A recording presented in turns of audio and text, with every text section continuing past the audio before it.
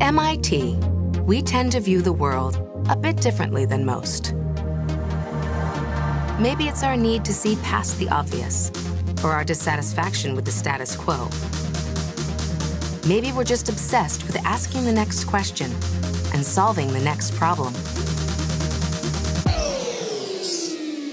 Whatever the case, we believe that there's nothing in the world that can't be made better, stronger, cleaner, faster, smarter, more life-affirming, life-saving, life-improving.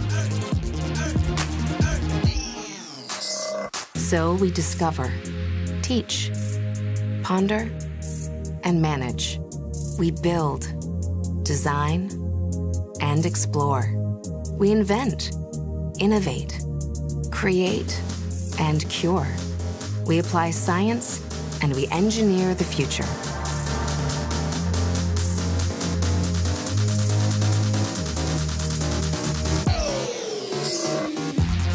Because it is exploring and solving that moves us forward. It lifts us. It's what makes the world better. It's what makes us MIT.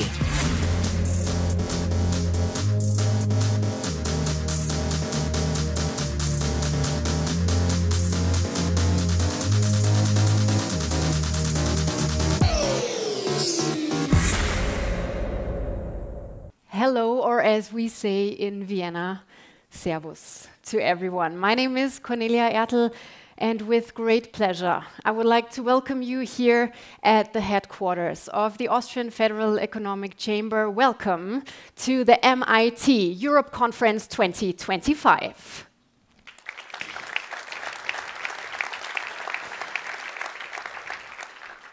So as you all know, this year's theme is the future of manufacturing. And it explores the industry's challenges and also the opportunities when it comes to global shifts, when it comes to new technologies, and of course, when it comes to changing workforce roles. The MIT Europe Conference is one of the leading technology and research conferences here in Austria. And without a doubt, it's one of the most forward-thinking business events here in Europe. And right at the beginning, I would like to take the chance and invite all of you and encourage all of you to engage with decision makers, with entrepreneurs, with executives, with startups, to have a conversation about the future. So what I can tell you right away is that we do have a quite intensive program ahead of us. So I suggest let's get started. And before we dive into this year's sessions and this year's keynote presentations, let's start with today's opening speeches. So first of all, I would like to invite the Vice President of the Austrian Federal Economic Chamber to join me here on stage. So ladies and gentlemen, please welcome Carmen Goby. The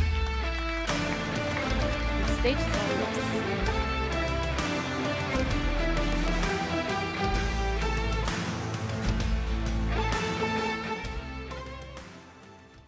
Dear entrepreneurs, esteemed experts, distinguished guests, ladies and gentlemen, imagine waking up tomorrow in a world where manufacturing has undergone a radical transformation overnight. Machines learn faster than ever before. Materials seem to emerge from thin air, and factories operate in seamless symbiosis with AI, adapting to changes in real time. Picture a production line that detects and fixes errors before they even occur. Components that regenerate themselves when damaged, and algorithms that not only predict customer demand, but produce it in advance. Self-repairing materials, once confined to the realm of science fiction, are now becoming reality in our factories. Sounds far-fetched? Perhaps. But the future of manufacturing is not happening in a far galaxy. It's happening here, and it's happening now. And we are at the heart of it. Why does this matter? because our industry is more than just a sector. It's the backbone of our economy, the foundation of our prosperity, and the driving force of innovation. If we get this right, we will not only strengthen Austria's position, but shape the way the world manufactures, lives, and works in decades ahead. But, and this is a big one, this future will not shape itself. It demands courage, it demands curiosity, it demands action today. Because those who fail to innovate, those will stagnate. And those who stagnate will fall behind. With so many claiming to be experts of the future, the Austrian Economic Chamber is making a clear stance. We only work with the best for our member companies. And today, we are very lucky and very proud to have the best here, the experts of the MIT, whom I warmly, warmly welcome.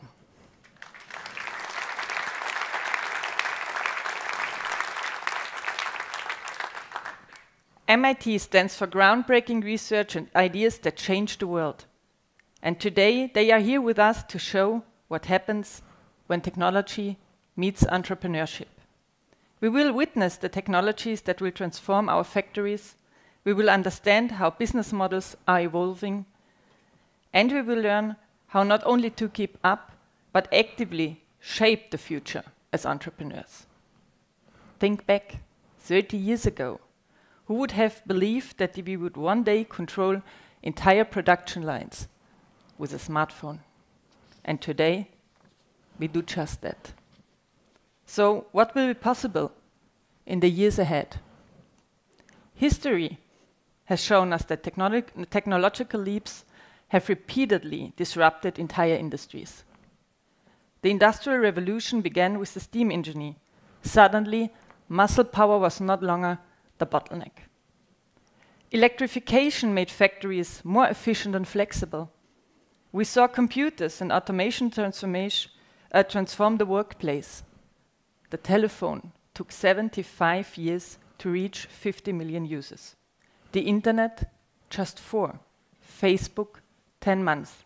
ChatGPT, 5 days.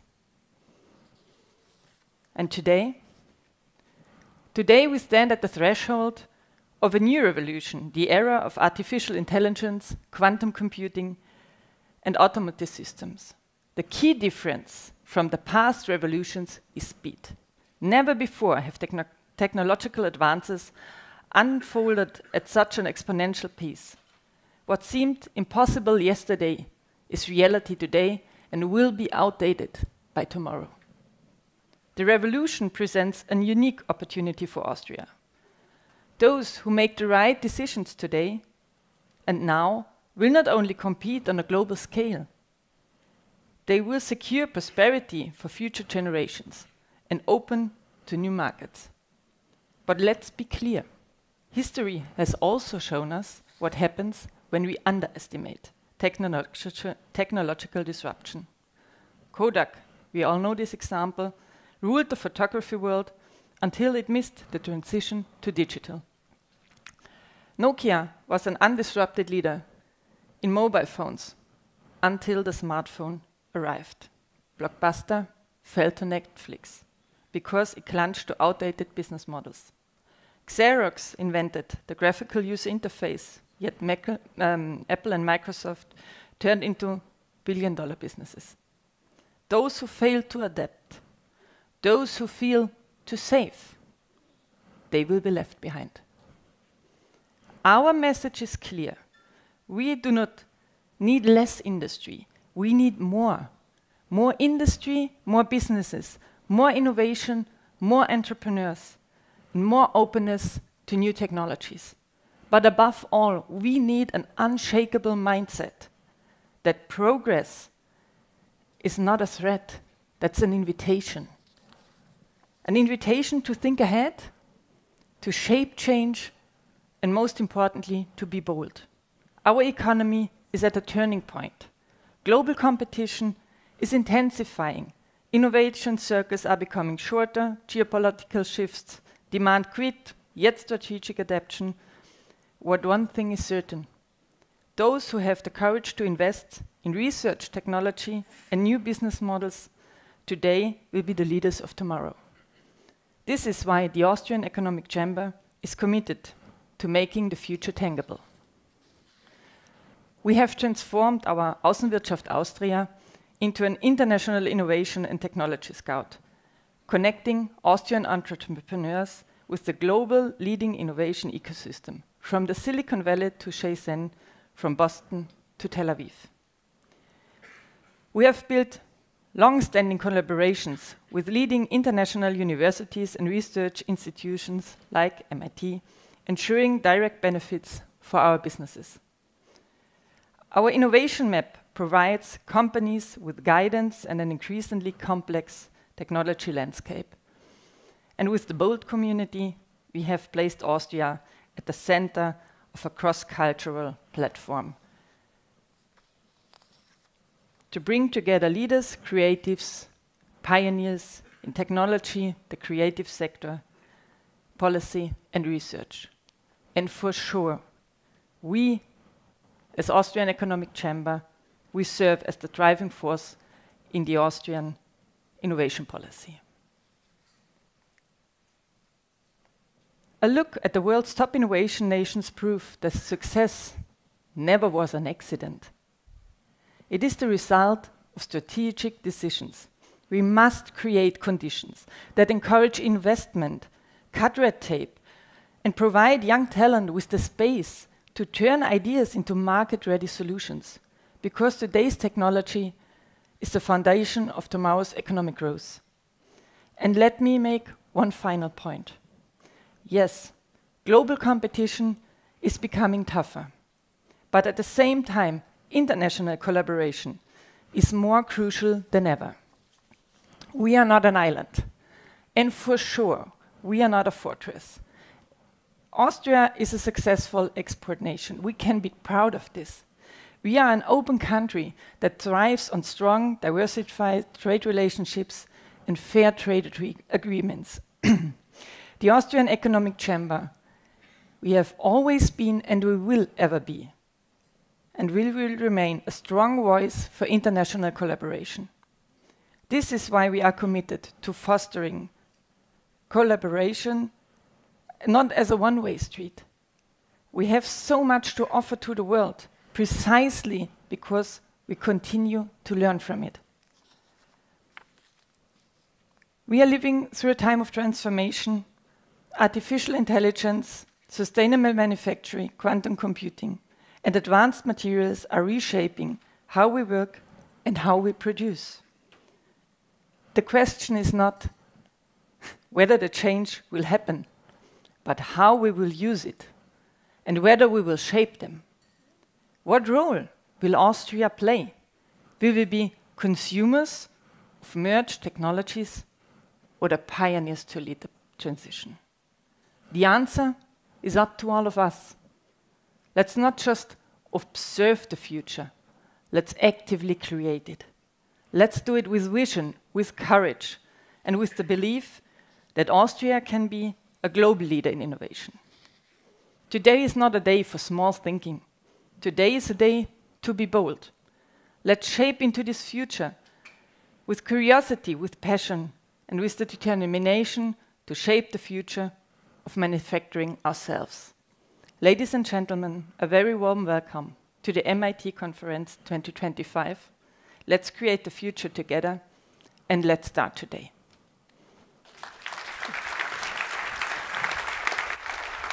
Thank you very much, Carmen, Goby. And I'm now very much looking forward to welcoming the second guest to join me here on stage. He is the Director General of the Federal Ministry of Labor and Economy. So, ladies and gentlemen, please join me in welcoming Florian Frauscher.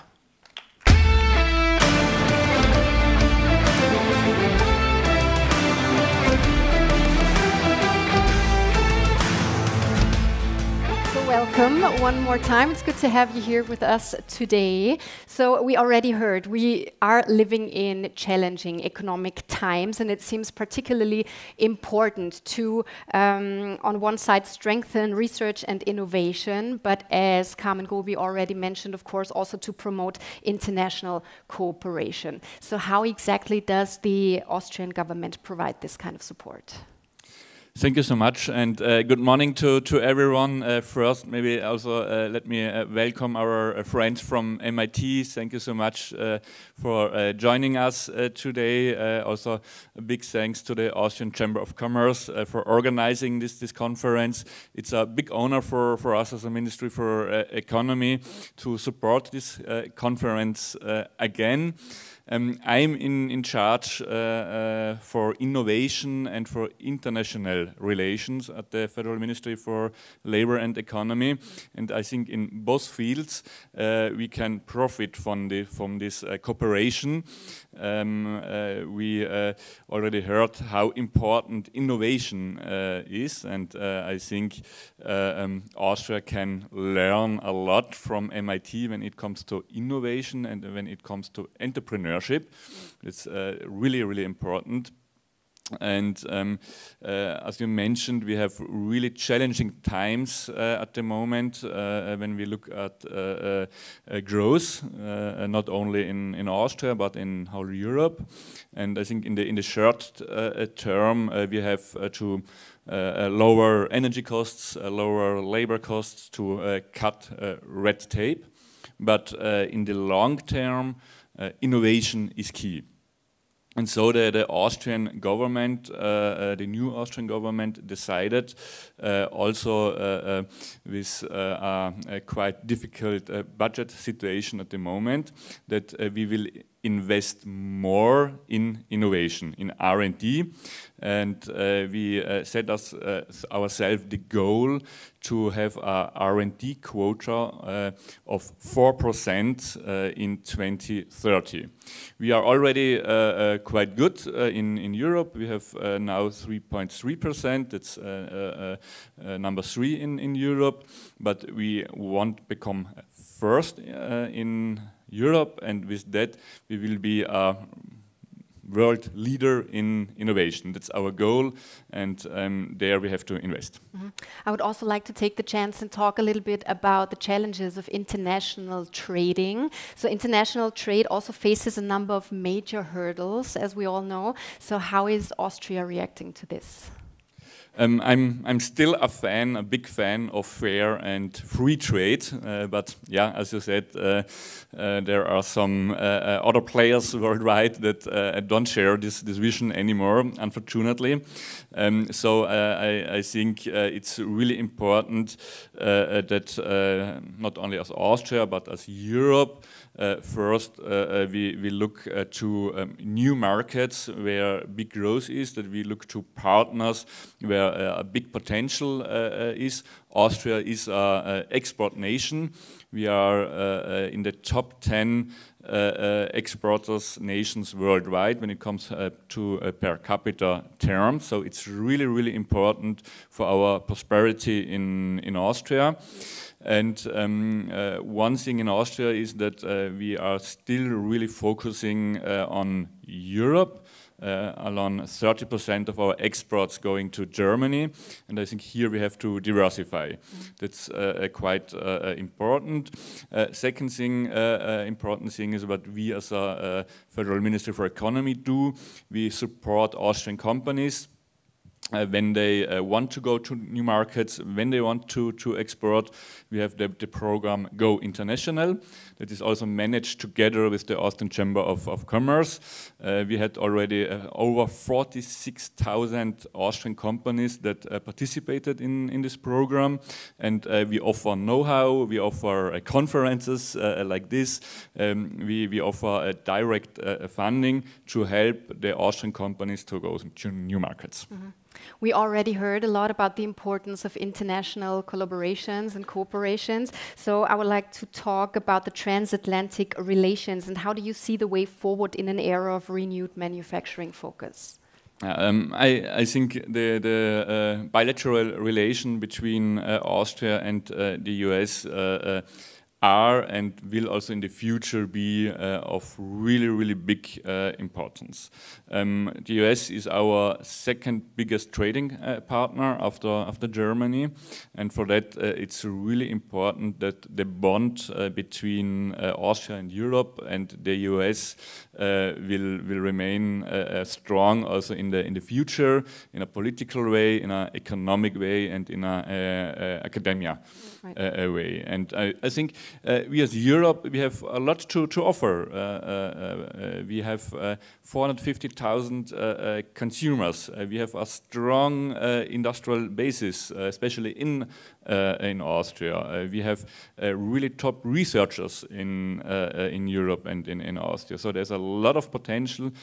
So I think the way forward is to negotiate and to find solutions where also both sides can profit from. Thank you very much. It's a great pleasure to have you here with us today. Please give a big round of applause for Florian Frauscher. Thank you so much. Soll ich das da lassen? Dankeschön. Super, Dankeschön.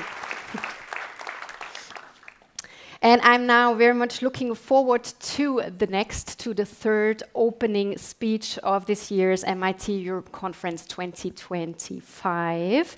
And please join me in welcoming our next guest. She is the Executive Director of MIT Corporate Relations. Please give a warm welcome to Gayathri Srinivasan.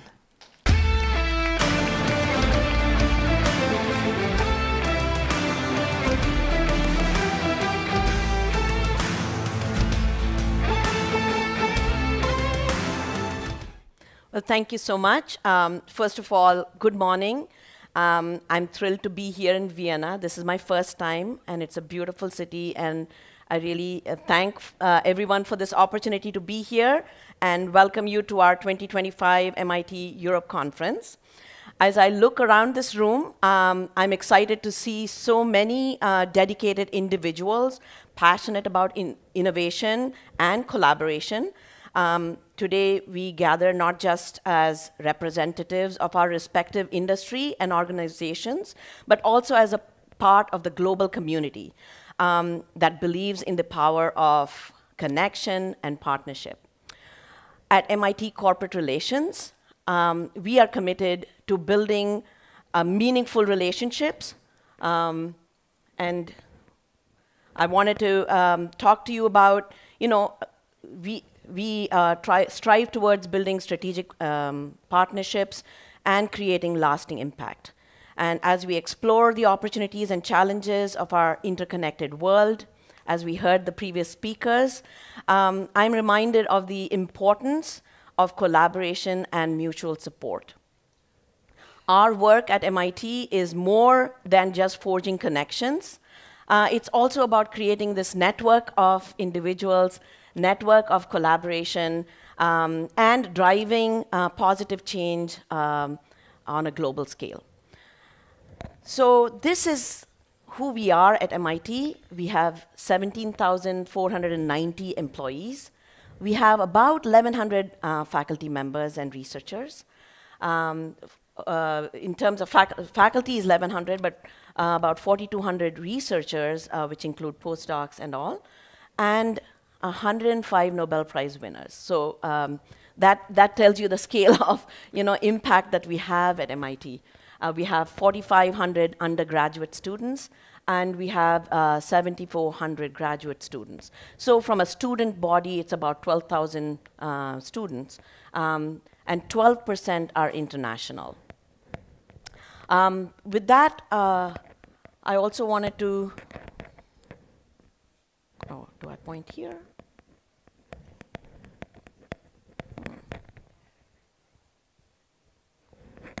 Okay, there it is.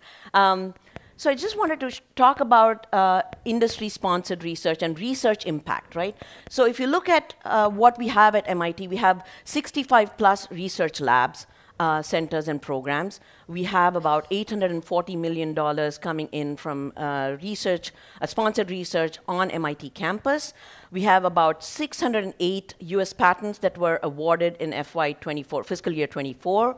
323 issued patents, about $40 million in licensing revenue, and 24 companies formed in 2024, fiscal year 2024. So that gives you a view into who we are at MIT from a research impact standpoint. We work collaboratively across the different departments, fields, and institutional boundaries. And as somebody mentioned, I mean, we are not an island. I think, Carmen, you mentioned that. We are definitely not an island, right? We are a very porous institute. We don't have walls. Anybody can walk in and walk out. So I just wanted to emphasize the fact that we are very ingrained in the collaborative spirit at MIT. Nearly half of industry-sponsored research comes from the industrial ILP members, member companies, and so that is something to pay attention to, because through the industrial liaison program, we give access or showcase the different opportunities within MIT that would be the right opportunity for you as an organization. And again, always with the emphasis of solving global problems and through MIT's expertise in different avenues. Oh, sorry, I jumped. Okay. All right, I did want to emphasize one other thing, is that, of course, we are great in many different areas, but President Kornbluth, who's our new president at MIT, she has laid 3 specific areas where she wants MIT to focus on global solutions, right? So one is the MIT Climate Project. The second one is MIT HEALS, which is the Health and Life Sciences Collaborative. So solving for real health challenges and other health-related issues through this collaborative. And then the last one is AI. And what we have developed at MIT is the MIT Generative AI Impact Consortium. And so the idea is to, through this consortium, come up and come together to identify key challenges, address solutions for that, and also look at what policies would be the best. Now, I did show you what MIT comprises of in terms of 65 plus centers, 17,000 employees, but what does MIT really encompass? And we encompass 5 schools and 1 college: the School of Engineering, School of Science, School of Humanities, Arts, and Social Sciences, School of Architecture and Planning, Sloan School of Management, and of course the Schwarzman College of Computing. And so through these different schools and college, we come together to solve global problems. And when I said we are not an island, we are not an ivory tower, I want to emphasize that by showing this map. The maroon color that you see is MIT activities, or MIT buildings, if you will. And the rest of it, immediately juxtaposed, is the innovation ecosystem around MIT, right? So the pink is the biopharma. The light blue is IT, data. I would also urge you to think about it as tough tech. And then there are a dark blue, which is venture capital, and the green, which is energy. So I just want you to see that this is not a full representation. This is just a sprinkling, but I want you to understand what kind of ecosystem we have on campus. And this clearly shows you that. And now I'll come to who we are, and I keep saying we are corporate relations, and I talked to you about industry liaison program. I didn't talk to you about startup exchange, but I wanted to showcase who we are, right? We are the gate or the doorway for industry to access MIT and MIT to access industry. And how do we do that? Through the industrial liaison program and the interconnected or integrated startup exchange program. The idea is for us to showcase all the cutting-edge research solutions that we are creating at MIT through its different departments, schools, and centers, but also through our MIT Connected Startups, and introducing them to be able to connect with you at the right time as appropriate based on your needs. So we have 200 plus member companies, and we have 800 plus MIT Connected Startups that we connect with as per your needs. And I also wanted to let you know that our program has about 30 different program directors, and we have a couple over here that are available to answer any questions if you want to hear about the Industry Liaison Program, or you can, of course, come to me and talk to me as well. I wanted to share with you that I said 200 plus member companies, and you may wonder who these member companies are. And this is the footprint of who we are, right? We have about 30% in North America, but 40% in Asia, 20% in Europe, and the rest of the world. So this is our footprint. So truly, we are not an island, we are global. And so I just wanted you to have that perspective and when you hear about ILP. With that, I'm going to welcome you all to MIT Europe Conference. And I also wanted to thank the WKO for giving us this opportunity to come every 2 years to showcase what we have at MIT, and welcoming us the way you all do every 2 years. It's really incredible. And for me, I feel thoroughly inspired to see all of you and hear about what's going on in Austria. So thank you so much, and I hope you enjoy today's conference.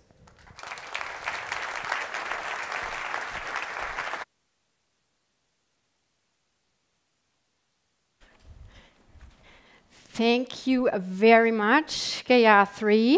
And I think up next on stage, I am now about to welcome Mr. Randall S. Wright. So please give a warm welcome to Randall. It's good to have you here. The floor is all yours.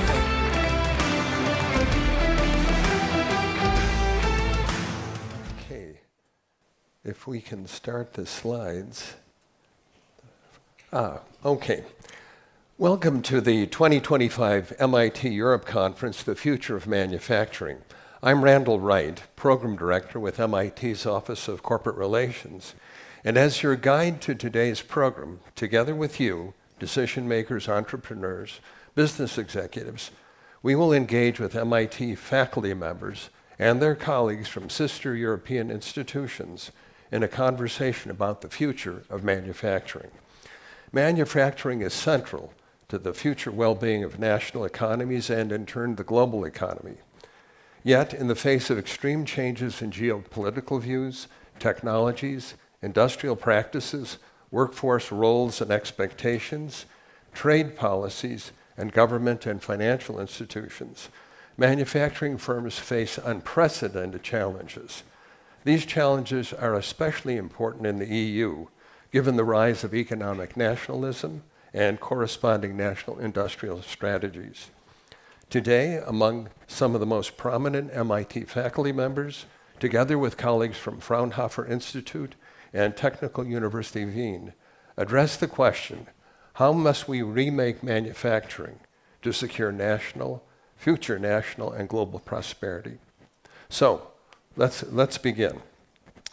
Despite fears that new technologies will displace workers, the most common outcome is for new technologies to transform the jobs we do and how we do them. The question is, how can we use technologies to make jobs more enjoyable and more productive? With historical examples and recent data, MIT's Ben Armstrong will identify strategies and opportunities for positive-sum automation that benefits firms and workers alike. Please give a warm welcome to Ben Armstrong.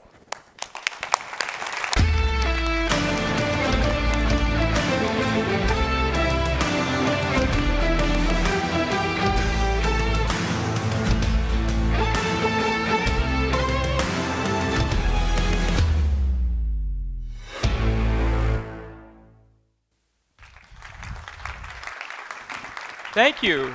Good morning.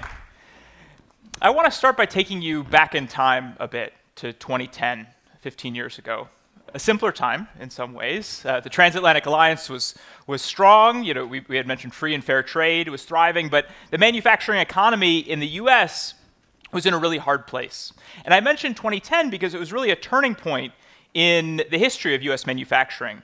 In the previous 10 years, US manufacturers had shed a third of their overall jobs, and President Barack Obama had just bailed out the two of the leading automakers in the country. And when he was signing a piece of legislation to reinvest in US manufacturing, he signaled that there would be a shift in priorities, that the US would now begin to care more about the future of the industry. And what he said was, the answer isn't to stop making things, the answer is to make things better. And I think that's the big challenge today, where now there's a consensus not only in the US, but also in Europe, to make things, but it's unclear really how to make them better. And I think that's what myself and others here today are really focused on in our work. So I want to show you a little bit about what's happened since 2010 in the US and also in Europe. So I'll start with this, where you could see over time what's happened. This is construction dollars spent on new factories in the US. So this isn't manufacturing activity explicitly. You could think about it as manufacturing futures, investment in manufacturing to come several years down the line. Now, 2010, this was really the bottom, the pit of US manufacturing performance. And what's, I think, really surprising is that over the next 10 years, manufacturing construction steadily grows to a point where it's about double at the beginning of the coronavirus pandemic to where it was in 2010 at the depths of the recession. And then there was another turning point, a real realization after the pandemic that the US should reinvest. Now, I think the types of reinvestment were familiar. Reinvestment in infrastructure to produce semiconductors, some infrastructure to produce batteries for electric vehicles, some infrastructure for defense. And the motivation, I think, is intuitive as well. There was increasing dependence on foreign goods. So here I'm going to plot the factory construction against advanced technology imports from China. So this is overall Chinese exports. And what you could see is that there's a parallelism here, that increasing dependence on advanced technology products from China is becoming higher and higher. And as the US starts to invest, there's a flattening of the curve.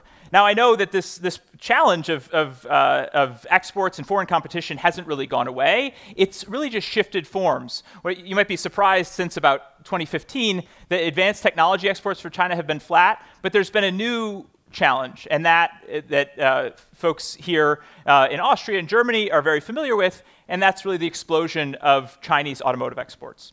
Really, a lot of the energy and the investment has shifted from advanced technologies like electronics, which is still very large, much larger in scale. This is just a plot of growth, not of scale. But the really extraordinary growth of Chinese automotive exports after COVID, I think, has been a shock, unlike even the China shock of 2000 with the speed and scale that it's happened. So this is really the context in which we're talking about what new manufacturing is required. Now, it looks small now, but this tripling of US manufacturing investment in the last 3 years is significant. And what I want to say is it's not just existing companies like Intel or large automotive companies like Ford investing in new factories. It's also companies that hadn't really been in manufacturing before. And these companies represent new models of how to approach a manufacturing problem. So this is a mock-up, a bit of a futuristic, almost looks like it was created by generative AI, a mock-up of a site in Ohio, a planned site in Ohio for a company called Ertl. Has anyone heard of Ertl here in the US? A few people. So this is a new company that began as a software company to create new technology, some AI-based technology for the US government, particularly for defense and border security purposes. And it was motivated by several folks out of Silicon Valley who said, Silicon Valley is developing all sorts of technologies for the consumer market, but not really capturing this huge opportunity in defense and government industries. So the first move for this company in about 2016, 2017 was to develop software. And then after COVID, they've been increasingly shifting toward investments in hardware. And this was just a few months ago, the announcement of an enormous campus right near the Columbus, Ohio airport to really expand their manufacturing of critical defense goods like drones, and munitions. So this is a new model of manufacturing that I'm going to share more about, but I want to give you a sense of kind of a visual of what new factories in the US look like.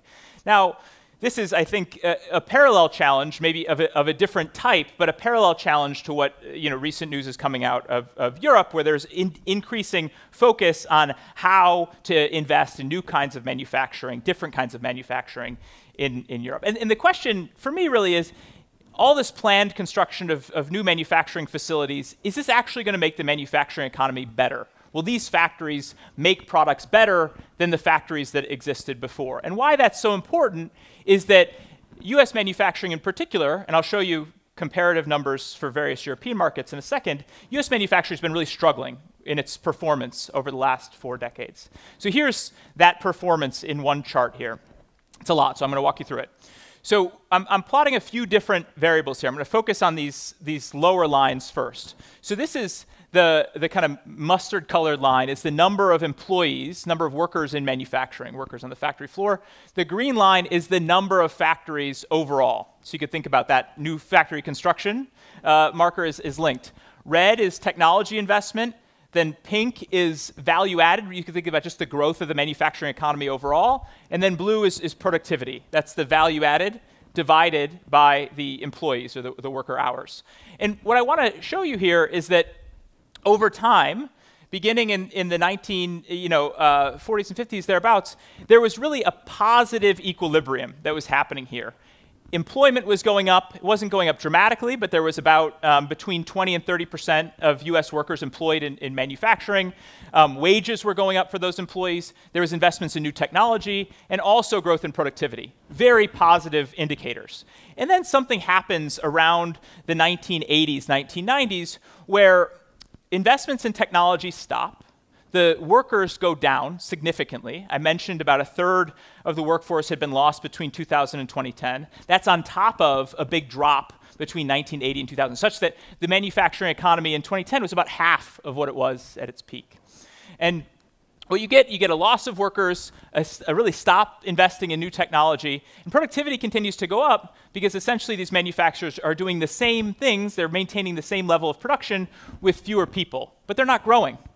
And over time, that really, the chickens come home to roost, as we like to say. And in 2010, productivity begins going down because we can't really hollow out the manufacturing workforce anymore. We start investing a little more in new factories, start hiring more workers, but we can't really keep up with productivity. So that's the challenge that we face in the US. To zoom in on kind of the recent period, we see productivity since 2010 going down, and employees growing just a little bit, and the overall manufacturing economy, this blue line, is actually in decline.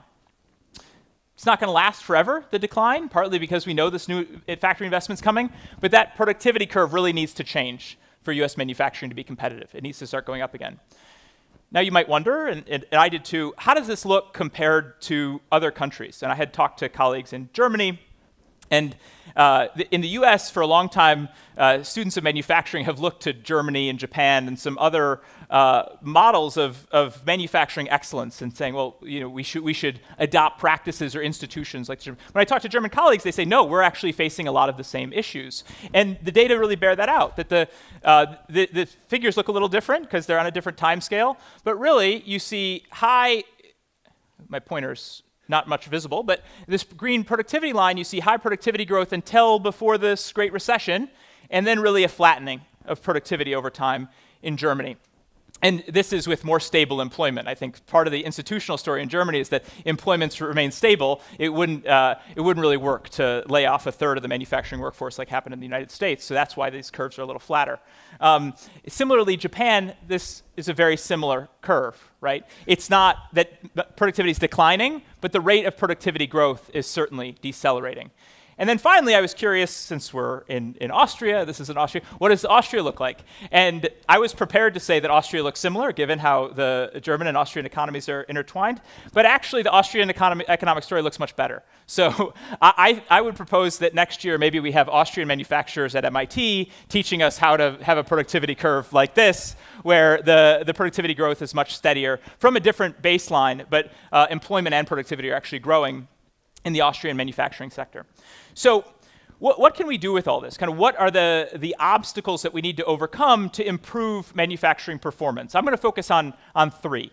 The first, and what I should say is I'll give you a short preview of these three, and then the following speakers are going to go deeper into these topics. So risk, for example, which is really how do we have more companies that are able to raise money, to invest in new technology, to take experimental approaches to growing. Hiram Samel is going to talk about this a little bit later, different models for approaching risk. I'll preview that a little bit.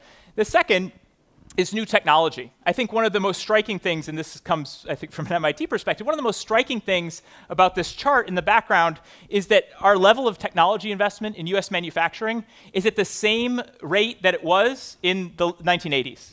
We haven't really grown our level of technology investment on the factory floor. Despite all of these videos about automated lines and talks about lights out factories, the level of technology investment on a dollar scale is the same. And this is borne out not just by the dollars, but also when we do surveys of manufacturers. So here's one survey where this is a federal government survey that asked US manufacturers whether they had various technologies represented within their firms. And it's only a small minority of firms that say they have various advanced technologies. Of course, these aren't only the only important technologies in manufacturing, but what's important to say is that not only is the spending flat, but these technologies that we're going to talk about today are in many cases rare. The technologies exist and have high potential, but they haven't been absorbed into the manufacturing economy. And the capability for absorbing them, on the right, only a minority of companies say that they have the capabilities to adjust these technologies versus buy them off the shelf. So it's not just having the capital to take the risk and buy the technology, it's also having the internal capabilities. So just to give you, this is US data, but I imagine you want the comparative. I'm going to zoom in on robots here for a second. And here's a plot of robot adoption over time across the major markets for robots. In the US, depending on your measure, it's about 10 to 12% of American factories have any robots at all. Only about half of those factories have more than one robot. And you could see that it's not like this is growing. This is a growing market in the US. So actually, in the pandemic era, I was expecting that given a lot of the restrictions in the pandemic, new investments in manufacturing and technology, that there would be an upsurge in investment in robotics. And actually, Germany, Japan, the US, investments in robotics went down in all three places in 2020. So really striking. And of course, the standout story here is China. And I think that's partly a story of investment in automotive manufacturing, where 50% of all robots reside. And it's also a story of massive government subsidies to support technology adoption within firms. Okay, the final piece of this puzzle is that you need to have the capital to take some risks and invest in new things. You need to have technology that helps you become more productive and develop new capabilities. And then you also need people. You need people to figure out how to use these technologies and deploy them well. And one of the challenges, which is that certainly a shared challenge between the US and a lot of European economies, is a demographic one. And one of the real consequences of losing half of the manufacturing workforce in the US is that we went really a generation without hiring many new manufacturing workers. So the manufacturing workforce today, here's a distribution of the ages of manufacturing workers. In 2000, it looks relatively healthy. That the median manufacturing worker is, is middle-aged, maybe in their early 40s. And today, what you see is that now the median worker is nearing retirement age. That's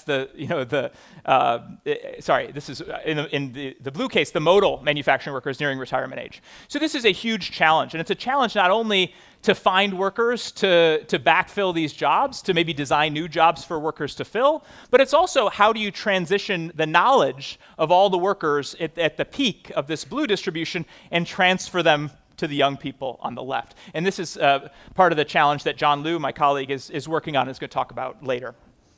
Okay, so now what I've been interested in is some of these kind of, I would say, somewhat depressing details about the challenges facing manufacturing. So I'm certainly interested in those, but I'm also interested in finding companies that defy these trends, that really have been performing really well despite the overall challenges in the manufacturing economy. So I go out and search for these places, I try to visit them, and I've found really two patterns of how these companies behave. Every company is a little different, of course, but I want to share with you two approaches that companies have tried to take to grow quickly in manufacturing, to adopt technology and develop a really skilled workforce. And the first approach, I'm going to go back to Ertl. The first approach really looks a lot like trying to apply some Silicon Valley principles to manufacturing problems. And I think this comes with a lot of risks. The most prominent risks, I think, are present in a series of recalls at Tesla and quality problems associated with Tesla. It's present at explosions from SpaceX rockets, right? Like these are really prominent examples of manufacturers following a different playbook with serious concerns and results that lead to high growth, but also high volatility. But I want to take a moment to maybe set aside some of those concerns and just look at the playbook and how companies are following it. And here's what it looks like. When they think about the challenges of risk, technology, and skill, the risk is taken care of by a very different financing model than what a typical medium-sized manufacturer might rely on bank loans, or they might pour profits back into the business. These are companies that are relying on risk capital, and they don't feel the need to generate short-term profits. And it's a very different model that allows them to invest and experiment in different ways than a traditional manufacturing firm that's held by a private equity fund or one that's publicly traded. The second is that they bring a very different type of technological approach. So I mentioned Ertl started as a software company and transitioned into manufacturing. So what they had when they started investing in hardware was a set of software products that were designed to really support the hardware that they wanted to build. So they had not just the capability of using other technologies that others had built, they'd actually had the capability to develop software internally that was exactly what they needed to solve manufacturing problems. And then finally, one of the skills, not to mention kind of the software skills inherent in the workforce they were hiring, one of the skills was to experiment and improve very quickly. So you might have heard stories, many stories from places like Tesla and SpaceX, that in these companies, there was no boundary between the R&D lab and the factory floor. In fact, at Tesla, there is no really separate R&D department. It is part of the production team. And that's one of the really different paradigms between these companies. They're able to move faster because they have no division between this traditional boundary. There's no challenge of necessarily translating or throwing something from R&D over into production. It's also a potential explanation for quality problems, as some of you might have guessed. So, all right. So I think that it's important to note these aren't just a few errant examples at the moment. In the beginning, before COVID, they were. Since this is really over the last 5 to 10 years, there has been an extraordinary surge of people leaving SpaceX and Tesla in particular, you can imagine why they might leave, and starting their own companies with some variation of this model. So trying to apply the same experimentalism, maybe with less of an authoritarian streak, maybe with a little bit more balance and a little bit more focus on process control, focus on quality. But really, you can see there's no way of displaying it. I tried to make it on display. Each of these little lines, if you can see, each of those is a company that came out of SpaceX or Tesla. And this is an underestimate, because these are just alumni who are founders. They're also, in Randall, for example, the head of manufacturing came from Tesla. So the heads of manufacturing at a lot of these companies aren't necessarily founders, but they come with the same playbook from these companies. So this is and I'm not trying to endorse it. I'm just describing here how this is a playbook that has diffused really rapidly in the United States in manufacturing. And you could see that there are a couple precedents for this type of playbook expanding. One is after World War II, there was a big surge in the US of folks leaving the military who had gained technical skills and actually learned at arsenals to try to start their own companies, many of which became defense contractors. And the second example is the founding of Silicon Valley. And many of you might already know this story, but if you'll forgive me, Silicon Valley really started out of one major semiconductor company that was founded by the people who were known as the Traitorous Eight. They were called traitorous because they left the lab of William Shockley, who was a tyrannical eugenicist. They didn't like working with him, so they left to start their own company, and that company helped give rise to many of the very important software and semiconductor-related firms that really started this cluster and this boom. And this is quite similar, I think, to what's happening today with the diffusion of SpaceX and Tesla. So you can see AMD, Intel, a lot of familiar names in this bubble. Okay. And I think this almost goes without saying at this point, but there's a big trade-off to this model. And I think one of the challenges for a lot of these companies that have come out and are receiving venture capital today is how to essentially use the blue, the blue features to increase quality and performance without seeing big dips in big problems like SpaceX and Tesla have seen. Okay. Now, I think the alternative and the big critique of this model, and I hear it often, is from people who are really students of the Toyota production system, students of lean. And this is a methodology that became common practice in the US in the 1990s. I rarely go to any traditional manufacturing firm that doesn't tell me about how they're lean and what they're doing to advance their lean agenda. But one of the challenges of lean over time has been that it's very good at optimizing certain processes. It's very good as a set of tools to help you do the same with fewer resources, removing waste, et cetera. But it's not necessarily a playbook to help you grow and scale. It's not really a playbook to help you innovate. So one of the questions is, for companies that I think are more incrementalist, I'll call them incrementalist versus kind of the radical approach of Ertl, is how do you take this lean playbook and then add the tools for growth and innovation? And this incrementalist approach is really exemplified by a company called Danaher, which emerged in the 1980s, one of the first adopters of lean. And I'm just comparing Danaher to one of the favorite punching bags in the US recently, which is General Electric in the blue line, which has not really seen any improvement in stock performance, underperformed the Dow Jones and the S&P, whereas Danaher really experienced extraordinary growth while the rest of the manufacturing economy was struggling. And the playbook that Danaher followed was quite different than a SpaceX or a Tesla. It was a playbook of vertical integration, so controlling many different stages of the manufacturing process. It was investing in the long term, so it wasn't necessarily going public early, but having a lot of patient capital and a lot of very smart financial maneuvers to invest in complementary businesses over time. And it essentially served as a holding company for all sorts of different technological capabilities, software capabilities, as well as manufacturing assets. And this, I think, is an incremental approach that now we're seeing more companies start to follow, and I think there are some exciting examples that might come up later that are consistent with this more incremental approach. And of course, the difficulty of this approach, and one of my favorite examples of this is a US company called Procter & Gamble, which is really a remarkable manufacturing company that makes high quality but commodity goods, is that they are slow to change their manufacturing process, but when they do change their manufacturing process, you know it's going to improve and it's going to be very fine-tuned. So really the trade-off here is speed, and that's where these two models are sort of the inverse of the other. One of the ways we're seeing this model scale in the US isn't necessarily from US-based companies like Procter & Gamble, but it's from foreign-owned companies. And one of the things I was really surprised to see when I started looking at the data is that we've had this upsurge in factory construction, like I mentioned. It's sort of unprecedented how fast it's grown. And if you look at the big factories, it's just factories that are $1 billion plus, like the Arsenal project, we've had 40 of these in just a 3-year period. Really extraordinary. 40% of those are from foreign-owned companies.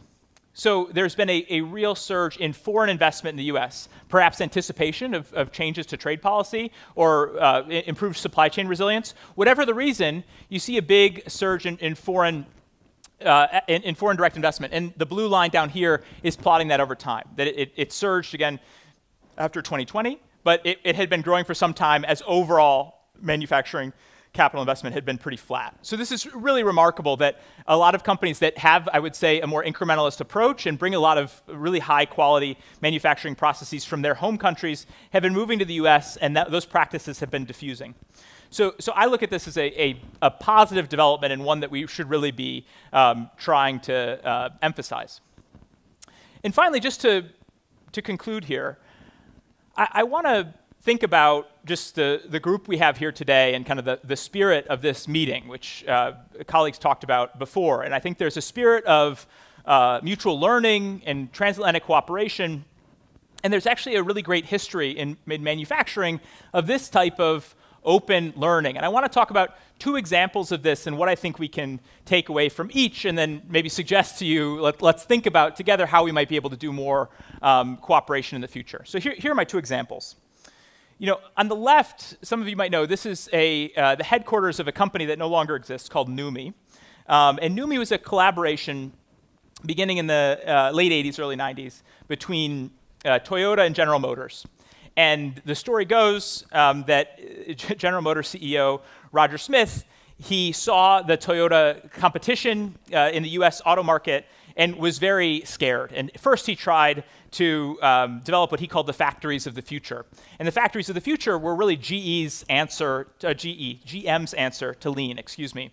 And GM's answer to lean was, let's lean into this software advantage that the US has. This is in the 1980s, Silicon Valley is just bubbling up. So he said, we're gonna start the lights out factory. Roger Smith was the first person to coin this term. And so he's like, let's use our software advantage to compete with Toyota through technology.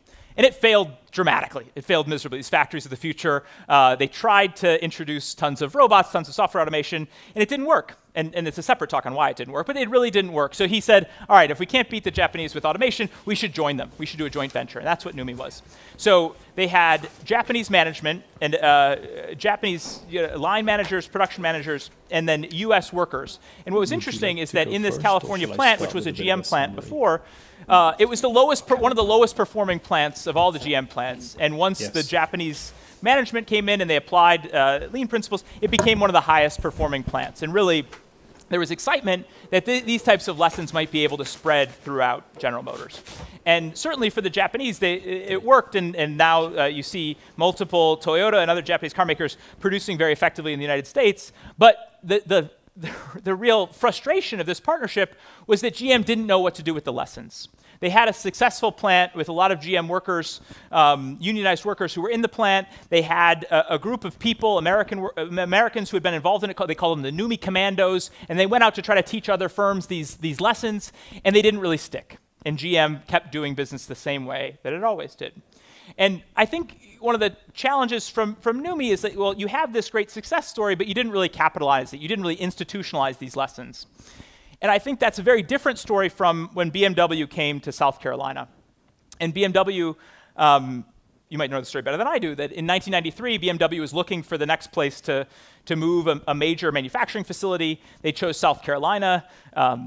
Management in Germany, I hear, was pretty skeptical of the idea. They weren't sure, like, how are we going to do this in South Carolina? South Carolina was more textile manufacturing, even agricultural. Where's the workforce going to come from? And what happened was that South Carolina, to their credit, listened to BMW's strategy for workforce development, for investment in new technology, and heads of South Carolina technical colleges, workforce development organizations, went to Germany to study how vocational schools worked in Germany to try to replicate it in South Carolina. And the South Carolina manufacturing economy went from one of the lowest productivity manufacturing economies in 1990 to today one of the highest productivity manufacturing economies. Wages have gone up, and there's been an automotive cluster, really a pretty advanced automotive cluster that's formed around the BMW plant. And if you can believe it, South Carolina is the leading source of apprenticeships in the United States because of BMW's influence, not just over the individual plant, but over the institutions and surrounding region. So this is really a case where the lessons of this partnership really spread and became institutionalized, albeit in one region of one state, but really successfully in ways that I fear the lessons of NUMMI, although they made it through to a lot of consultants and a lot of firms that adopted what they call lean practices, it hasn't been institutionalized in the same way around training and a more general approach to manufacturing. So I think that the challenge for us here today is to take the lessons from a lot of my brilliant colleagues that will share about new technologies and new approaches and hopefully find ways to cooperate. And then also we would love to hear lessons from how you do things differently here and try to learn from them back at home. Thank you so much. Do I have time for one question? Okay.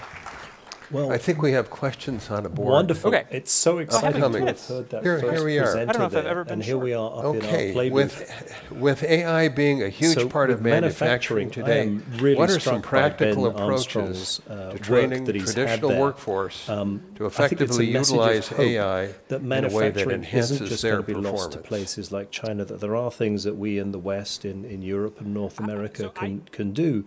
But I'm fascinated, Kosima, you're an entrepreneur here in Austria. What are the lessons that you took from this new approach to manufacturing? I think what he showcased was really interesting with the different layers.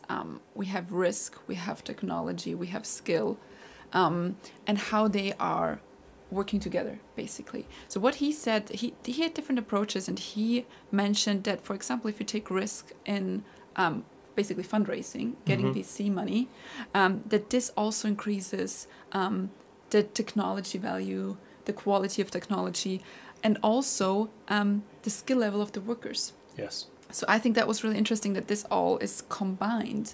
And if you take risk from the money side, basically, that it also ends up giving the workers the possibility to have a more experimental way of doing things.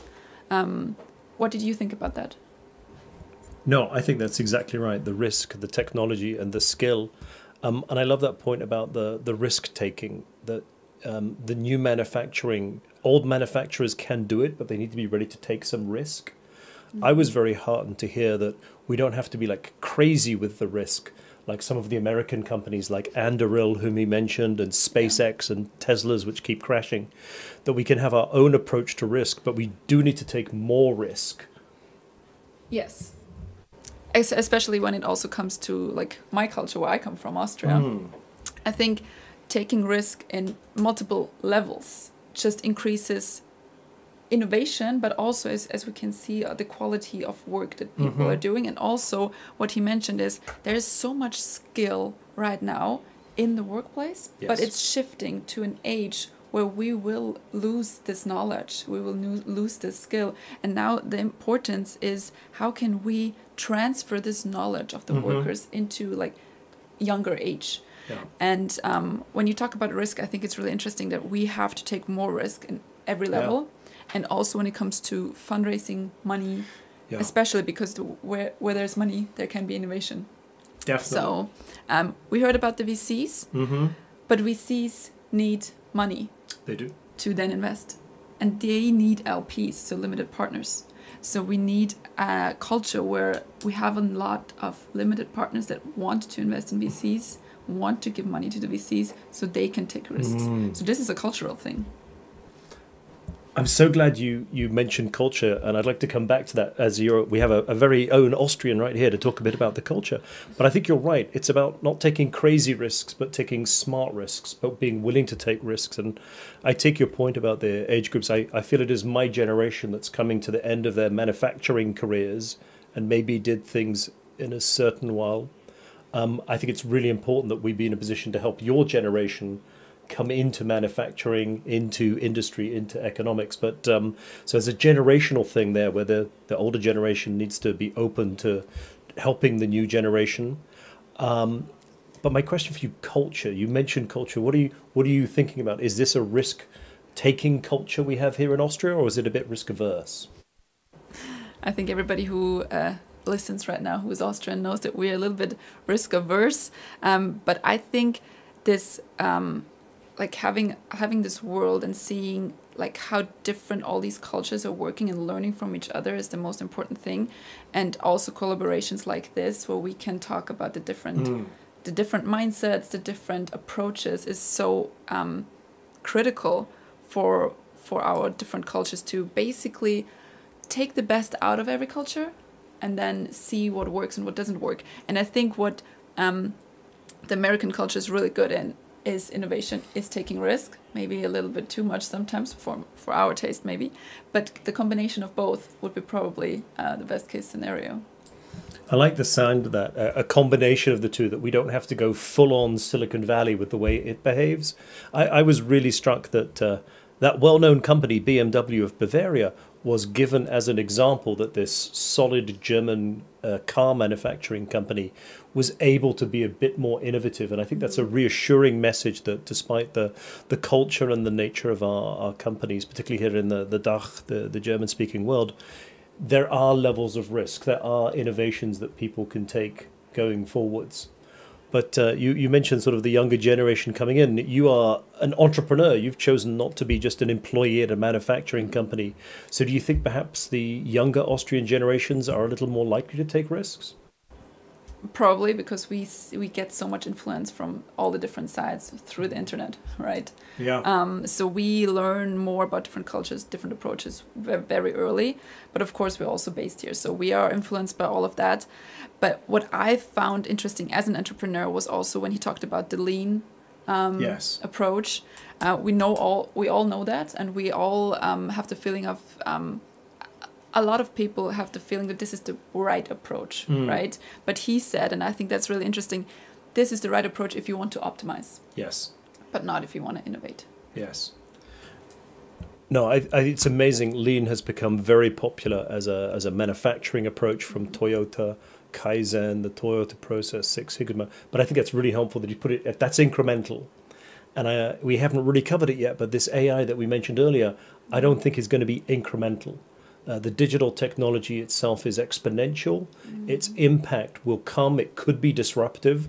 And so I think that old school incremental approach is not enough. So I like your picking up on the fact that we need to do more. We don't have to become completely radical with our approach to innovation, but we do need to find a way. And if I just think if BMW can do it, then why not the German-speaking manufacturing base in other countries, and particularly Austria? Why can't Austrian companies, particularly members here of the Wirtschaftskammer, perhaps they can find a way to take a little bit more risk? Do you think Austrian companies might be up for that? I think it was interesting what we also heard in the intro, that there will be more money for innovation. We heard that, right? Yep. So we will put more money into that, and this is exactly what we talk about with the risk and more money into this field.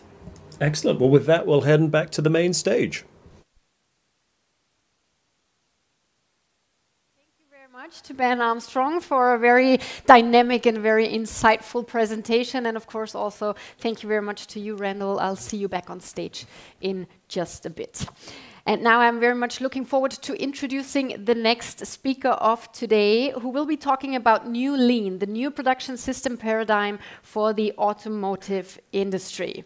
And he's going to highlight the necessary characteristics for production systems of the future while going into detail on the corresponding building blocks, from digital transformation and artificial intelligence, including practical examples from industry. So, ladies and gentlemen, please give a big warm welcome to the Executive Director of Fraunhofer-Institute for Manufacturing, Engineering and Automation. Here's Thomas Bauernhansl.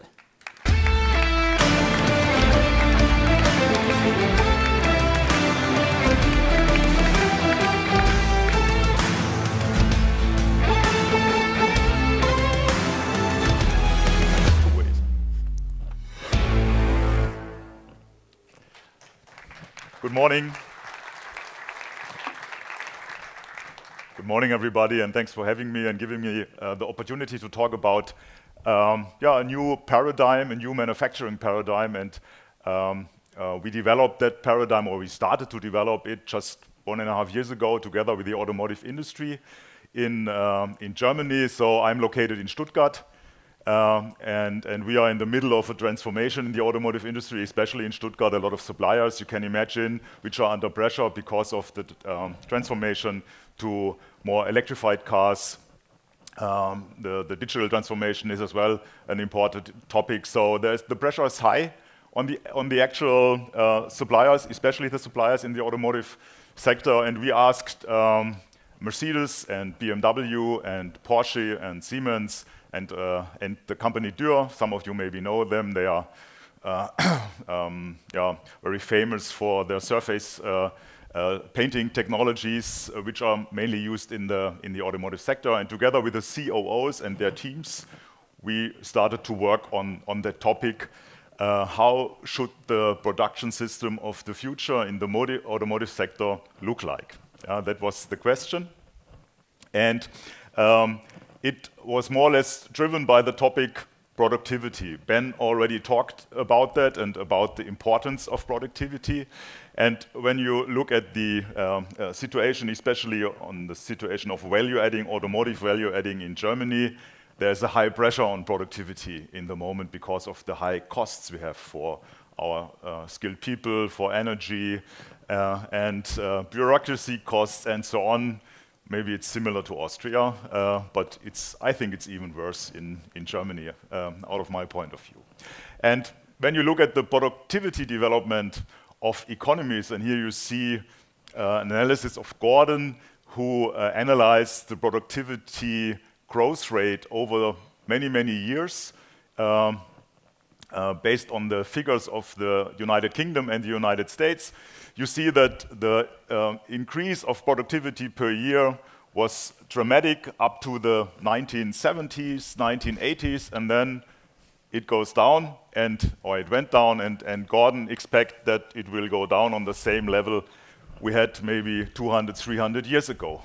And some other institutions like the IGZA, they say, okay, we think there must be a push of the productivity increase because of the convergence of the beautiful new technologies we will hear about today, and you all know, we mentioned already artificial intelligence, digital tools, but as well biotechnology and other things.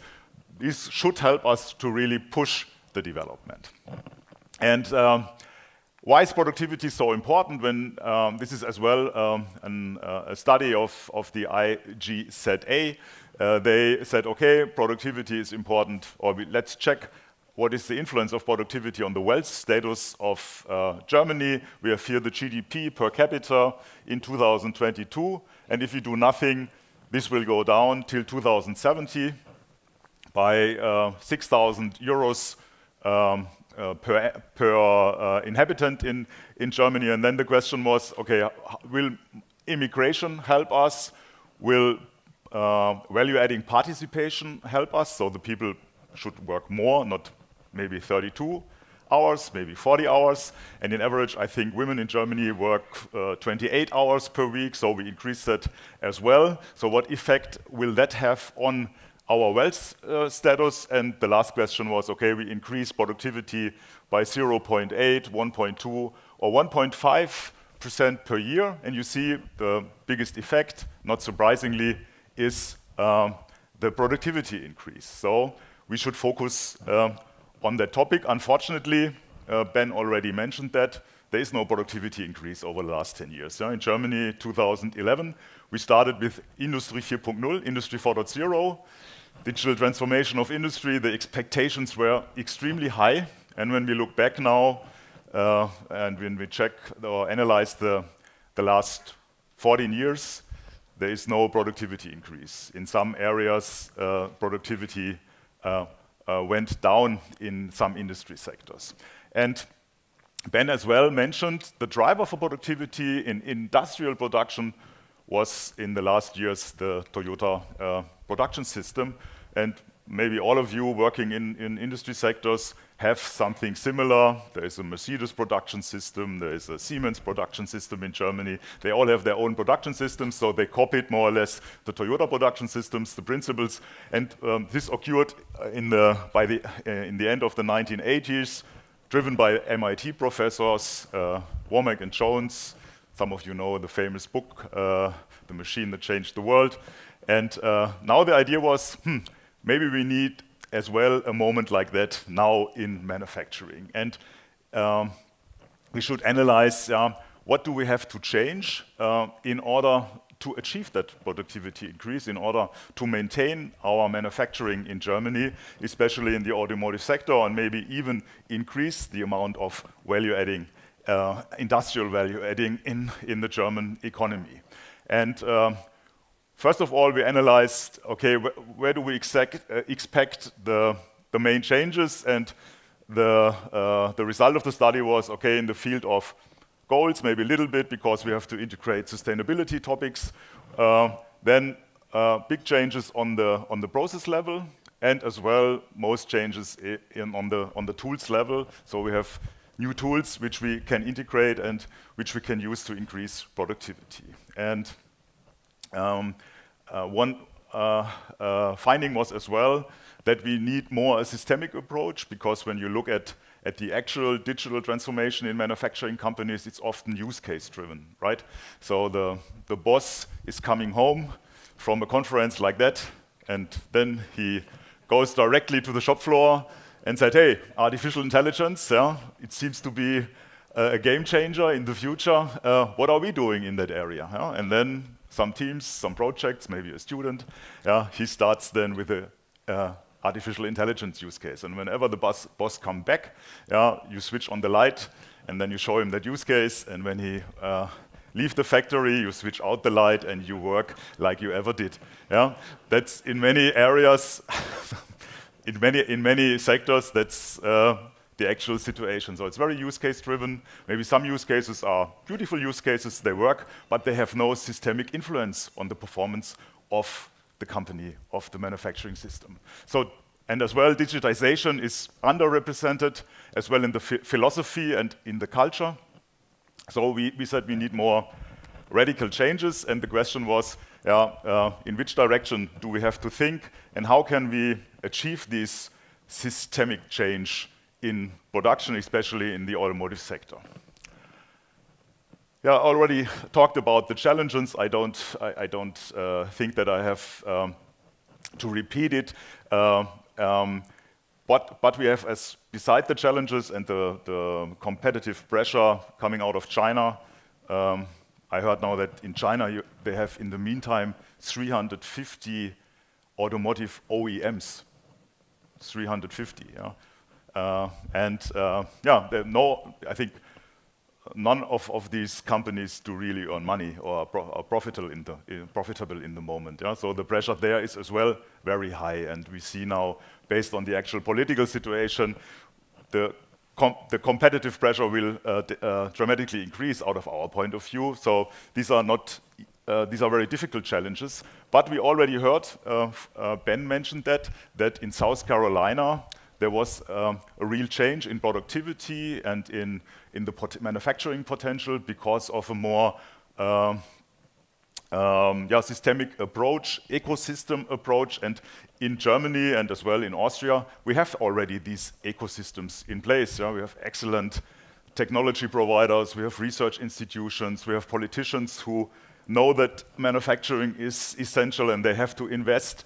We have universities, we have all these market leaders in their niches, and we have excellent ecosystems, and we have to use that potential, right? And when we talk about future production, sustainability on one hand, but mainly productivity is key, and that was the reason why we focused on that together with that team of companies which I have already mentioned. So what have we done? We did a lot of interviews. 108 experts were interviewed.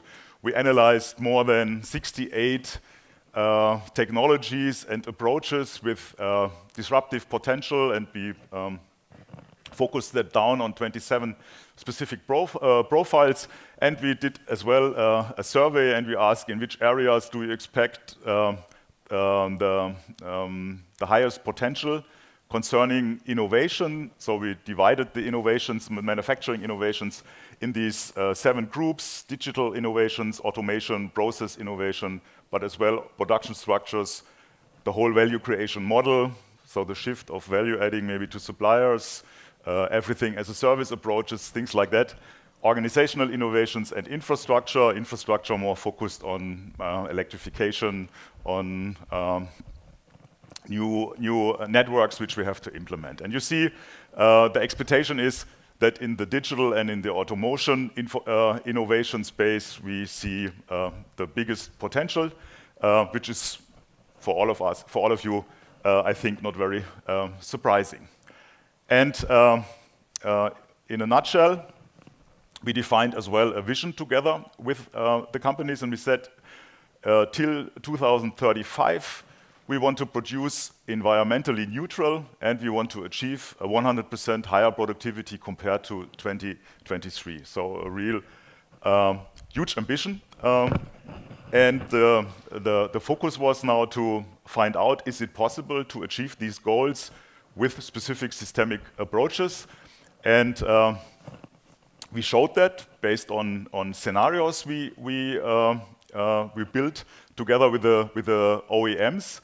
And we built a kind of systemic model with different areas, the digitization area, the automation area, the ecosystem area, and the human and organizational area. We put that all together, and then we analyzed 3 different scenarios. The first scenario was the base scenario, so we do nothing. We do it like we did it in the past, a clear brownfield approach. The second one was a more evolutionary scenario, as well a brownfield approach, so we include the technologies in our approach as soon as they are mature. And the more radical scenario, so with more investments, large brownfield approach, in some areas as well a greenfield approach, and as well we include organizational innovations and more radical concept for automation and digitalization.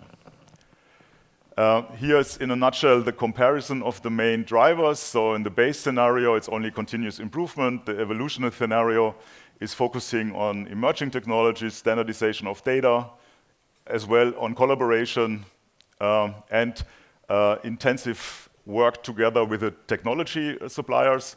And the more radical scenario is focusing on a massive improvement of the databases. So data is everything, and it's the core of the production system of the future. The complete harmonization of the system landscape, so a completely new IT architecture, more driven by a so-called factory operating system. A continuous and efficient integration of AI in all automation technologies. A targeted increase in the automation-oriented product design, which is extremely relevant, especially for the automotive industry. So when we do not change, or if we do not use the possibilities we have based on the change from the classical car to the electrified car, we cannot fulfill the requirements of a highly productive manufacturing. So we have to really design components and systems for automation. That is also a key finding, and as well a very strong improvement in cooperation. The whole thing is technology driven finally. So technology is key to achieve these goals, and we as well developed then a kind of structure for us in order to really find out what are now the next steps to achieve these radical changes and to see the effects in our target system. And as I mentioned, for the time being, companies often work on that enabling technologies level, very use case driven. As I mentioned, you see an AI solution and then you use it. You see a new augmented reality solution and you start to use it in maintenance, for example. Or you have some digital twin approaches, or you try to integrate your suppliers with the help of a data space. But it's often driven by single technologies or single solution modules. And in the discussion with our partners, we said, okay, is there something more than a single technology? And we call that then a systemic technology platform. So the convergence of different solutions into one platform technology, which really has the potential to be the enabler for radical change in manufacturing. And you see here some of these systemic technology platforms which we have defined. One we call machine competence, which is the embodiment of AI, the physical AI approach. Agentic AI is a very important topic. A factory operating system as well to use the industrial metaverse. Some things like dexterity I will explain later. And then you see you can use different enabling technologies here in light blue to create this systemic platform. And this systemic platform is then the main enabler for radical change in that sector, the automation of automation, and that will then have really an effect on your manufacturing system. So you need this systemic chain thinking in order to really have then the right decisions in place. And you should start on the right side. You should ask yourself, what is the effect I want to achieve what kind of radical change do I need, yeah, and what kind of systemic platform is then the enabler for that? And then you can ask the question, okay, and what are then the core technologies in that platform, and who is the supplier? Do I have to develop it by myself, or do I buy it somewhere? And which corporations do I need to fulfill all the requirements, finally, to achieve the effect in my target system? Yeah, and maybe some ideas behind that topic, systemic innovative or technology platforms. We see in the moment that we move more and more into the field of AI agents. And the difference is, compared now to Gen AI, that I do not only ask a question and get an answer.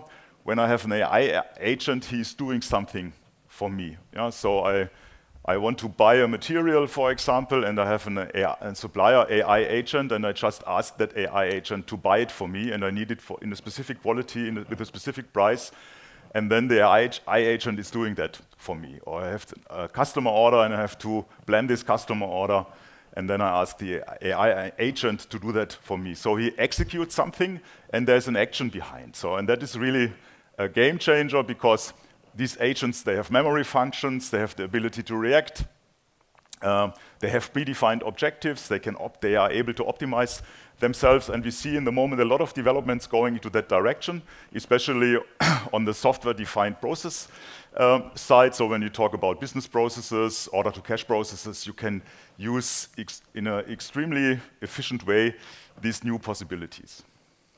And what we are focusing on, we use this agent and AI approach to automate step-by-step engineering processes. So we call that the automation of automation. There is a lack of engineers, and when you create a new automation line, you have to invest a lot of money into the engineering, into the software programming, and so on.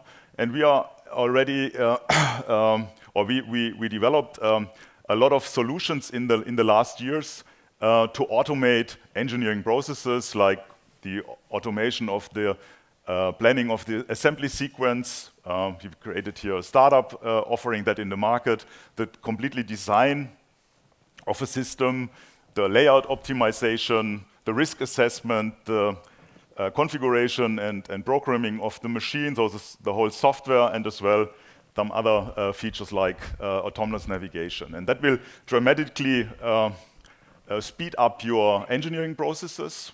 For example, when we talk about the automated assembly sequence, this reduces the time you need for planning by more than 90%. So you're definitely faster, and you need less experienced people to do that. So this is a productivity driver to think about automation of automation. Or another example, this example is already in place. We developed that together with Porsche. So we developed an AI tool to anticipate customer orders, and then we use this virtual customer orders to already order the long-running components in the supply chain. And then when the real customer order is coming, we can just reconfigure the whole order, and we can use these components, and we can offer shorter delivery times. And the whole thing is completely AI-driven, and Porsche is now implementing that topic, and that helps to reduce the stock level and to increase the delivery performance. Oh, the wrong button, sorry. Next topic I would like to stress are humanoid robots. I think you all heard about this development already. And you need a lot of enabling technologies when you go into that direction of radical change with the help of humanoid robots. BMW is working on that very intensively yesterday, or in Stuttgart already. In Stuttgart is in the moment the European Robotic Forum. Yesterday, Jörg Burzer, the COO of Mercedes, presented their humanoid robots approach, and Mercedes now invested around 40–50 million euros in Apptronic, They have a system, it's called Apollo. I don't know if some of you maybe know this system. So they invest own money into that startup in order then to create their own humanoid robots with this Mercedes star on the chest. Yeah, looks very nice. And he showed some videos what they are doing as well. Milan Nedeljkovic has shown me some videos. They work together with another startup in the United States. So all the automotive OEMs in Germany, they work very intensively on that topic. And I'm going to explain why. And the core technology, or the very important technology enablers behind that is to focus on dexterity, so to rebuild the hand of a human being. For a robot, you see here some examples, and the big challenge is then to reorient parts in a mechanical hand. So you take something and you can reorient it, and then you can assemble it. NVIDIA is working on that, we are working on that, and we see there are real huge increases in capability especially in the last 6 months. And most of these approaches are based on virtual twins. So you create synthetic data, and with the synthetic data you train then the artificial intelligence methods you need in order to realize these systems. Just a second. No. Yeah, and the idea of that humanoid robot is that you copy a human being, and the humanoid robot is able to do everything what a human being can do. Finally, most of the experts say, we don't know if we really will see that in the future, but the different building blocks of a humanoid robot, these building blocks are very interesting for other machine designs. And we call that, in the meantime, machine competence. So we enable machines to be competent like human beings. So the tip of the mountain maybe is the humanoid robot, but below that development, our expectation is that all machine systems, all production assets in manufacturing will become more and more competent like human beings with the help of the embodiment of artificial intelligence. And so the idea behind that humanoid robot can be transferred to all other machines as well, and you can as well use then technologies which are maybe developed for a humanoid robot, and you can integrate that in your machine tools. And maybe some building blocks like simple control, the flexibility, which is by design integrated, the autonomous action, that you maybe have some handling systems which are able to handle things like human beings, and as well that you can easily train a system like that with the help of imitation learning. And companies like Trumpf, for example, they work in sheet metal processing. They already started to make their machines competent. They worked as well with us on that topic. So we integrate human capabilities, competence capabilities in machines, so they can make their own decisions, they can optimize the process by themselves, and. And last but not least, I would like to focus as well on a structural change in manufacturing. We call that the matrix production. So when you look at the classical automotive factory, when you look into a classical automotive factory, you see the assembly line, like Ford has designed 100 years or even 120 years ago. And what we do is we break now the assembly lines in specific process modules, and we connect these specific process modules then with the help of a fully automated interlogistic system. So all the material and the product moves around by itself on HEVs to specific processes to get processed and to get finally finished and sold to the customer. So we don't have these tacted, hardly interlinked lines anymore. We have the possibility that every product can take another way through the factory, through this matrix of different production modules. And the idea behind that is that we combine the productivity of an assembly line with the flexibility of a single workstation.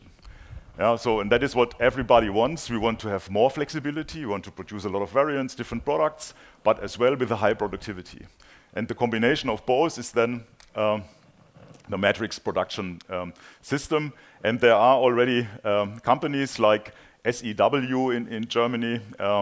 They have completely implemented the idea of a matrix production system. And SEW, they produce electric drives and gears. They have a high amount of different variants and products, as well custom-made products. And starting in the 90s, they implemented a lean management system on a very, very high level. So a lot of German manufacturers went in the last years to SEW in order to see how to implement a lean system. But in the last 7 to 8 years, they've seen that the productivity increase per year went down, and they were not able anymore really to achieve their productivity goals. And then they decided to radically change everything into the direction of a full digitized, automated matrix production system. They invested a lot of money into that. And they increased, based on a very high lean level, their productivity between 30 and 50% by decreasing the delivery time. So within years ago, when you want to, if you ordered a product at SEW, you have to wait maybe 3 or 4 weeks. Now you get the same product within a week or less. By a 30 to 50% higher productivity based on that approach. So what I would like to show is that there are many possibilities to increase productivity, that you have to think somehow in a systemic way and to connect the possibilities of the different technologies. And maybe 2 last statements. One was we asked during our survey the production people if their actual production system provides the basis for radical innovation. And only 3% said, yes, our production system is the basis for radical innovation. Only 28 said that environmental or sustainability KPIs play a role in the production system. Nevertheless, 57 said that they have an up-to-date production system. So it's funny, no, isn't it? So my production system is up to date, but it's not a basis for radical innovation. So how will you survive in the future? Question mark. So that is an issue. And when you ask then concerning the different barriers, you can read these barriers by yourself. Willingness to change is always a very important topic. So the attitude to really change something is often on a low level. So what is for us now the next step? We try now to integrate these ideas we have created into this house of production. We have a lot of questions which we still not have answered. You can read some of them. So for example, which systemic platform is now really application ready and should be integrated in the system? What are the new design principles for a production system? So there are many questions open. So our idea was not to really answer all these questions with that project, but to start a journey together with the companies now, and maybe in 10 or 15 years I will come back, or not, I hope so, I will come back, and maybe then I can show you the complete new house of production, and then maybe like Womack and Jones did, then I can write that nice book, The Machine That Changed the World, maybe a second time. We will see. I already spoke to Mr. Womack. He will visit me in 2 weeks about that. But it's still a long way to go. That's clear. But keep in mind, there will be a change. The Toyota production system looks like that. We have a discussion with Siemens. They said, we think about something like that in the future. So a fleet of spaceships, self-similar, real-time, connected, and. So that's their picture of the future for their production system, just as an inspiration. But maybe as an advice, Albert Einstein said, life is like riding a bicycle. You have to keep moving, not to lose your balance. So my recommendation is, keep moving, start moving, and be successful in the future. Thank you very much for your attention.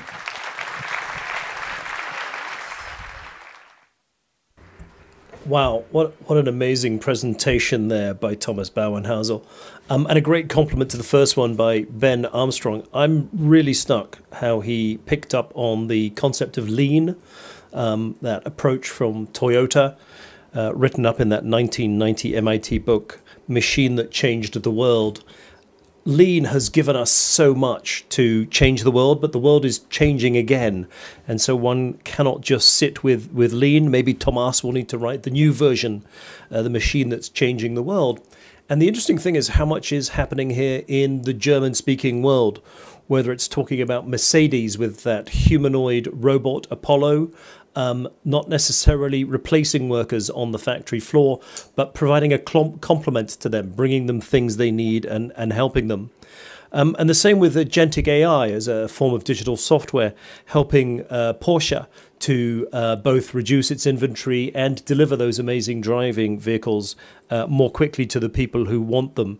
So clearly the world is changing again, as it did with the 1990s and the Toyota lean process. And the challenge for leaders of businesses out there is to realize that they can't just stay in the evolutionary incremental space. As we were saying earlier with Kosima, who's going to do an interview in a moment, we don't all have to become Silicon Valley disruptive radical types, but we do need to take more risk and innovate more to keep up. This is not only because our customers are going to be expecting it, but also the main manufacturing plants out there in the wider world are going to expect their suppliers to keep up. And while we won't get to the international dimensions till the end of the day with Professor Suzanne Berger, it is not lost on us, even at the start of the day, that the world is changing, supply chains are rearranging. There's greater competition from the East, so we need to make sure that we are optimizing our manufacturing here at the heart of Europe, that we are forming European networks, and just gradually pulling things together because there really are systemic changes. So innovation is not something to be afraid of, but it is something we're going to have to adapt. Now, I'm going to wrap up my remarks here and prepare to move over to Kosima, who's ready to do an interview. Over to Kosima. Hello, everybody. I'm here with Ben Armstrong, and I have some questions for you. It was really interesting to listen to you, but now the audience actually has more questions about the topic. The first question is, what are ethical challenges when it comes to automation for work? I think one of the main challenges with automation is how it will affect the quality of work, the wages that workers earn, and also whether they enjoy their jobs, whether their jobs are safe and comfortable. So I think the goal of automation for work shouldn't necessarily just be preserving jobs. The typical emphasis is, well, will automation create or destroy more jobs? I think the emphasis should be on the quality of work. And if work can become, since it's such a big part of many people's lives, a more pleasurable experience and a more fulfilling experience with new technology. If technology doesn't really advance the quality of work, I think we should question whether we should be using it at all. And what is the ethical aspect, you would say, about that? Well, I think we want to use technology in ways that are good.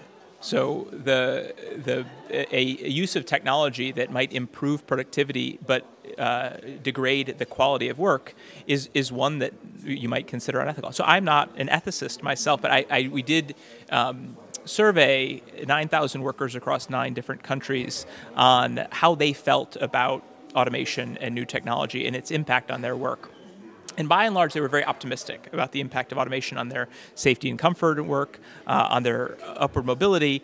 But where they were a little bit more concerned, particularly in the US, was on their job security.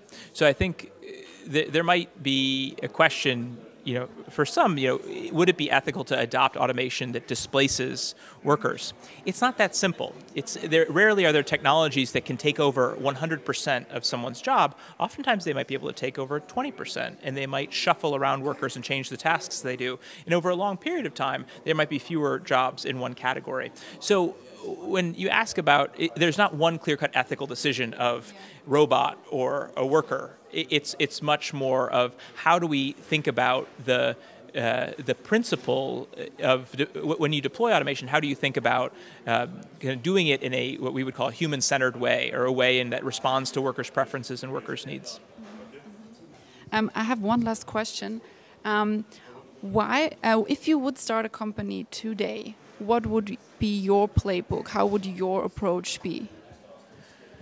So in the talk, I shared kind of two very different strategies. And I would, this is maybe sounds like a cop-out answer, but I would try to merge some of the best principles of each. And I think one of the key areas that I would focus on have been considered very high risk for a lot of companies in areas where economies like Austria, Germany, the US have really depleted a lot of their capabilities, and that's in electronics.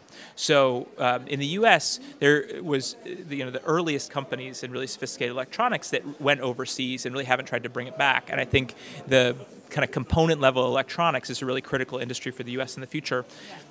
And down the value chain in that industry is the refining of rare earth minerals. So I think just as important as what the playbook is of how you manage risk, technology, and skill is also how you choose an industry that has the opportunity to grow and also might yield high returns.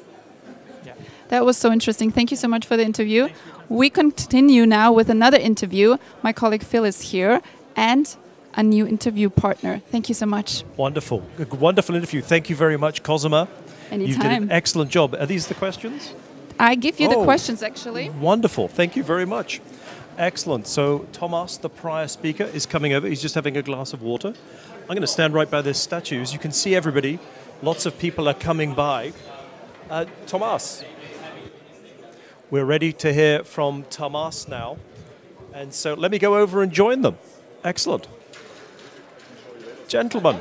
Roland shared some of the findings of this. Oh, I'm getting in. No problem. It's wonderful to hear the two interviewers chatting. Thomas, first, wonderful presentation. Thank you very much. As you can see, all the people crowding around, thoroughly enjoying your talk. I did a little bit of a commentary upstairs for people who are like, let's step over here, who are live online. But I'm just interested, you were talking about the original 1990 book, The Machine That Would Change the World. It sounds like it's time for a new machine to change the world again. For me, I'm from MIT. I'm very excited by these things. Do you find that some people are quite nervous about what is happening? I think so, because we see that the machine that changed the world in the last 30 years and maybe as well 20 years before at Toyota, that this machine does not deliver the results we need now in these specific times. We need more flexibility, resilience, more sustainability, and as well definitely higher productivity. And when you work with the lean management system for 30 years, then after a specific amount of time, you were not able to really bring the 3 or 5% productivity increase per year anymore. So you need a new inspiration, you need a new systemic approach. And that's the reason why we're working on that. I think all the tools are on the table, but in the moment we are not able really to use them in the right manner. So we often use only one tool, or we use it in the wrong prioritization, and we need more systemic approach, like the Toyota production system. And our task is now to develop that, to implement that together with our industry partners. And this will take a while, maybe 10, 15 or 20 years comparable to Toyota, but we have to start now in order to be competitive in the future. Oh, that's excellent. That's very reassuring. So thank you for that. I love the fact that you talk about the systemic approach. As you all no doubt know, at MIT, we're big fans of the systemic theory approach, and also the role of the ecosystem. And you talked about that. You're at a Fraunhofer. So who are the key players in the ecosystem, universities and others, who can perhaps help leaders of business, members of this Wirtschaftskammer to cope with this change? Right. We try to help whenever we can help. The prerequisite is that a company really wants to cooperate. And especially when we talk about technology-driven companies, in the past they often do many things by themselves because they only have to address maybe one or two different technologies. And now we see a bunch of technologies, and you can't be expert in all these necessary technology fields. So cooperation is key, and when you have a nice ecosystem around you and you are able and willing to cooperate, then you really have an opportunity to bring these technologies together, to converge technologies, and to create a synergetic innovation room which helps you to push then the developments you really need to bring productivity up in your production system. Excellent. Sehr gut gesagt. And I was going to say, some of the examples of companies who've done very radical innovation tend to be American software companies. And as a British European, do we need to copy the American companies exactly, that they fail fast, or can we, here at the heart of Europe, find our own European approach to innovation? I think speed is key. Yeah? So that's clear. We need to accelerate. Yeah? We need to be faster in implementation. But on the other hand, you cannot combine or compare software development with hardware development. And I think when you combine both, you have to find your own way how to accelerate, how to achieve the speed you need on one hand, but on the other hand, we are talking as well about quality, we are talking about robustness of systems. Software is never ready, you know that. Yeah. And when you have the opportunity then over the air to bring a new software version to your customer, that costs nothing. Yeah? But when you have built millions of cars and something is wrong with the hardware, you really have an issue. Yeah? And so speed is key, definitely, but we need to find our own approaches, but we can find a lot of inspiration, I think, in the software-driven business. That is excellent. Well, thank you so much, Thomas. Sehr gut gesagt. And with that, we are now going to send you to coffee break. So everybody get yourself a coffee, whether you're here in person or online, and we'll meet up at the end of the counter. So thank you. Excellent. And we're safely back. Kosima, now we're actually in the hall itself. Very exciting to be here. I hope the viewers out there are ready. I've got my popcorn ready for the next session. What did you enjoy doing in the break, and what did you think of the day so far? It was really interesting to also talk to all the people here. There are a lot of different people, a lot of different approaches, a lot of different mindsets. So it's really interesting to get this diversity here in the room. A lot of people here in Vienna listening to our speakers. So I think it's really interesting. I think you should get your popcorn ready too. And we start into the next sessions, right? Definitely. It's coming up very soon. And we learned so much in that first session about the lean manufacturing method and how we need to be ready to innovate. So who knows what we're going to learn in this next session. But I think the challenge for the viewers is to think about how are they going to take it into their working lives? How can they think about AI, agentic AI and other things and bring them to their businesses? So any final thoughts before we go back to the stage? I'm just interested. What's next? Hear, hear. Till the next session. Let's go.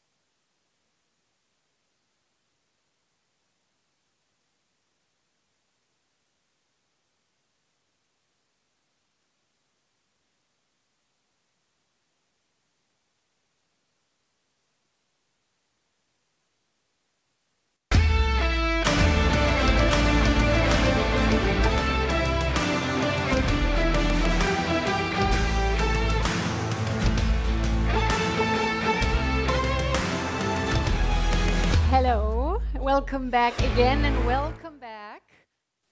Welcome back from the break. I hope all of you had the chance to enjoy a nice cup of coffee, maybe also a piece of this really nice traditional Viennese cake, which Indeed. is very nice apparently. So welcome back one more time. Welcome back also to you, Randall. Thank you very much for joining me here on stage. Yes. And I'm actually very curious to find out what's next on our agenda. Well, I'm about to tell you, so we'll move right to it. All right. All right. The floor is all yours. Thanks. Thank you. Well, welcome back. Our next presenter is Bruce Lawler. He's Managing Director of MIT's Machine Intelligence for Manufacturing Operations. Today, he will explore with us practical and successful applications of analytics and AI in manufacturing across small, medium, and large enterprises in the US. He will show us where to invest to start and sustain a digital transformation journey, drawing on research and best practices from MIT and McKinsey. He'll also give us insight into impactful uses of generative AI currently shaping the future that will drive future investment. Please welcome Bruce Lawler.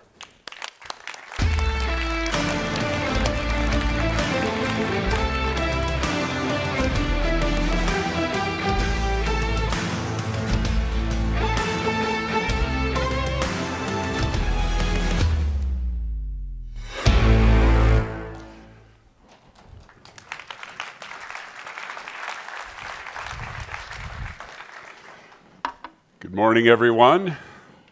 Thank you. So I'm going to show you the MIT fire hose. So when you come to MIT, they tell you it's like learning there is like drinking from a fire hose. So I'm going to go through a bunch of slides pretty quickly. Feel free to take pictures, but I just want to let you know that each slide's only going to be up there for a very short amount of time if there's one that you like. So first of all, MIT MIMO, or Machine Intelligence and Manufacturing Operations. We started this in 2018 before AI was cool. And our focus is really how do we bring AI into manufacturing and operations. And we have three major pillars: research, education, and collaboration. So today I'll share some of our research. Obviously this seminar is about education and obviously collaboration, so I'm happy to talk with all of you at our breaks. So today, first I'm going to give you a brief history and a current status of AI and more in the consumer space because it's moving so fast, and what I'm trying to show you there is how quickly capabilities are increasing and cost is decreasing as kind of a forcing function for what's going to then move as a wave into manufacturing in the next 5 years. We recently published in Harvard Business Review an article called "What Companies Succeeding in AI Do Differently." So we'll talk a little bit about those results and which of those things you can implement, and specifically where they invest. So for those of you who thought I was going to tell you the next NVIDIA to invest in, no, I'm telling you how to invest in your own businesses to make them more productive. And then we'll go through a bunch of use cases primarily and a few case studies that you can learn from. So first of all, history of AI. It's had a long history. Started back in the late 50s, early 60s. There's been a couple of winters here. This is kind of a symbolic phase. This is more of an expert system kind of phase. And so I put some kind of some milestones in there. So the neural network, the thing that really powers technically the perceptron, was invented in 1944. So the concept's actually pretty old. It really took until now to have the compute power, data, and more advanced algorithms to power it. Many of you remember Deep Blue. And obviously this was a moment that I think most of you probably didn't realize transformers were invented at Google. But then the introduction of ChatGPT is kind of what's kicked off this current phase. And things have moved pretty quickly since then. We've got a lot of capabilities. I'll show you a couple examples. These multimodal models are some that I think are extremely powerful, especially in manufacturing and operations. What we see is we're getting a lot of choices in 2024. We also saw open weight models. They existed previously from Meta, DeepSeek, many of you have heard of. So that is really driving down price and increasing capability, but also openness, open weight models, the sharing. And this is unlike most other technologies that have been created, is the amount of sharing and availability globally for these tools. And then in 2025, we've seen some really interesting things with reasoning models. We've already talked a little bit about agentic AI. And then for those of you who have seen some of the computer use capabilities, certainly from Anthropic and others, you can now install it on your machine. It can read files. It can execute commands on your computer. So literally can take over the screen on your computer. So these capabilities are all coming very, very quickly in the ability to automate work. And it's very different from robotic process automation that's come before it. So just a couple of examples. How many people have played with ChatGPT? Dolly, right? So I'm going to give this a prompt. I'm going to say, change the flowers to an orange color. What do you think is going to happen? It's going to make those orange, right? No, it actually puts orange flowers in. So these are the kinds of real-world training things that these models are capable of. And this is really for those of you who've been kind of sleeping under a rock. This one, I think is is just a couple of examples of how these models are learning physics. So you normally see, you think that was a generated image. Now these images also, we can train them with physics. And NVIDIA's done a ton of work there where we don't have to do finite element analysis anymore. We can actually just train a neural network with physics, and it can do these kind of things. And obviously a little ad there from Amazon to give you an example of how pervasive these things have been. For those of you who don't know that these models can code, they can. So Andrew Karpathy was famous 2 years ago for saying English is now the most powerful computing language. So what this is, and I apologize for the bad grammar here, I didn't write that. So it's essentially asking a prompt to build an app. It's now writing JavaScript. And the nice thing about the way Anthropic has developed their product is it can now actually run in the same browser. So it's kicked off that JavaScript, and it's a simple app. It's just paste your text in there, and depending on the speed at which you want to talk, it will tell you how long your talk is going to take. Nothing earth-shattering about that app other than it wrote the code itself. It didn't have to compile it, but it's running it here in the browser, and it picked those 4 levels. I didn't tell it pick 4 levels. I didn't tell it what speed in words per minute. It figured all of that out for me. And so you start to think about the implications of that coming into manufacturing. And essentially, we'll talk a lot about the front office today, the types of tasks people do. How many have heard of reasoning models? How many have used them? Right? Okay, good. So here's an example of a reasoning model. Once again, this is just using Sonnet 3.7 here. So this is the text that's given to the model. And what reasoning models are is they take large language models and they call them repeatedly to ask it different questions and essentially reason through things. And it takes the output of one answer and uses it to drive another. Many of you also have probably heard that large language models can't do math, and they cannot, but they can generate the code that does math.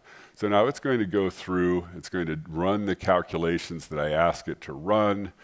It's going to do the analysis that I asked it to do. And essentially in 24 seconds, it's going to do what probably would have taken a human a half a day or a day to do. Now, you need to think of it as an intern. It's not necessarily going to be right. You should check it. But the point is these things are happening faster and faster. So as you're looking at developing production schedules, quality manuals, routing sheets, things like that that you use every day in manufacturing, think about these kind of tools, not necessarily today, but very, very soon being able to help with those kinds of tasks. The other big thing that's important, because cost is super important, is really the decline in cost. So for equivalent LLM performance, we're seeing about a 10x decline per year in cost. By comparison, Moore's law is about 2x. So that's a huge difference when you compound that year over year over year.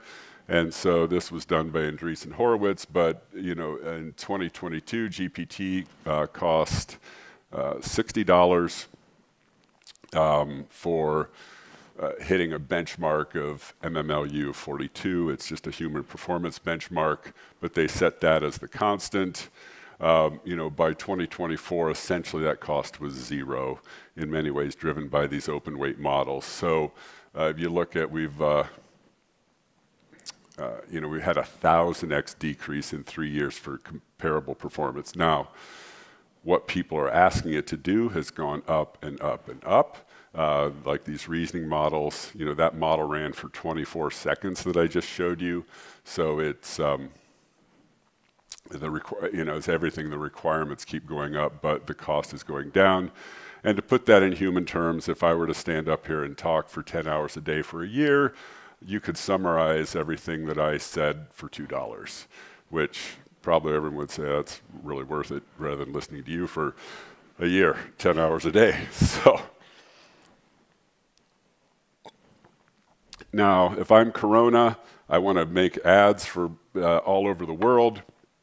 I could obviously send people to all these different beaches. That would be nice, a nice job to have, but pretty expensive. And I could do all of those beer ads, and this is not surprising in today's age. What do you think it costs to generate all those different images? Anyone?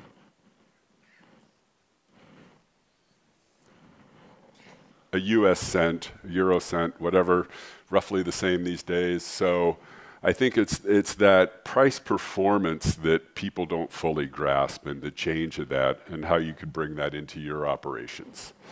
So, all right, I'm going to talk a little bit now about the research that we do.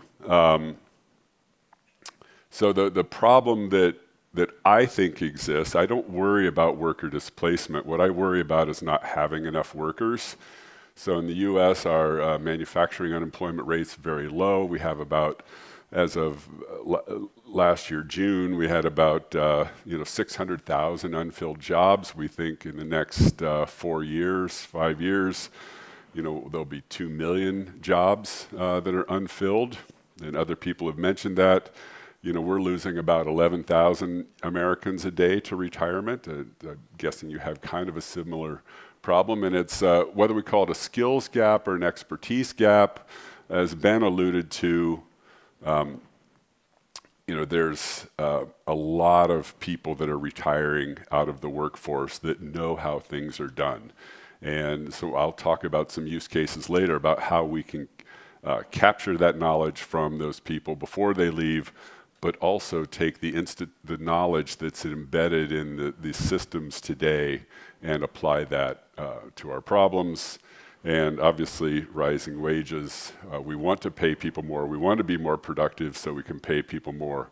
But obviously, that drives up the cost of our products. So in partnership with McKinsey, we run a study every 2 years, and it's specifically to look at the adoption of AI in manufacturing and operations. And I'm not going to go into great detail because in the workshop tomorrow, we will go into more detail. How many people will be attending tomorrow's workshop? Okay, so I don't have all the slides in there, but I may voice over a few things since there aren't going to be that many people tomorrow. So we look at about 100 companies across all these different segments. It does skew to larger corporations, as you can see over here. You don't really see that on here. So, the much larger corporations do tend to do more with AI and machine learning. These are the types of companies that we talk with, and we try to look. We look at different KPIs, key performance indicators. We look across multiple use cases, multiple business outcomes, and then we look at 9 different enabler categories. We've upped the number of KPIs to our 2025 study. So we've increased the size of the study a little bit because we needed to add Gen AI. We have published several times in Harvard Business Review. I'll talk today about that rightmost article, what companies succeeding in AI do differently. We do have another article coming out next month on McKinsey.com that will be more detailed. So feel free to look those up. You can find the links at mimo.mit.edu. So let's talk first about what we did in the study as we look at it. And it's the only study that I've seen that links the enablers, which is essentially the money you spend, to the outcomes, so the results. So if you do X, what's the correlation to the outcomes? And what we're trying to do is give people a roadmap. How do I know when I invest in certain things that there might be a certain outcome from them. And then we clustered them in to leaders, planners, executors, and emerging companies over here.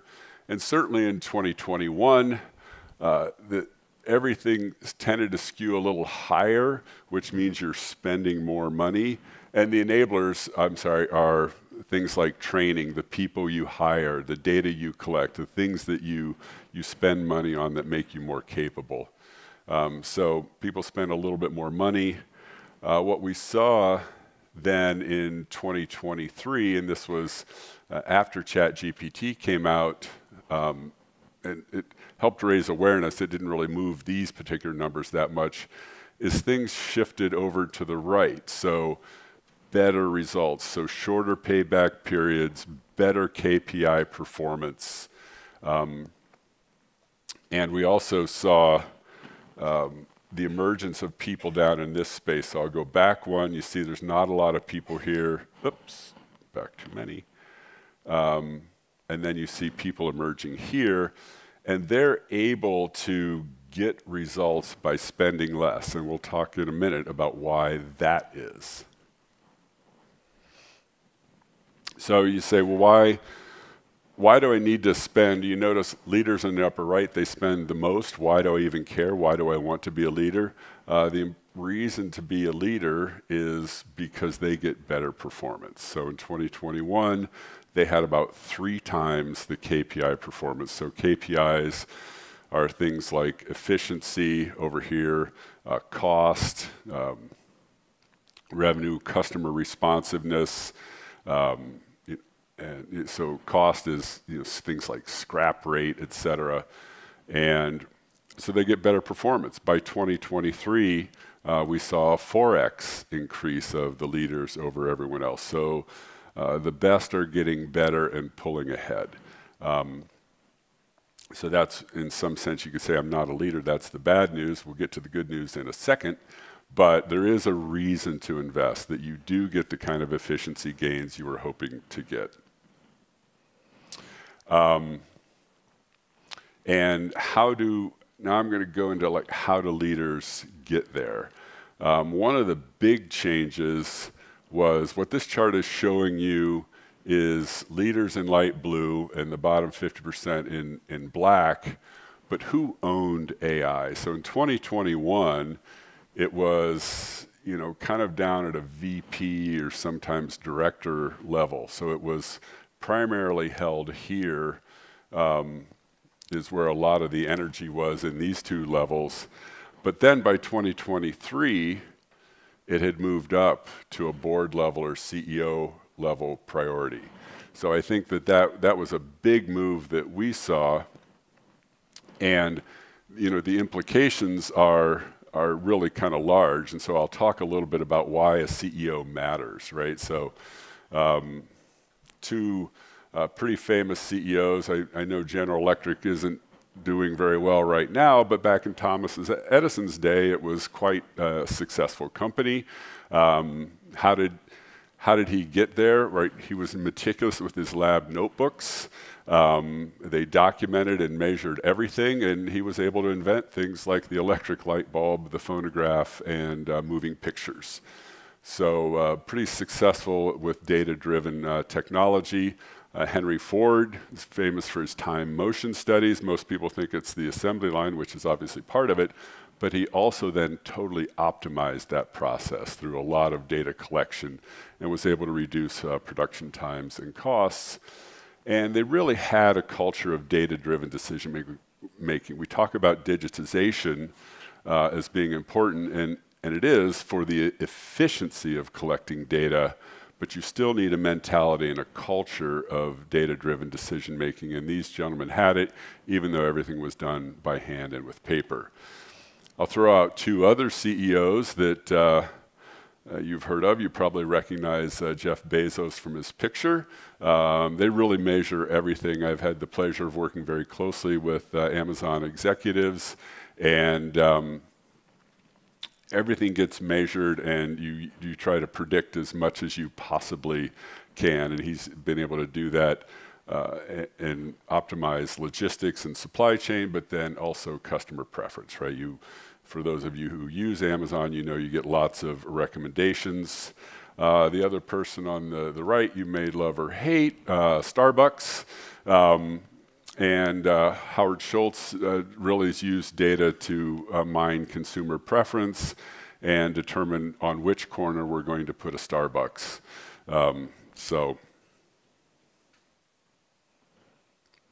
The one thing that they did is Bezos and Schultz, they now have automated AI, automated analytics. So that's the big difference, but you still need that data-driven culture. And so we've seen that in the data from the McKinsey study, and I just want to give you some examples.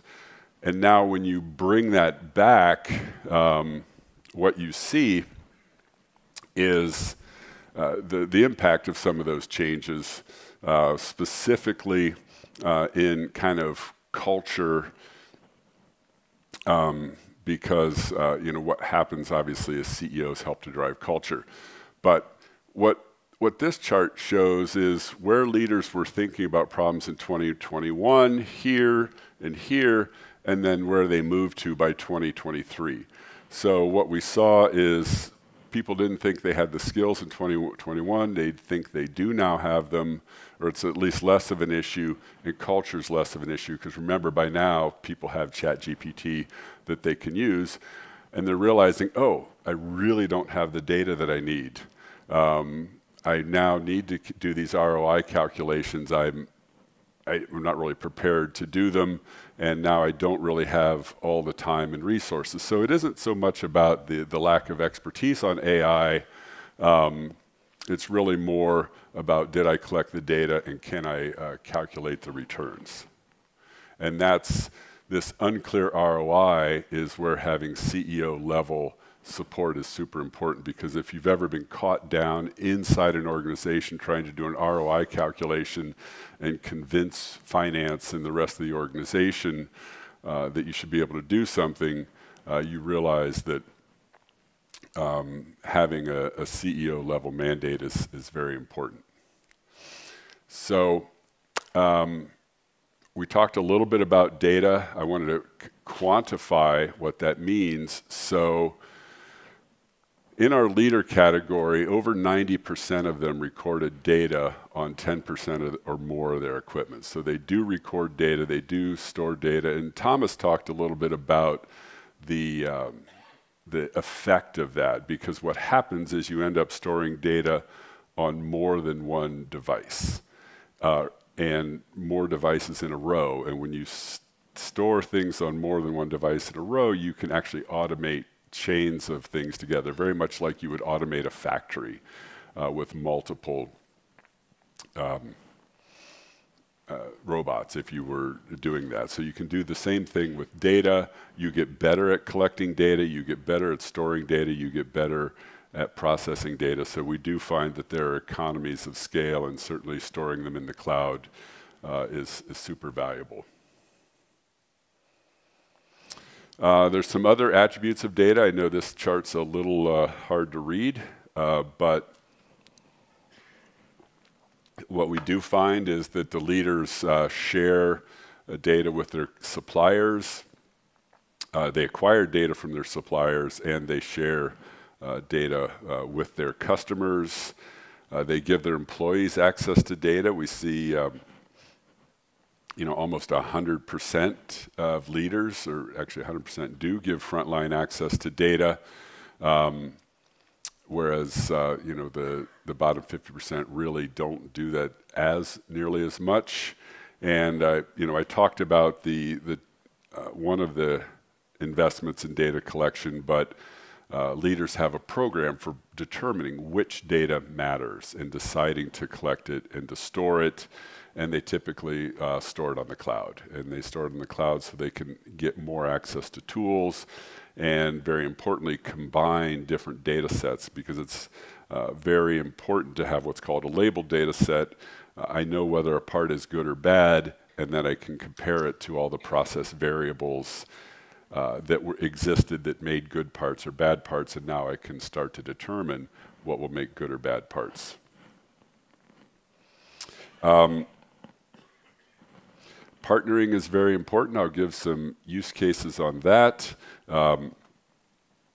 What we've seen is the types of partners here are academia, startups, consulting, vendor, and industry partners. And the vendors would be like SAP or Siemens, the people you're already using.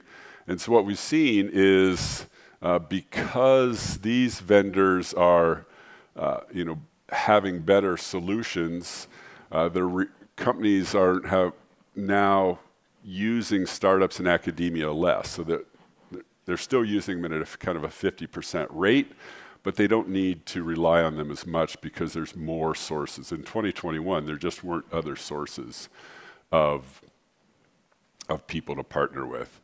And that's really a key recommendation is don't try to do this yourself. If it was complicated in 2021, it's only gotten more so. But the good news is there's a lot more solution choices available to you. Training. So that's going to be a pretty continual theme, training on not AI, but making decisions with data. You don't need to train your whole workforce on AI. What you need to train them to is make decisions with data. And what we're looking here is really a big disparity in training between leaders in the bottom 50%. And obviously they train their engineers, but they train everyone from line workers up to division leaders.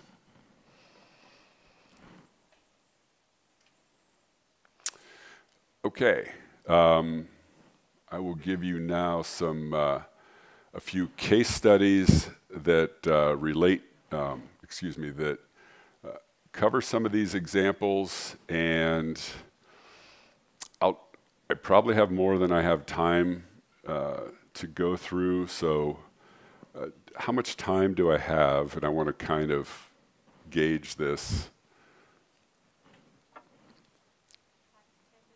Okay.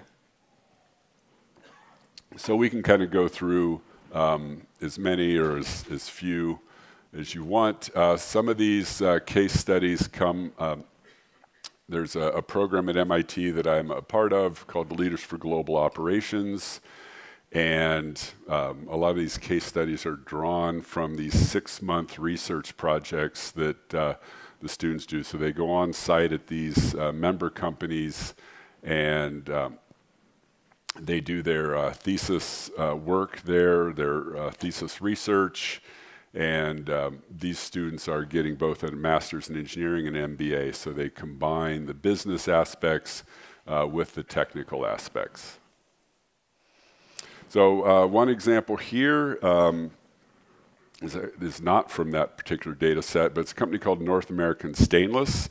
They sit in Kentucky, which is, no one here is from Kentucky, but it's not known as one of the more forward-thinking states, much like South Carolina was, before BMW came there. But this particular factory is pretty advanced. They make 2 billion pounds of stainless steel a year, so very high volume. They have 1,400 employees. How many sensors do you think exist in this factory? It's stainless steel. It can't be that complex, right? Guess, anyone? How many data sensors do they have? Okay, 30,000 is the answer, since no one will guess, which is probably way more than what other people thought. What percentage of people here do you think can write a SQL query? So do basic, have frontline access, and then can actually manipulate it with relatively old tool SQL. Turns out 5%. So 70 of their people can actually get in, write queries on their data. So for a factory that you think is not that advanced, they're actually quite advanced. They have a problem here with these 30,000 sensors. How do they determine they know when they start to get bad steel, but that's usually too late because the temperatures take a long time to ramp, et cetera. So what they've done is they've, in this case, partnered with Falconry to look at 2 years of historical data on these 30,000 sensors and learn what is normal behavior, not normal behavior, and it automatically is able to tell them the yellow bars are things that are anomalous behavior. And so it doesn't try necessarily to solve the problem or say for sure there's a problem, it just tells them when things are bad. And you know, I love the VP quote, which is, when I have a problem, I want you to blow away all the hay and just leave me with a stack of needles. I want to know where to look. Which of the 5 sensors out of the 30,000 are different that I should spend time on? So it's a great use of, this technically would be machine learning. Here's another example of partnering. This is one that we worked on at MIMO. So Analog Devices makes semiconductors. In the US, they're actually one of the largest in Massachusetts. They have 24,000 employees. And the problem in semiconductor manufacturing, especially high mix, low volume, is it can take months to create all the different layers because they make so many different products. And in this particular case, you know, after 3 months, they were able to electrically test this product to see if it was correct. Well, they ended up with millions of dollars in scrap. So they came to us and said, can you help us with this? And we did. The problem they have is they have almost no bad parts.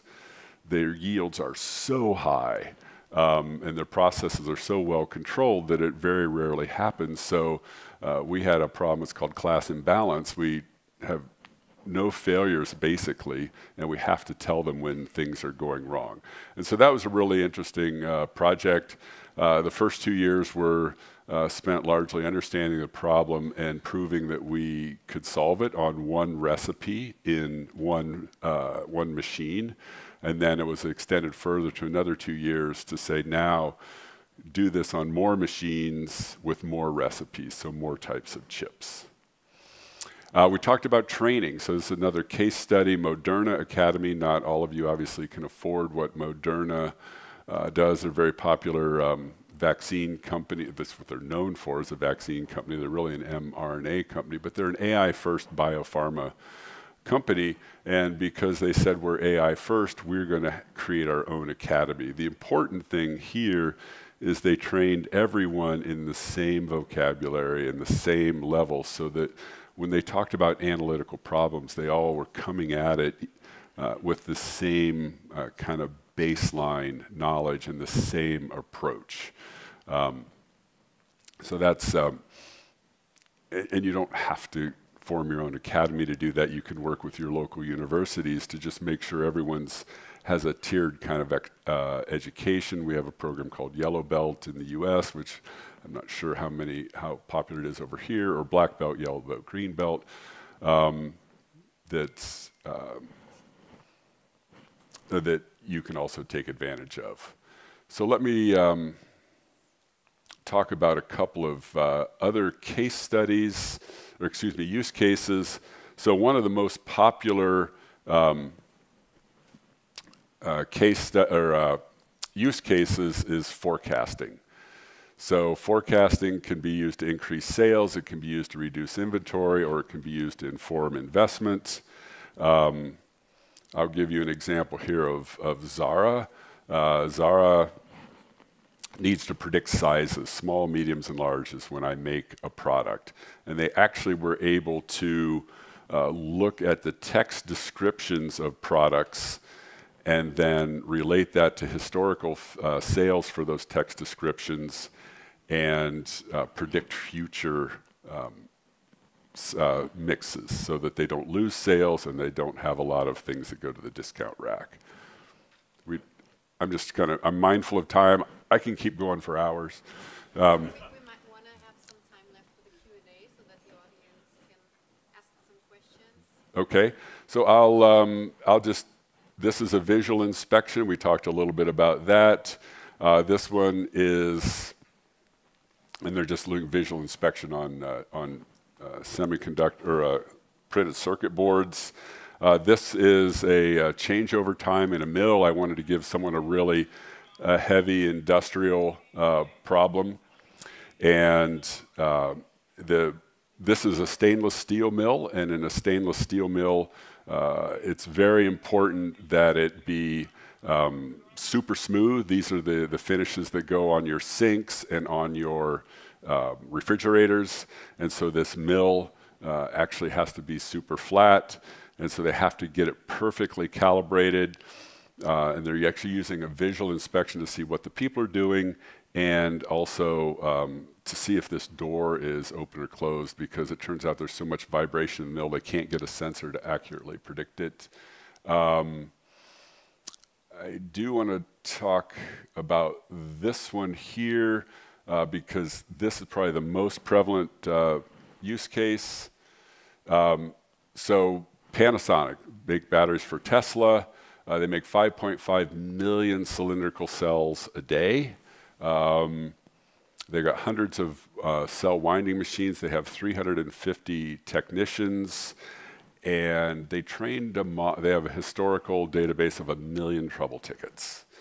So what they did here is they trained an LLM on those 1 million trouble tickets to help those 350 maintenance technicians do a better job of keeping these machines up. I'm running a symposium on May the 6th.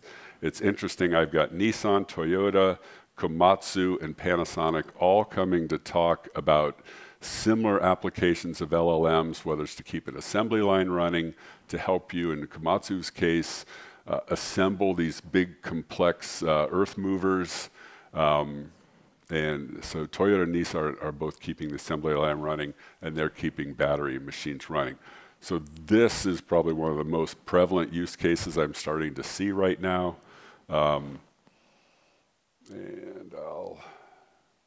This is another really interesting Gen AI visual inspection, some drug discovery kinds of problems.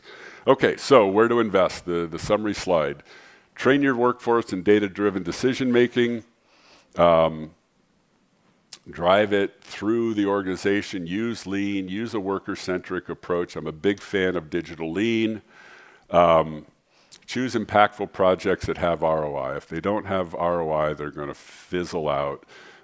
Typically, things that generate revenue are more impactful than things that save costs. So if you can find a revenue generating product and collect data, partner, as I mentioned, I've given you some examples, and I think there's a huge opportunity in unstructured data, which is what LLMs are. Historically, we've done machine learning on structured data. I showed you one example of starting to combine structured and unstructured data, but I think that's another big area. So hit that QR code. Love to have you travel to Cambridge May the 6th. But also our 2025 study is out. So you can find that on our webpage here, or you can ask to be sent the study. It's frankly just easier to go to the webpage and click on the link and start to fill it out. And then for those of you in the workshop, hit that QR code and you can download the materials for tomorrow.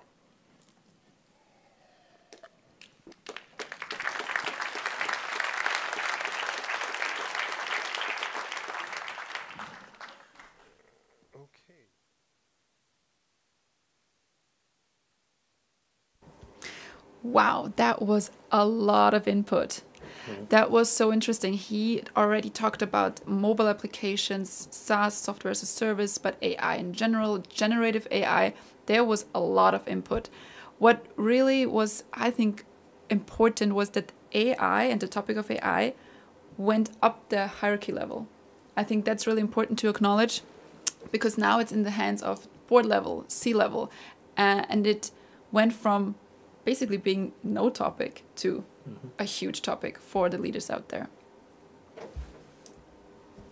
No, I think that's exactly right. That, 3-4 years ago, it was junior people in the companies, it was startups, it was academics, And now it really is the senior people at the companies that are leaders in this space. And I think that's a very important message for leaders out there from the Wirtschaftskammer companies thinking through, are they going to be a leading company? Are their top people, the C-suite and the board, leaning into this?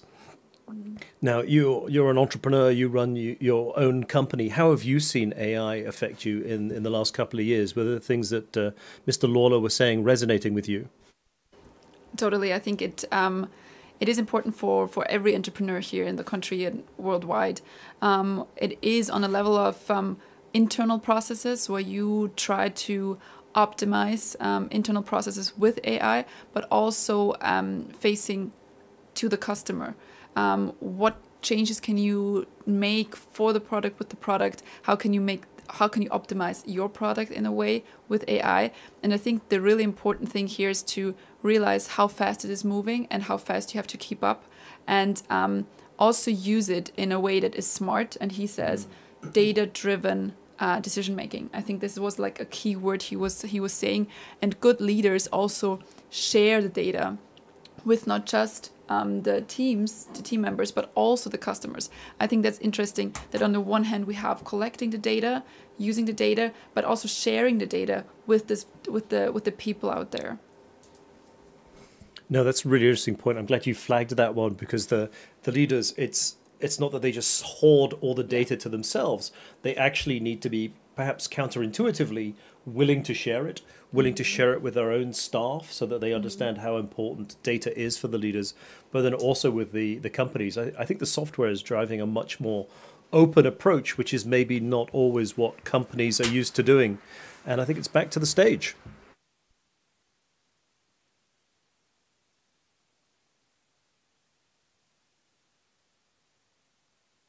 If they can give us, here we go. Well, biomanufacturing will change the food we eat, energy we use, and how we cure diseases. It has the potential to drastically reduce our reliance on greenhouse gases. But there are enormous challenges to getting promising advances from labs to the market. Standing up a large-scale manufacturing facility can run up to $2 billion. The field is full of regulatory hurdles, and workers need advanced training. J. Christopher Love looks ahead at promising biomanufacturing solutions and what it will take to scale them. Please welcome Professor J. Christopher Love.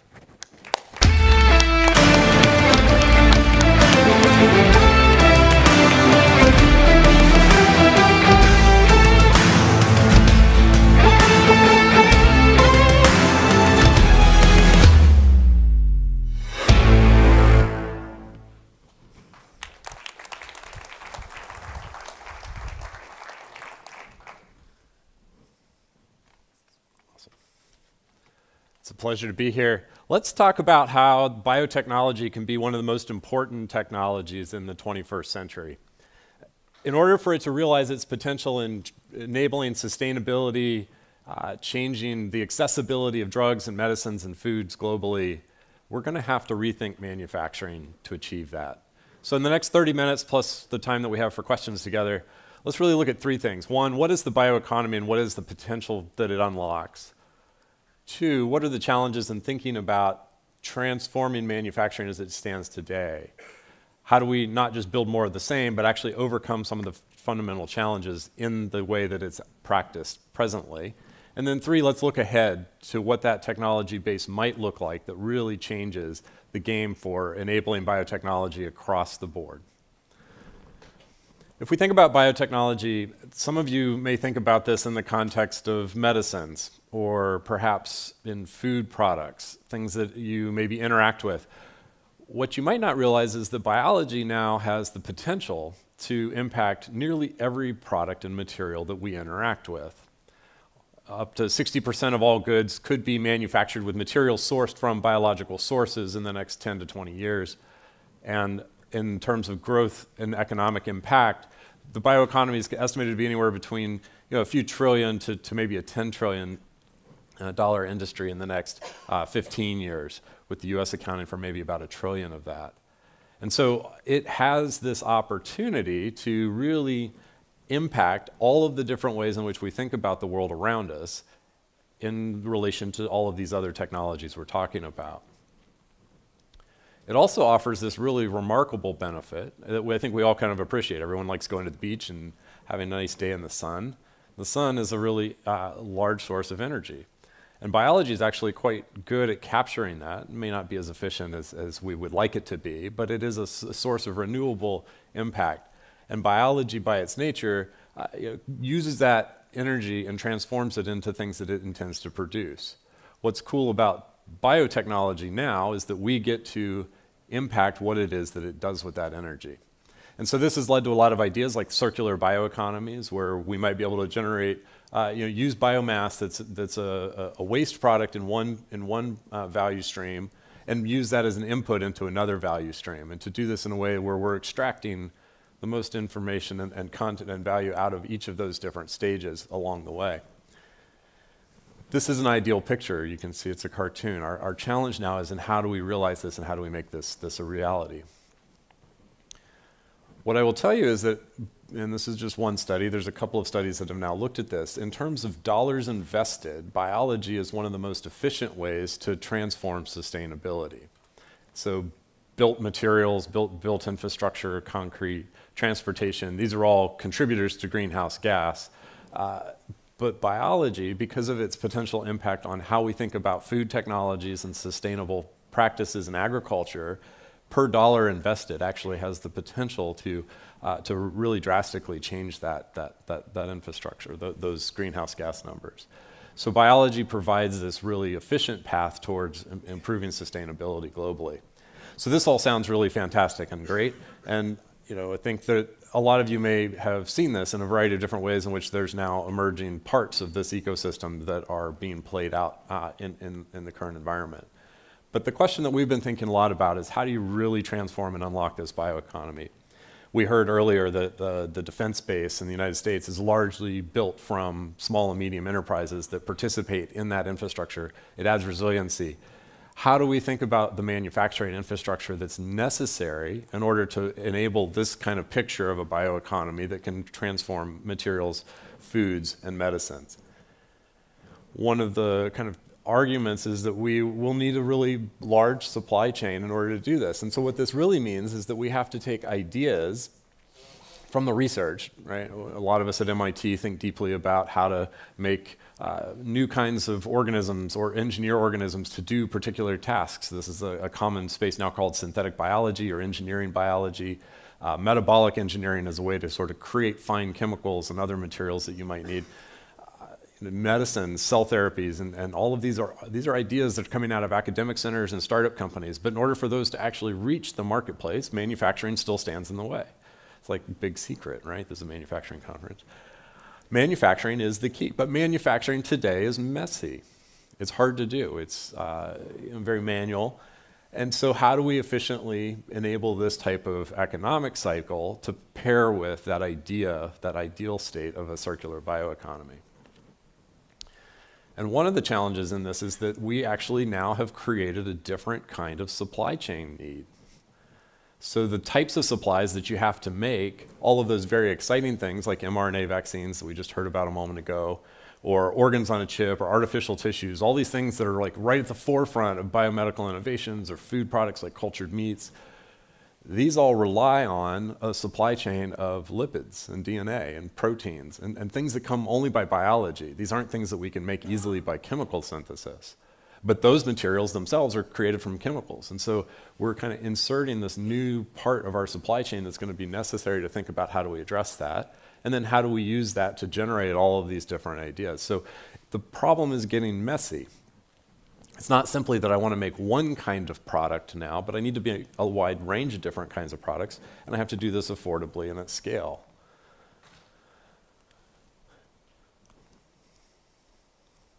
One of the real challenges in the kind of current infrastructure for manufacturing using biology is that it's really hard to do. How many of you have been to a biomanufacturing plant or run one? Yeah, a good number. They kind of look like this picture over on the right. You have people, they're gowned up because you want to maintain aseptic operations. There's a lot of stainless steel that tends to be in these plants. They're kind of modular and compartmentalized. You see here a picture of some of the reactors. There's another suite that's charged with recovery of the products. This picture and the time and cost of building these types of facilities doesn't match the pace of innovation that we're now seeing in the ideas for what we can do with biology. The biotechnology is happening faster in the lab than we can keep up with. And so right now there's a large effort to think about where do we have capacity globally, how is it used. Europe has a really strong infrastructure for fermentation capacity here, unlike the United States. But a lot of this capacity is already spoken for, right? Companies own it, they use it for their own products, and there's not really a lot of available capacity. So where do all of those new products go? If I'm a venture capitalist, I'm not going to invest, $200 million in a new plant. And we were talking before about value-added productivity. This is really poor industry for this. We have to process a lot of material with a lot of workers in order to get, what's a relatively small volume of material back. So the process intensity in these plants is really low. You can kind of even just see that in the picture of how much space there is relative to that. And that has a large impact. That costs the environment something. When I build a really big facility that I have to put a lot of people in and walk around in and have all the gowning to maintain the asepticness and the raw material flows, that puts a large load on HVAC. So the recirculating air accounts for about 50% of the total energy cost in one of these large facilities. So if you build a $2 billion plant, most of your carbon footprint is coming from the HVAC that you have in that facility, not to mention all the support, utility, and the waste disposal that goes along with running and operating these plants.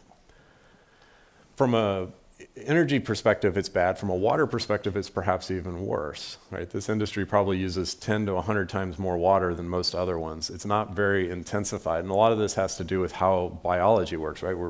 We get dehydrated. This is natural. So some amount of water is required, but how do we recycle water more efficiently? How do we make sure that we're not using steam for sterilization? That's an energy cost and a water cost. Where can I put these things? I spent some time on sabbatical at a large biopharmaceutical company, and every day the executive vice president would walk by and say, "You're a smart MIT professor, tell me how I stop shipping water around the world." Because in this industry, water shipment is a big deal, particularly for finished products. So how do we do things that don't have the same transportation tax on water that is kind of currently enabled? So if I just build more of the same, not only is it costly, there's very little capital interested in doing it, but I also have to face additional sustainability challenges by scaling up. And oh yeah, the world's getting more complicated in ways that I think we all appreciate, geopolitical uncertainty, the logistics that kind of come with that. Where does my supply chain come from? Today, in this era of globalization, biotechnology relies on a very diverse supply chain from around the globe. I think there's market headwind in a lot of different directions on biotechnology currently.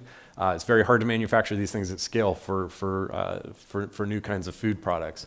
The biopharmaceutical sector has been successful in bringing products to market, but there's an increasing demand on kind of the reliability of those in the public markets before seeing the value inflections. And consolidating supply chains on the vendor side, there's very little room for innovation and technologies now that are different than what's kind of currently being operated just because of the scale at which it's being done for a very small number of manufacturers. And then the climate. And we've talked about, but I think is maybe not fully appreciated, is the acceleration and pace of new AI. We just heard a talk about AI. Many of you have probably seen AlphaFold, the protein folding tool. Companies are now ideating new ideas for drugs that are very, very specific and targeted to particular rare diseases and such, using these types of technologies. And so the number of ideas that are being generated really does outpace our ability to think about the manufacturing. One of those large facilities, like I just showed you, maybe has 20 slots a year. And if 15% of them are free because they're not being used for other things, how do I get that backlog through? So we can't just keep building more of the same kind of infrastructure in order to actually be successful here. So if we were to then think differently, right? Biomanufacturing works. We get drugs to patients. They have access to medicines that currently exist, albeit mostly in North America and Europe. 80% of all the registered monoclonal antibodies for biopharmaceutical treatments in cancer, autoimmune disease, et cetera, are registered in North America and Europe and not the rest of the world, although certainly much more of the global population lives in the global south. How do we think about what those traits need to look like? We have to think entirely differently. We have to think from a different mindset as to what the qualities are. Agility is important. We saw this during the pandemic. If you had some of the components for being able to run bioreactors hanging around your garage or somewhere, you could have sold those on eBay to a biopharm company for quite a bit during the pandemic. There was a lot of swapping of parts and supply chain components to be able to enable their medicines. Sustainability, how do we build a new technology base if we don't also think about sustainability, and particularly in an industry where by nature it uses a lot of water, it uses a lot of electricity to maintain aseptic operations. So if we're going to transform how we make materials and build a new manufacturing base, we have to think from the beginning about that sustainability question. Flexibility. So that facility that I showed you the picture of, and when I build a plant today for $1 billion, it's usually designed to make one product. Maybe I'm lucky enough I can make a handful of products that are all sort of related in that same one, but to change it over from one to the next has cost additional capital investment and time. So these facilities are really designed for manufacturing very well one thing. That doesn't really jive with this kind of current state where we have a lot of new ideas coming into the marketplace through startups and academic sources. And then empowerment. I think one of the things that we've seen as a trend in this industry is consolidation. There's been a lot of different companies that have participated in manufacturing, but now there's very few companies that supply into manufacturing, and there's very few companies that have the capabilities of really manufacturing at scale. This leads to less competition. How do we know that we have the best medicines or the best food products? In other markets and other sectors where we have competition, and there's competition through the ability to bring products to market, that enables better solutions. So as we think about what it means to create affordable medicines that are accessible everywhere, empowering others to be able to manufacture is a critical quality. So I've done a really good job, I hope, and you can tell me later in the break, to set up why we should do something different here. The question is, what do we do different, right? Biology is hard. This is the story that I often hear. Like biology, I don't know anything about it. It's this weird thing, and like I can control stuff around it, but what do we do with the biology? Well, so we should think a little differently. How do we start to really think where this could go? And so I'd offer this as an objective or a goal, right? Most of you probably have an inkjet printer at home. Some of you maybe have 3D printers. I could use the same analogy of 3D printers as this one, and maybe that's a little more timely. But for $80 on Amazon or Google, your favorite source, wherever you like to go shop for these things, you can buy an inkjet printer that'll print you something that has the same quality as something that you can produce at a commercial scale.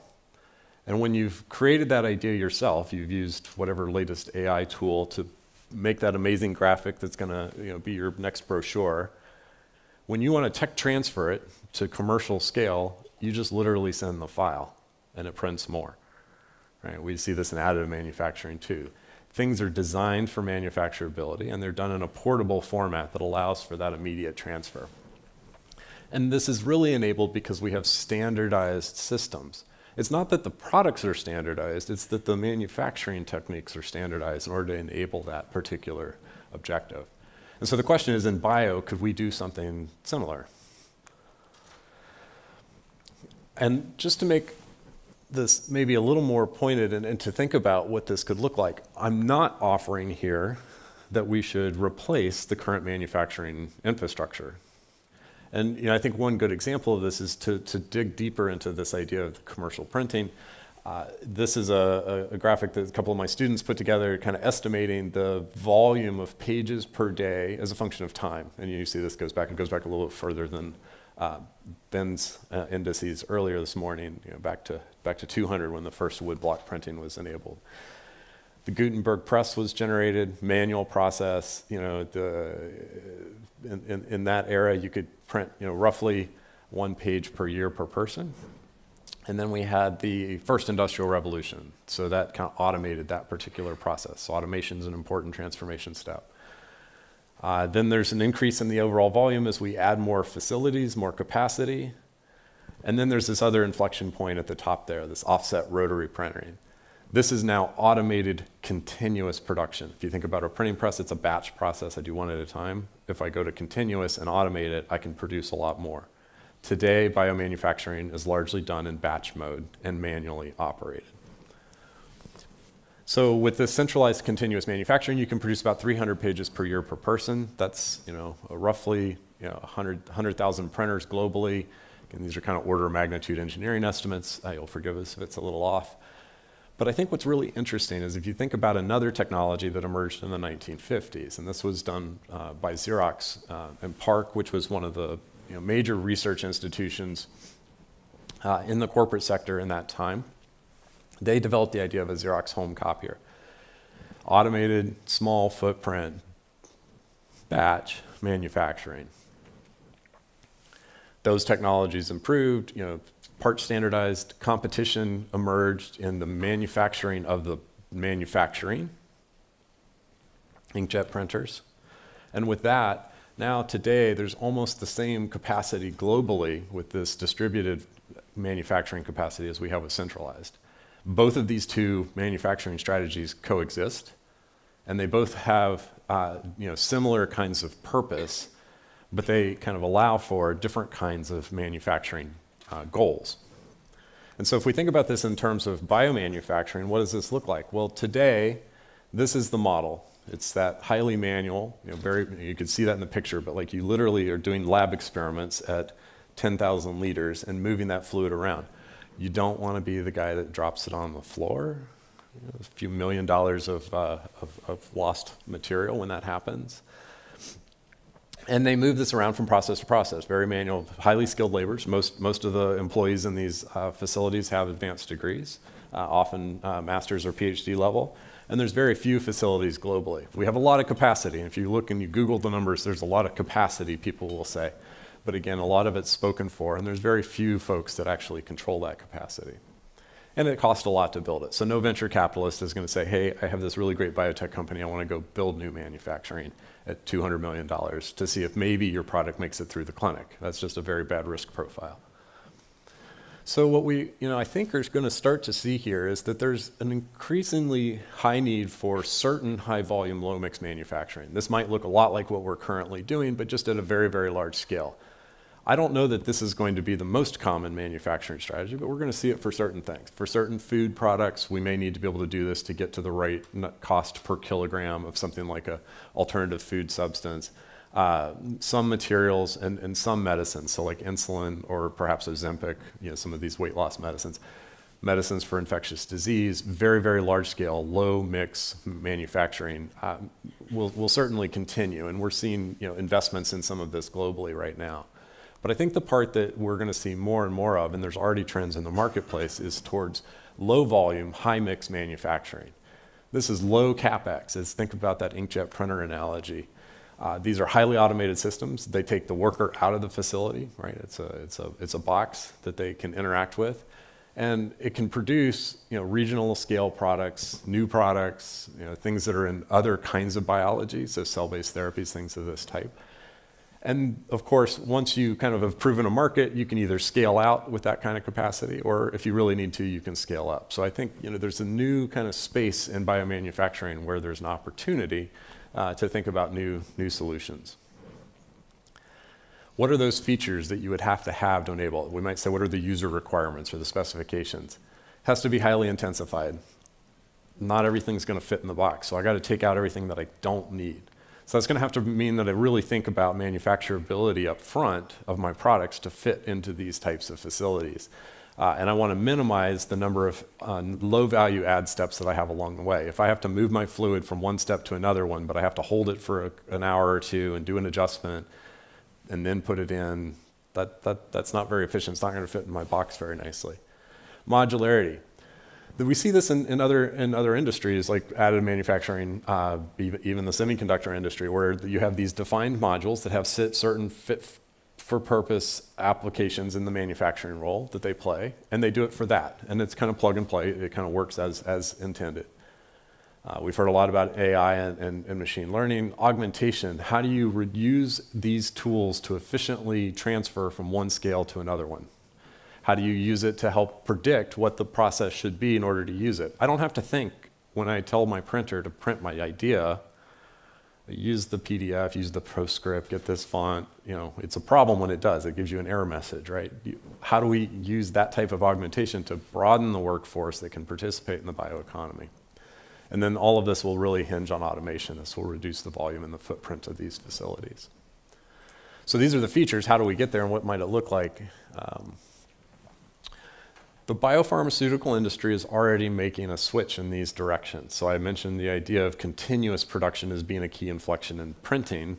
We're seeing the same trend occur in the biopharmaceuticals. This is a nice cost analysis from a few years ago. Looking at the top line there, this is a traditional stainless steel facility like the one that I showed you. Costs about $1 billion to produce in capital. Gives you very high efficiency in the overall production rates per year. But the net present cost when I start day one is quite high, right? Market adjusted forecast. In contrast, if I switch to a continuous technology, in this case using single-use technologies, these are sort of plastic bags and materials of this type. And you go, wait a minute. You just told me that you want to be sustainable. You tell me about plastic bags. Interestingly, in this industry, switching to plastic is a huge environmental savings. 90% of the water and the waste that is treated and used in those traditional stainless steel can be eliminated and reduced by going to these types of single-use technologies. And the amount of single-use material that's used in these types of facilities is like a very small fraction compared to the total global plastic output. So in terms of value of where we spend our plastic dollars, if you will, this is actually a very efficient one. And when I do this, I get a lower net present value to build that facility and modular expansion to be able to cover the same production volumes over time. So the biopharmaceutical industry is moving in this direction. And what they've kind of realized is that there's actually I'll call it a canonical model for what this modular footprint might look like. This is the continuous production of monoclonal antibodies. These are the largest selling biopharmaceutical products by class globally. Treatments for cancer, autoimmune diseases. Keytruda is a good example of this from Merck. They make these in these continuous processes where the materials flow constantly from one to the other. This is a big innovation in this space where it's largely been done by batch. And using these types of strategies, you can now get to about $50 to $100 per gram in drug substance. That's still too expensive for the whole world to be able to sustain and afford, right? So if we wanted to be able to provide medicines into these types of medicines into the global south, we really need these to be about $5 to $10 per gram.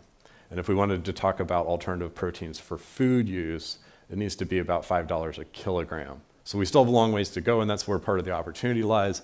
But I think really seeing like where this sort of intensification allows you to do this now in a very pragmatic way.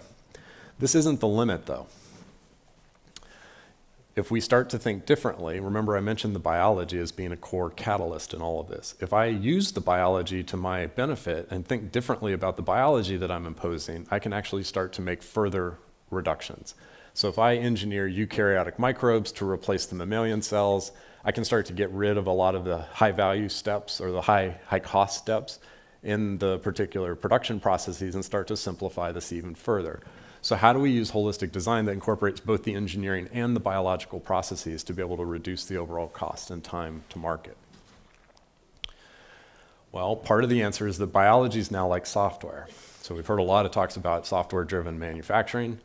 Biomanufacturing will be a biology software-driven industry. And we're already starting to see this.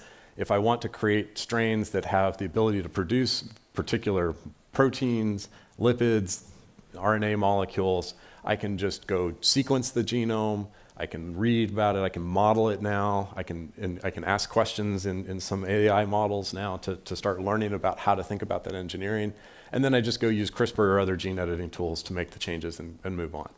So this allows for reusable underlying parts that you can start to use to do the manufacturing. And to this end, we started a consortium at MIT that's really thinking about open source platforms for new biologies to facilitate high volume production using these types of manufacturing hosts, as well as engineering in some of the quality elements that are required. Happy to chat with folks offline about this if it's of interest. But what this lets you do is now suddenly simplify your manufacturing process. I'm showing here 3 different manufacturing processes that we've identified you can do in 6 to 7 steps. These would normally take between 15 and 20 steps in commercial processes today.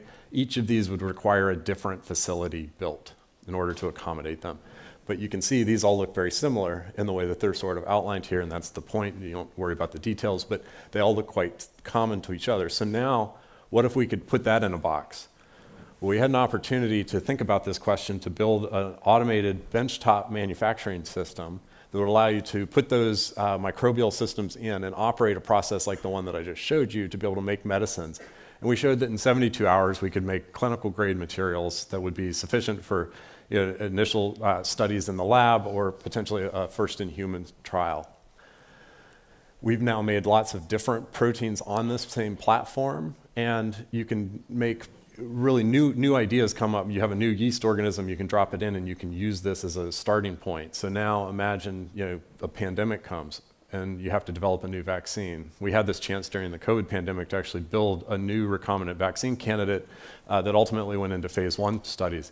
It took us 30 days from the time that we got the DNA sequence to having a process and the materials necessary to be able to advance that candidate forward. So innovating with real speed in kind of new types of small footprint manufacturing is really important. The user interface is also important. So we've spun out a company, Sunflower, that's advancing some of these technologies, and their whole mission is to think about how do you make it so that no one can make a mistake. Everyone who has ever run a bioreactor has plugged the base port in on the wrong pump at some point. That just cost you at least $100,000 in parts if you're in a pilot facility, and it could be as much as $1 million in materials when you are at scale. So how do you use software and good engineering interfaces to allow users to not have to be experts in the manufacturing process, but to be able to do these things simply and as they want to? And how do you allow that to then transfer at scale so that it's the same experience as you move from one stage to the next one? They've taken and demonstrated this idea, that box that I showed you at the benchtop, they've actually now done it in a system that would fit here on the stage. And during the pandemic, had a chance to make some vaccine candidates for SARS-CoV-2. They ran a pilot scale system in an office space in the Boston area, made materials, and then they transferred the persons, the strains, and the software to a warehouse in California and made it on a system like the one that was shown here, all within a couple of weeks. This is pretty interesting. That system that would sit here on the stage could make 10 kilograms of protein per year. To put that in perspective, and I was running the numbers this morning, Herceptin, which is used to treat breast cancer, there's about 1,000 patients annually in Austria that need that treatment. One system of this type could provide that entire supply for the country. What could you do with multiple ones, right? So how do we think differently about scale out to enable wide kinds of products across a number of different things?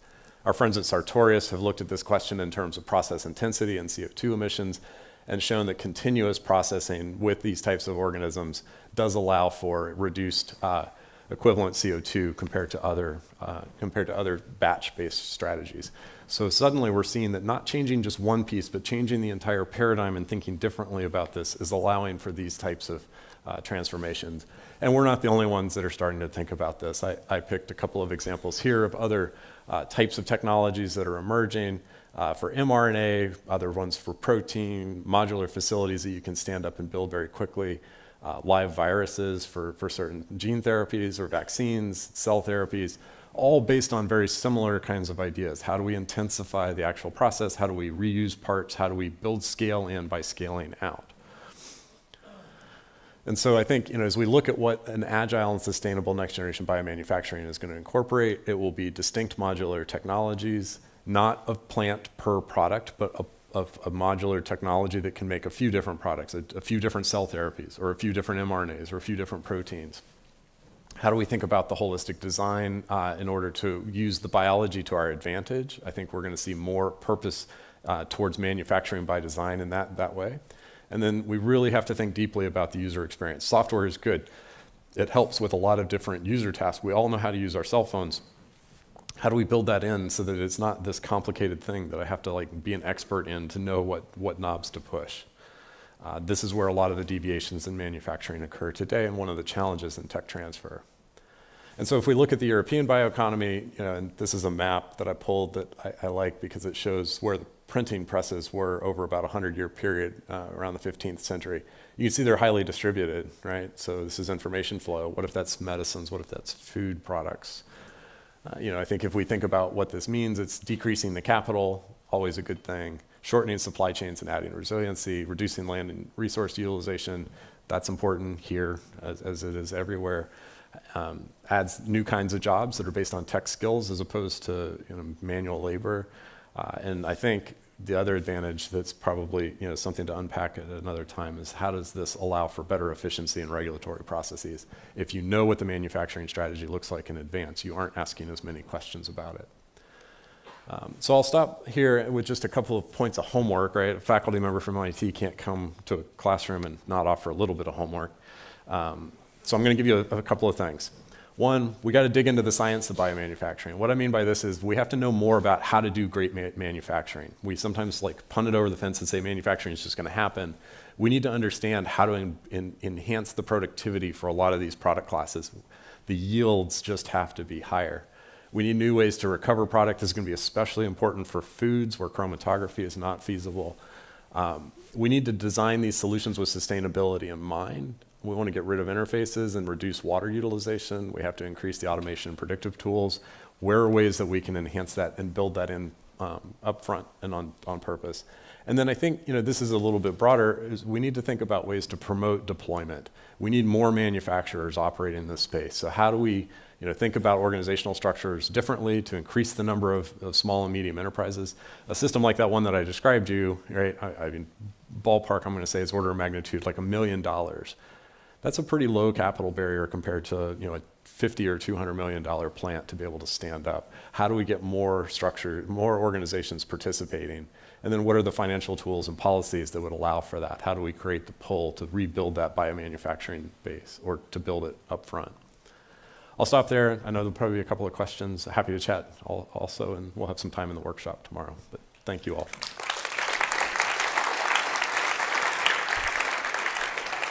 Okay. Some questions? That was really interesting from Christopher Love. He was talking about transforming the biomanufacturing.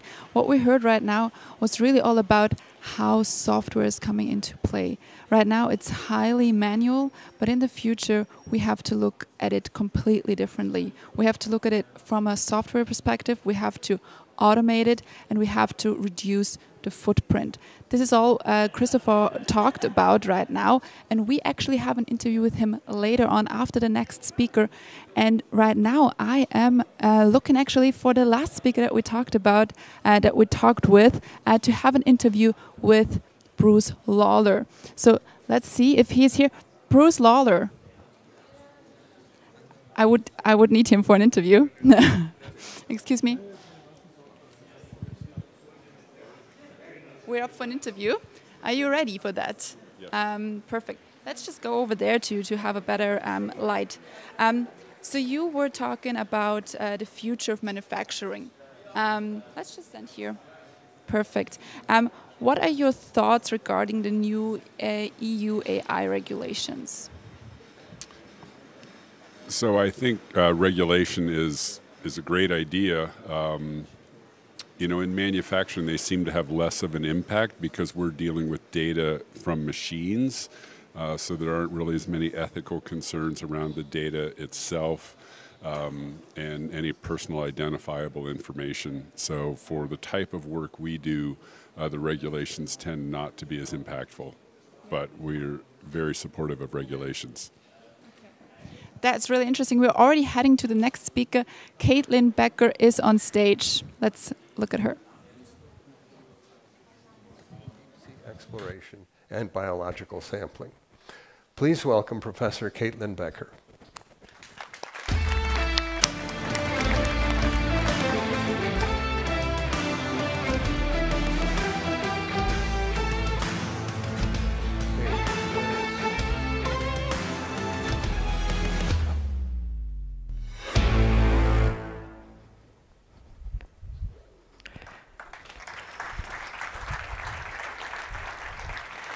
Thank you very much. I'm very excited to be here. I'm going to talk about how I use some materials in non-traditional ways. And I do that kind of at the intersection of machine design and manufacturing. I use soft materials to make robots. I use glass to make structures. Now, just a little bit of context on me to give you some background. So I actually started at MIT for undergrad in mechanical engineering, where I'm back now a little bit over a decade later. But then I worked in manufacturing for a little while and then went back to school at Harvard to work on unusual robots, and now I'm back in the mechanical engineering department. I worked in medical devices, subcutaneous defibrillators, and surgical staplers, and then I worked in nanofabrication.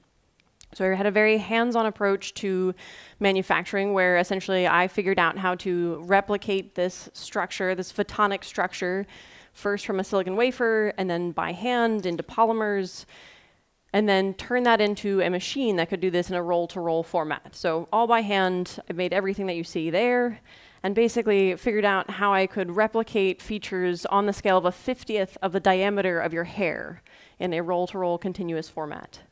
And so now what I try to do is then teach my students how to be able to do this fluently, how to go from kind of these basic robots into something that's a little bit more functional, and then go from kind of bespoke projects into something where they can make large-scale kind of decisions and design.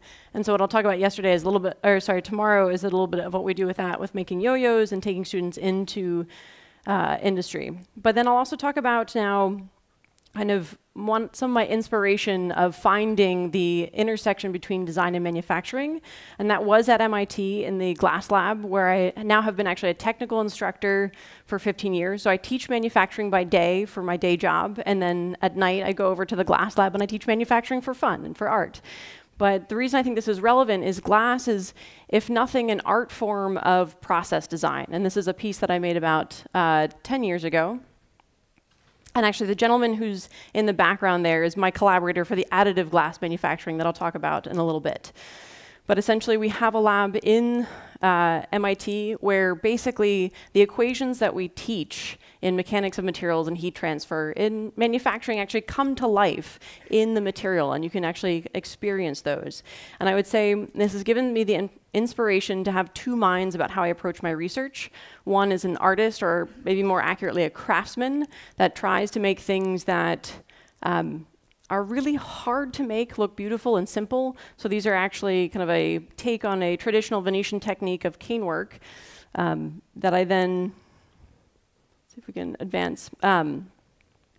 And the color work actually is kind of what looks like the complicated part, but it's really the form here. So the artist in me wants to say, I want to make something that's very difficult to make look very simple and beautiful, and the engineer wants to take something that looks incredibly complicated to make, like the color application here, and make it actually relatively simple. And I do that with simple tools as well. So I start from just clear nuggets of glass and white bars. And I use essentially metal sticks to turn those into white stripes. I turn those into cane, a form of, essentially you could think of it as like pieces of lace, the lace that then gets fused together and morphed around a sphere. Now, the most direct transition to my research would be if I then took you into the additive manufacturing of glass, but we're going to go to soft robots instead. So I would say that glass actually helped me in figuring out how to design soft machines. And this is a soft robotic hand about 800 meters underwater picking up a sea cucumber. Now, the marine biologists I work with don't actually care too much about sea cucumbers, but this was a demonstration that while withstanding many, like thousands of pounds, sorry for the units of hydrostatic pressure, I could also gently pick up an animal without stressing it out. Important to the marine biologists that I collaborate with, because these animals, when they get stressed, change their DNA expression, which meaningfully affects the science. And so then when what we're really looking for is endangered coral, I can show them this picture and say, look, I picked up the sea cucumber, it was safe, it did not express stress, in the sense that when these creatures are stressed, they'll actually, it's not the most pleasant thing right before lunch, but they'll avert their stomach as a way of saying like, hey, here's my wallet, please don't mess me up. We were able to pick it up, give it a hug, put it back down. But the way that I actually make these robots differs a little bit from the traditional machine design that I learned in undergrad. And so I have to think about kind of how do I then use soft materials to make something that's traditionally rigid? What functionality can I get out of using a different material? And so we take a lot of inspiration from things like Octopi, and actually, to be honest, cartoons. I think Disney has done a great job in imagining what we could do if our robots were a little bit more compliant and friendly. And so then how do I build that into reliable machines? Well, I'll tell you, I don't do it the way I do with rigid materials. If you try to bolt squishy things together, if you try to glue them or braze them together, they will delaminate. It will not end well. So then, when trying to make soft hands reliable enough for deep sea biological sampling, it was my first application, I have to think about how to make them last longer, how to give them higher payloads, higher burst pressure. And so I'll go out to sea on a vessel like this for maybe about a week, a little bit longer. I don't go in the water. You couldn't pay me enough to get any more than 10 meters underwater. So we send an ROV like this, Hercules, down thousands of meters underwater. And by the way, this is actually the boat that discovered the Titanic. And I think this pointer won't work on here, but Argus, the ROV on the left, is actually the ROV that discovered and videotaped the Titanic in that initial discovery. But what I see when I'm on the ship, everything comes out of this bubble cam, and I have a rigid manipulator that I'm frankly not controlling. It's the pilots who do a wonderful job. But if you see what this looks like, as talented as the pilots are, let's go back and see if we can start this. It's a difficult task. You have a rigid manipulator that was designed for construction and demolition, laying oil pipeline, trying to pick up a squishy little mobile creature. And then sometimes when you pick it up, it's no longer mobile. Oops. Even more so, sometimes when you pick things up, they start to break. And so if you could make a compliant gripper, not only are you reducing the stress, you're actually increasing the success rate of retrieving some of these samples by making something a little bit more compliant. So I pioneered this. I think this was work from 2015, 2016 on the left here. We went down 300 meters underwater in the Red Sea. And then a more recent example of one of my prototypes went down to 4,000 meters underwater and was on display in the American Museum of Natural History. And to see what this looks like a little bit in situ, this is still kind of older videography of the grasps, but here we are picking up the sea cucumber or giving a holothurian a hug. But essentially, one of the things that's really helpful is that by working with materials that are more compliant, closer to the compliance of the creatures that we're picking up, I can actually passively adapt to them. Now, this is one of the squishiest things that I pick up, but if it's a crab or coral, then the fingers can actually adapt to the creature that we're picking up. And then another challenge with rigid materials is seawater is actually incredibly corrosive. But the silicones that I use are so inert that I can actually use salt water as my hydraulic fluid. So if I spring a leak, I'm not contaminating the coral colonies that we're studying. It's really important. Okay, what I won't talk about so much today is some of the design that I do around this, basically adding structural adaptation, essentially not using artificial intelligence, but using physical intelligence. I program behavior into these underlying materials to make them behave in certain ways and have certain limited contact pressure. I can tune the contact. Imagine if you could turn the friction of your fingertips on and off while manipulating something to give you more dexterity. I will tell you a little bit about the distributed contact. We'll come back to that. But I'll also skip some of the sensing and control that we do in the lab to talk more about the manufacturing, because really that's the most important piece when doing this work at sea. It costs $60,000 a day or more to operate one of those vessels. And a dive of the, so sending the ROV, remote operating vehicle, down might last for over a day. So if one of my hydraulic actuators, one of my squishy balloons pops a leak, that's a lot of opportunity lost. Not to mention kind of how that looks when we're in live broadcast, and then with the marine biologist sitting right next to me.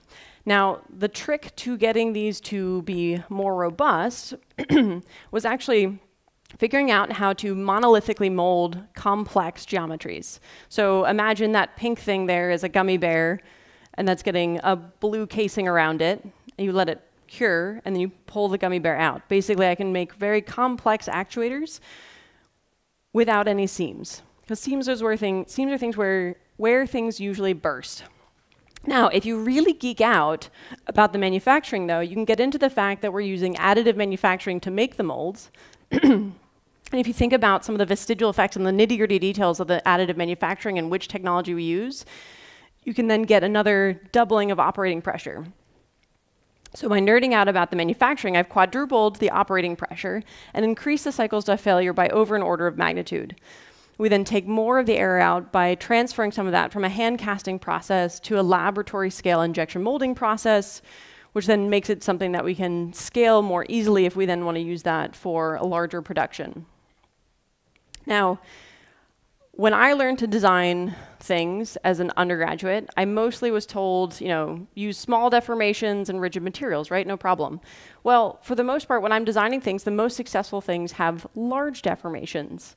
And a lot of the software that we use kind of caters towards that. So we're now bringing together different pieces of software to bring in functional requirements, and then manufacturing limitations, and then explore the design space that's possible to get large deformations. But then with that, be a little bit more nuanced about what the functional requirements are. So a lot of software boticists, I don't expect a lot of you necessarily to be familiar with this, but they might say, oh yes, I've optimized the performance of my soft robot. I have made it curl at the lowest pressure possible.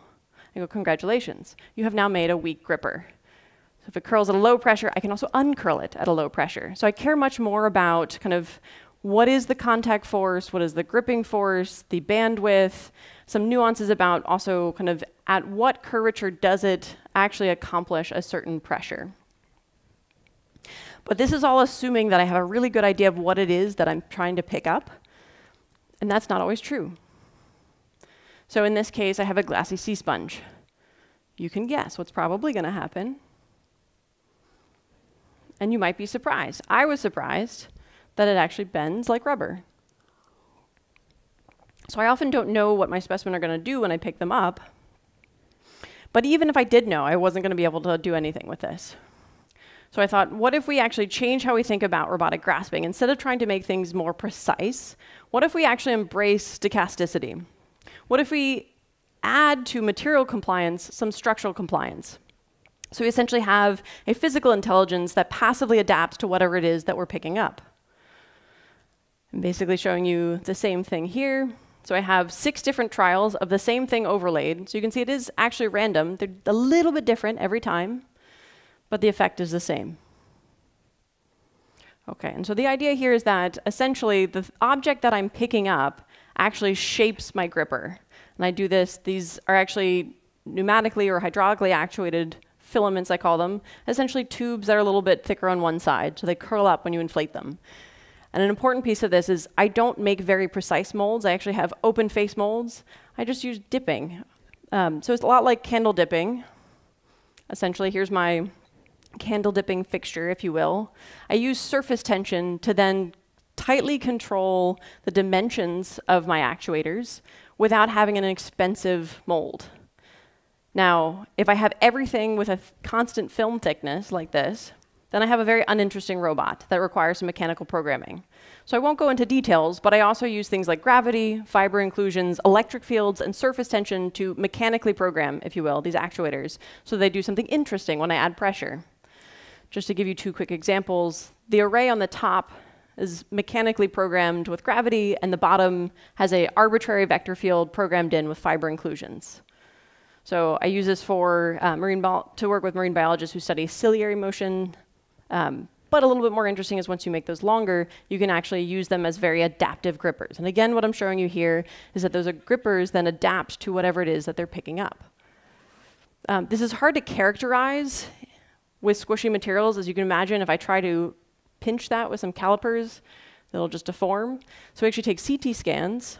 And I'll skip through this mostly quickly for time, but basically we can then turn that into a digital model that we can then do more mathematical analysis on to really look at the degree of entanglement. If anybody wants to geek out about this, please ask me in a break. But essentially, we can quantify how entangled these actually are, and then what it ends up looking like is we can even show you kind of which type of objects they'll best pick up.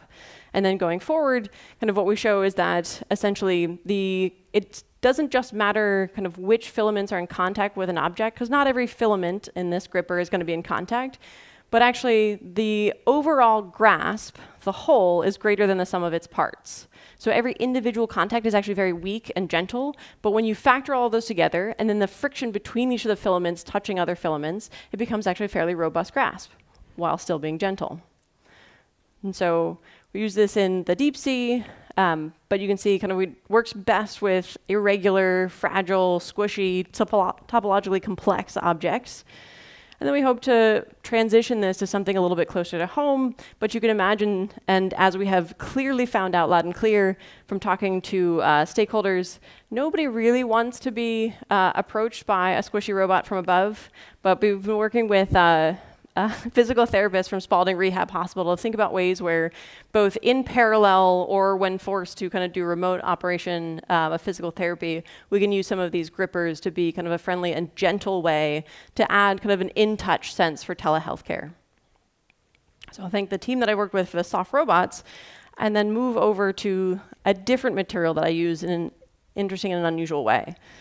And so my group, the Fabrication Integrated Design Lab, has been collaborating with Evenline. And so Evenline is really only 2 people, one of which was that gentleman that you saw in the picture, longtime glassblowing partner of mine and a colleague from undergrad. And actually, we then use a 3D printer, which he invented and I basically consulted on the first generation of. We use a 3D printer to then additively manufacture structural masonry out of glass. And so again, I'm using an unusual material, but a lot of what I care about and I do research on is then the manufacturing and mechanical design side of this. Just kind of some context of where the technology is. In 2015 was the first printing of kind of like individual units. In 2018, out of Neri Oxman's group in the Media Lab at MIT, then they built a column for kind of a visual display. And now, most recently in 2024, we showed how we can use this for structural masonry. And so we're going from individual unit, again, to column, then to an array. And actually what we're doing in current research in collaboration with TU Delft is looking at the inner layers of these, because what we can do is we can actually use recycled material to print structural masonry. But then the masonry itself can actually be recycled again, fully, as long as the inner layers then are completely separable. So that's what we're working on with TU Delft. And again, so this is a view of the printer. And just to give you a sense of again, what I focus on is not just design for manufacturing, but looking at how the design of an artifact comes from functional requirements. But then the design of an artifact then defines the process by which we make it and the architecture of the 3D printer itself.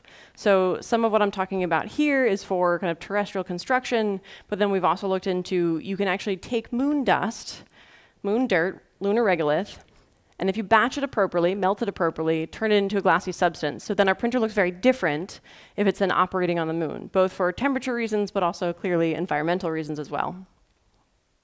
Okay, so why would you potentially want to use additive manufacturing for glass, particularly structural glass?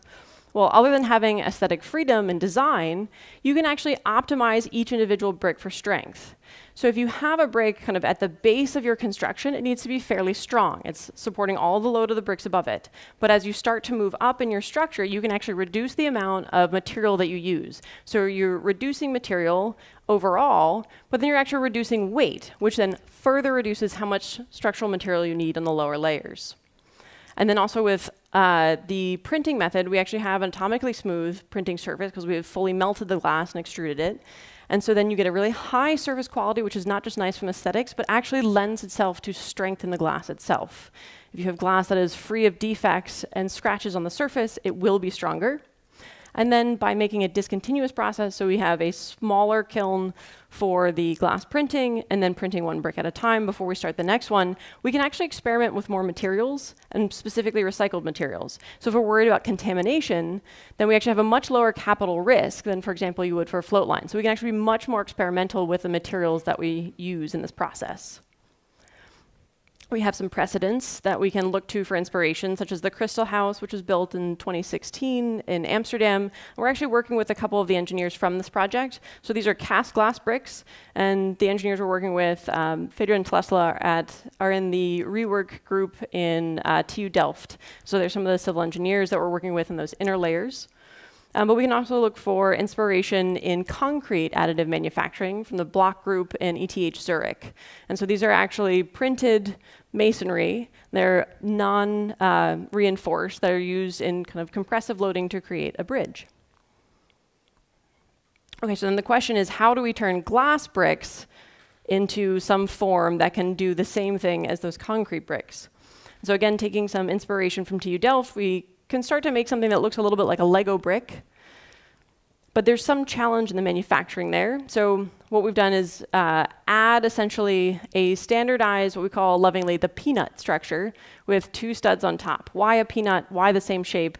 I did just tell you that one of the magical things about additive manufacturing is that we have a lot of design freedom, and here I'm printing peanuts over and over again. Well, I am also an engineer, and we wanted to do this to just have standardization and to be able to do a feasibility test. So I apologize that it's only the peanuts. You can imagine that some of these have wonderful, fantastic surfaces printed on them as well. Now, so we have the studs for interlocking and lateral loading, but all of the vertical loading actually transfers through the size of the bricks themselves. Like I said, we're working on inner layers so that we can completely reuse them and disassemble them in between structures. And like I said, we're keeping these identical for now, just for testing. Okay, so with that structure, the hardest thing right now for us to print is that little overhang, that pesky little 90-degree turn between the studs. For those of you who are familiar with 3D printing, this will be obvious. For those of you who are not familiar with 3D printing, you might think I have 2 heads right now. Trust me, it's a manufacturing challenge. So we have 3 different ways where we're exploring how to do this. One is skip entirely. Just print a hollow block and have something else, let's say a metal inner layer in between, where you can have them interlock. Or you could have a print cast glass part, which then led us to the next option. Is like, oh, well, what if we actually have a hybrid manufacturing technique where we both print glass and then cast into it? I'll come back to this. And then we have finally figured out how to fully print this.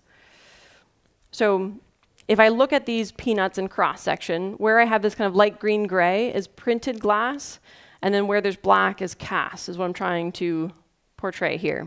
And this is what it looks like as we're looking into the machine and having these kind of coil pots of glass printed. So for the hollow unit, it's just entirely printed. We cut off the top and the bottom, we polish a little bit, we're done. Easy. For the print and cast method, we start again with a fully hollow unit, and then we place it on top of a graphite mold, and then actually cast into it. So the nice thing about this is that we actually get a tighter tolerance from casting than we can get from the printing. But then it also gives us ideas of, well, if we wanted to cast glass and get more adventurous with the forms that we're casting, normally with cast glass, I have to make a mold. If I want a different form, I need a different mold again. And so that's both a consumable, but also something that at the end of the day creates waste. So in this case, you can create or print custom forms and cast into them. So your tooling becomes part of the final product and does not contribute to waste. Okay, so here's a picture of our final cast brick, printed on the sides, cast on the bottom. And then we have the fully printed brick. We use the same graphite mold, we put it in the printer, we print on top. So here we go. And then we have the 3 bricks again. I realize it's very hard to see those because I'm taking a picture of a clear thing on a white background. But then the next step is then, of course, to do some mechanical testing. Will these actually stand the load? So we tested these both as if they were stacked in a column, but more importantly, to start building kind of larger structures and walls as if they were spanning 2 bricks above and below. So I have that accomplished essentially in aluminum fixtures, and then we put the aluminum fixture around the brick and crush it with a lot of pressure. And so the first thing that you're going to see is the initial fracture. And so we track when that first fracture happens, and then we keep loading it until there is no brick left.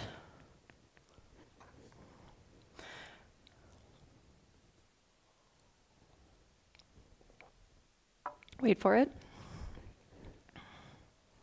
Okay, that seems scary, but the difference in those 2 loads is quite substantial. So the nice thing we see here is you have a lot of load-bearing capacity to begin with, kind of approaching with just the hollow units the sort of stress that we could sustain with concrete. But then there is also a very big jump to ultimate failure, because it's not about with glass or even concrete whether something will break. In every building, in almost any material, something will break. And so it's about designing for redundancy and having indicators of when you might have a risk. And so we already have plenty of strength for this to be a structural material, but then we also have plenty of warning if there is an initial failure and time to then remove that brick and put something else in its place. By the way, if we remove that brick, we can put it right back in the printer and print again. So all of that material can be reclaimed. And so we look at kind of then from this, these are really early studies. Remember I showed you this was 2024, so just last year is when we started using this for a structural material. So now what we're doing is diagnosing kind of what are the different factors that actually affect strength. I won't go into the details, but if you're curious, you can ask me another time. Basically, a lot of the post-processing is a big factor. So how did we grind it? How much did we polish it? What surface did we print it on? These are all very important things that really highly affect the strength of the brick. Remember I said, if you have a pristine, if you have a perfect surface, you have a stronger piece of glass. As soon as you scratch it, then you have to start worrying about, okay, do I have a different strength performance? Other things, this was a very manual process. And so we have defects. You saw my colleague then casting into our printed brick. We have small defects for where the casting didn't fill entirely. Turns out these also can then affect the performance, which is part of why we see the fully hollow unit is something that then performed much better. And again, why we're working with TU Delft to then work first with the hollow units, and then we'll revisit some of these hybrids. The next thing to go through then is just printing with recycled glass. So we've actually been able to use bottle glass. So like these Bombay Sapphire gin bottles that I have taken the label off of because I can't show them. But it's a really lovely blue to print out of. So we batch those and print those into bricks. We've also used float glass. So my colleague, Michael Stern, who's the founder of Evenline, is a artist in residence in Pilkington. So we've gotten Pilkington float glass that we've then printed into bricks. I'll spare you the calibration between different materials, but not all glass is the same. They melt at different temperatures, but we can then calibrate by having the same temperature or different temperatures to achieve the same viscosity is what we really care about. But then a more artistic demonstration of this calibration are these three pieces printed in three different types of glass. The first is a studio cullet that you would use as a glass blower. The second is Bombay Sapphire gin bottles. The third is a float glass. And if we zoom in, what we've done is essentially while in line and printing, we actually just jog the nozzle off a little bit and then come back on. Let a little bit of the glass drip down the sides. My colleague calls this kind of the series of ticks. And if we look then comparing those to the three objects, you can see kind of with the cooling time and viscosity combined, we actually get the same result from those three glasses, giving us some confidence visually that we've been able to calibrate the machine. The last thing that printing with recycled float glass buys us is again an opportunity to work with a hybrid setup where we can actually print directly onto flat glass. So we've actually cut up one sample here and are still in the process of testing some of those joints. But you can see that we can both print directly on flat glass, but we can also preserve its flatness. We can then also preserve some of the high temperature coatings that Pilkington puts on their glass for a nice either visual and or functional effect. Lastly, we can use these then for facades, both for kind of decoration, but also then stiffening in the face of load shear, or wind shear, excuse me. And then can print some of our bricks directly on flat glass. It's hard to see, but there is a piece of flat glass on the front there, which can then get assembled. So this is an osteomorphic shape inspired by the TU Delft group. And then some of where this is going is then working in both kind of glass, but also collaborating with a group at MIT. And this is a rendering that they made where if I could gesture at the columns with a pointer, I don't think I can. Go back. Then basically those are all made from modular, reusable concrete units. And so basically in this rendering, all of the concrete supports and glass are reclaimable and reusable. And with the glass, then they are also then fully remeltable. And so with that, I'll take, if you have, we may not have time for questions. I realize we've run over, so maybe you all want to get to eat. But I will at least say thank you to my group, and thank you to you all for listening.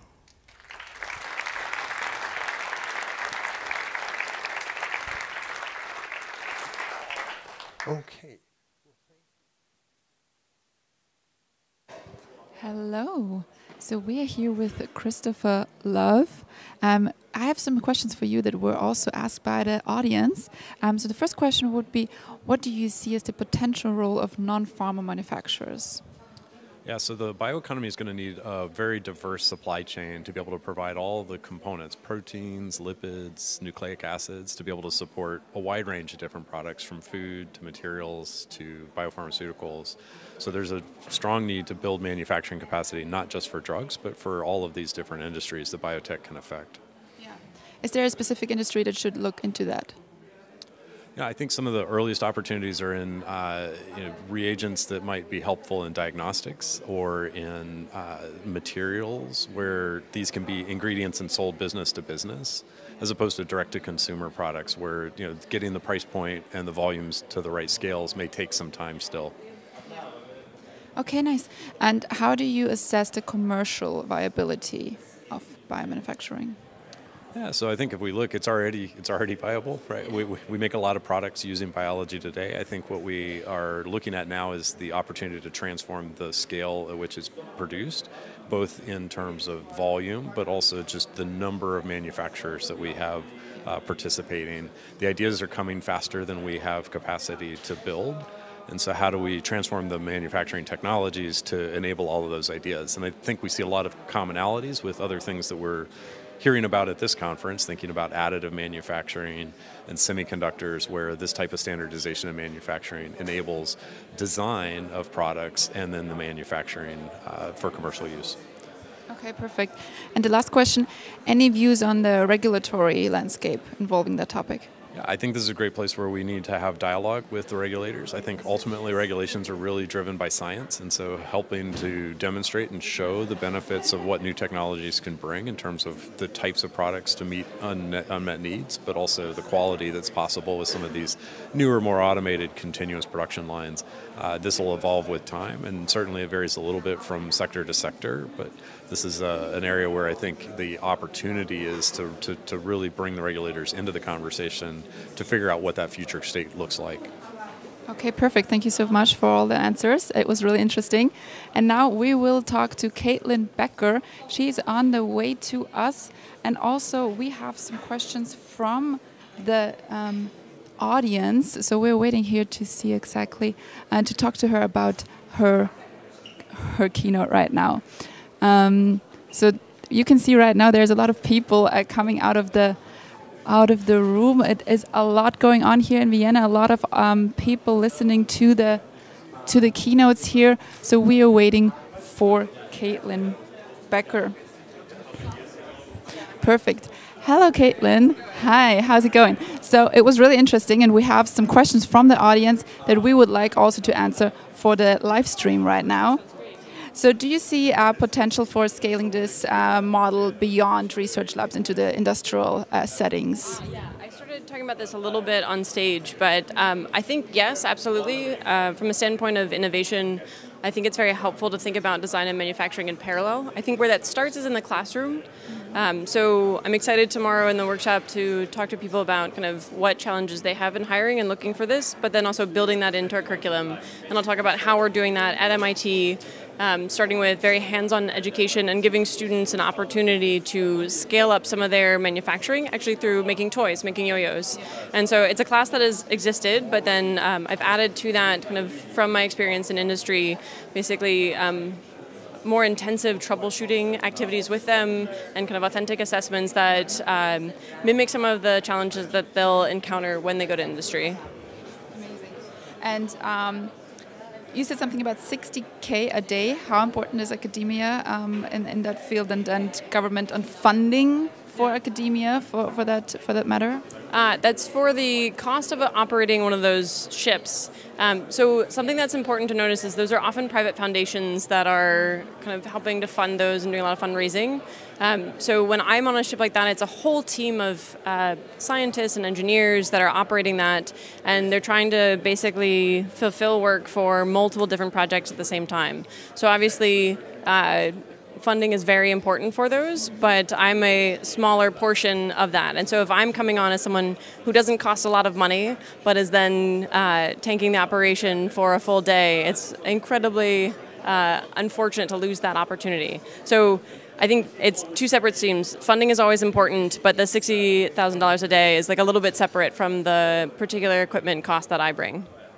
I understand. And which trends do you see now in this field? What is going to happen 2026? For which field? Soft robotics or glass manufacturing? Whichever you like to talk about. Yeah, fair. One thing I'm very excited about in soft robotics is I think the field is definitely taking a stronger interest in manufacturing and recognizing the importance of reliable and repeatable manufacturing. So I hope that my group then essentially helps to shape a kind of rigid, not rigid, but a deterministic framework, a strong framework for how to navigate design and manufacturing for soft materials. For glass, I see that we're beginning to trust that glass can be a structural material and then give it an opportunity to be kind of both a beautiful material to work with and also sustainable in the sense that you can reclaim and recycle basically all glass as long as it's not contaminated. And then I hope we bring in an opportunity to use more recycled glass from bottles and containers. But I think more and more you see people are being adventurous and trusting that it is in fact a strong material as long as you design and manufacture it appropriately. Amazing. Sounds great. Thank you so much for your work. Thank you for the keynote and all the answers. We are having a lunch break right now here in Vienna. So we are back in just about 20 minutes, I think. So see you later. Wonderful. Well, I hope you all had a wonderful lunch out there. I had some wonderful serviette and knödel. Kosima, did you get some food? Yeah, I actually had some salad, so that was really great here Excellent. in Vienna. So we are back basically in some minutes. So we are ready to see the second half of the program. And I'm excited. I've looked at the speakers. We have some great speakers coming up this afternoon. And just like this morning, they're going to be highly relevant with views from MIT and around Austria on what's coming. And I think here we go. I think it's starting. So come on with us. Let's go. I hope all of you had the chance to enjoy lunch. Also, maybe make some new connections. That would be the best case scenario, I guess. It would. And right now, I will hand over the stage again back to you, Randall, and you can tell us what's next on our agenda. Okay, There you go. thank you so much. Well, welcome back. With automation, AI, and the global drive for carbon reduction transforming manufacturing, Hiram Samel sees capital markets allocation remaining misaligned with the sector's evolving needs. He notes that the tension between institutional investors' preferences for efficient asset-light models and the significant capital expenditures required for transformative manufacturing presents a substantial challenge. He believes that engaging capital markets early, supported by innovative business models, refined narratives, and industrial policy, is essential to mobilizing large funding pools of capital that advanced strategic priorities require. Please welcome Hiram Samel.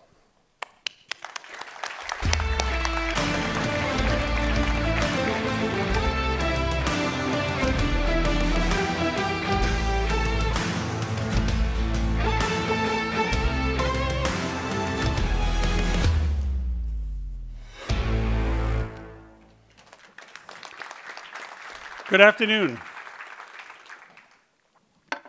So today, every time I come to an MIT event, I'm always impressed by my colleagues because I learn so much, and I can't say I understand all of it. So thank you. I'm glad to hear that. It makes me feel a whole lot better. But I can say to you that I'm going to talk to you today about money, and I think money is something that we all understand, and I have to say that I came by this honestly. And so I'm looking out into the audience, and I see a bunch of you, and a lot of you look to me to be mid-career. And so actually, I'm a second-career academic. I didn't go back to MIT to get my PhD until I was 48.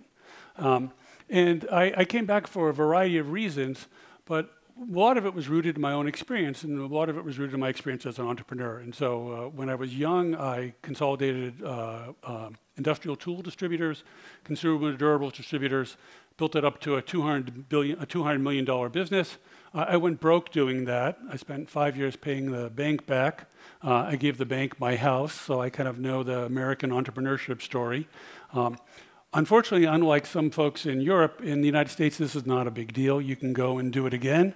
I started a textile manufacturing company, grew that to what I would call medium size, probably 200 people.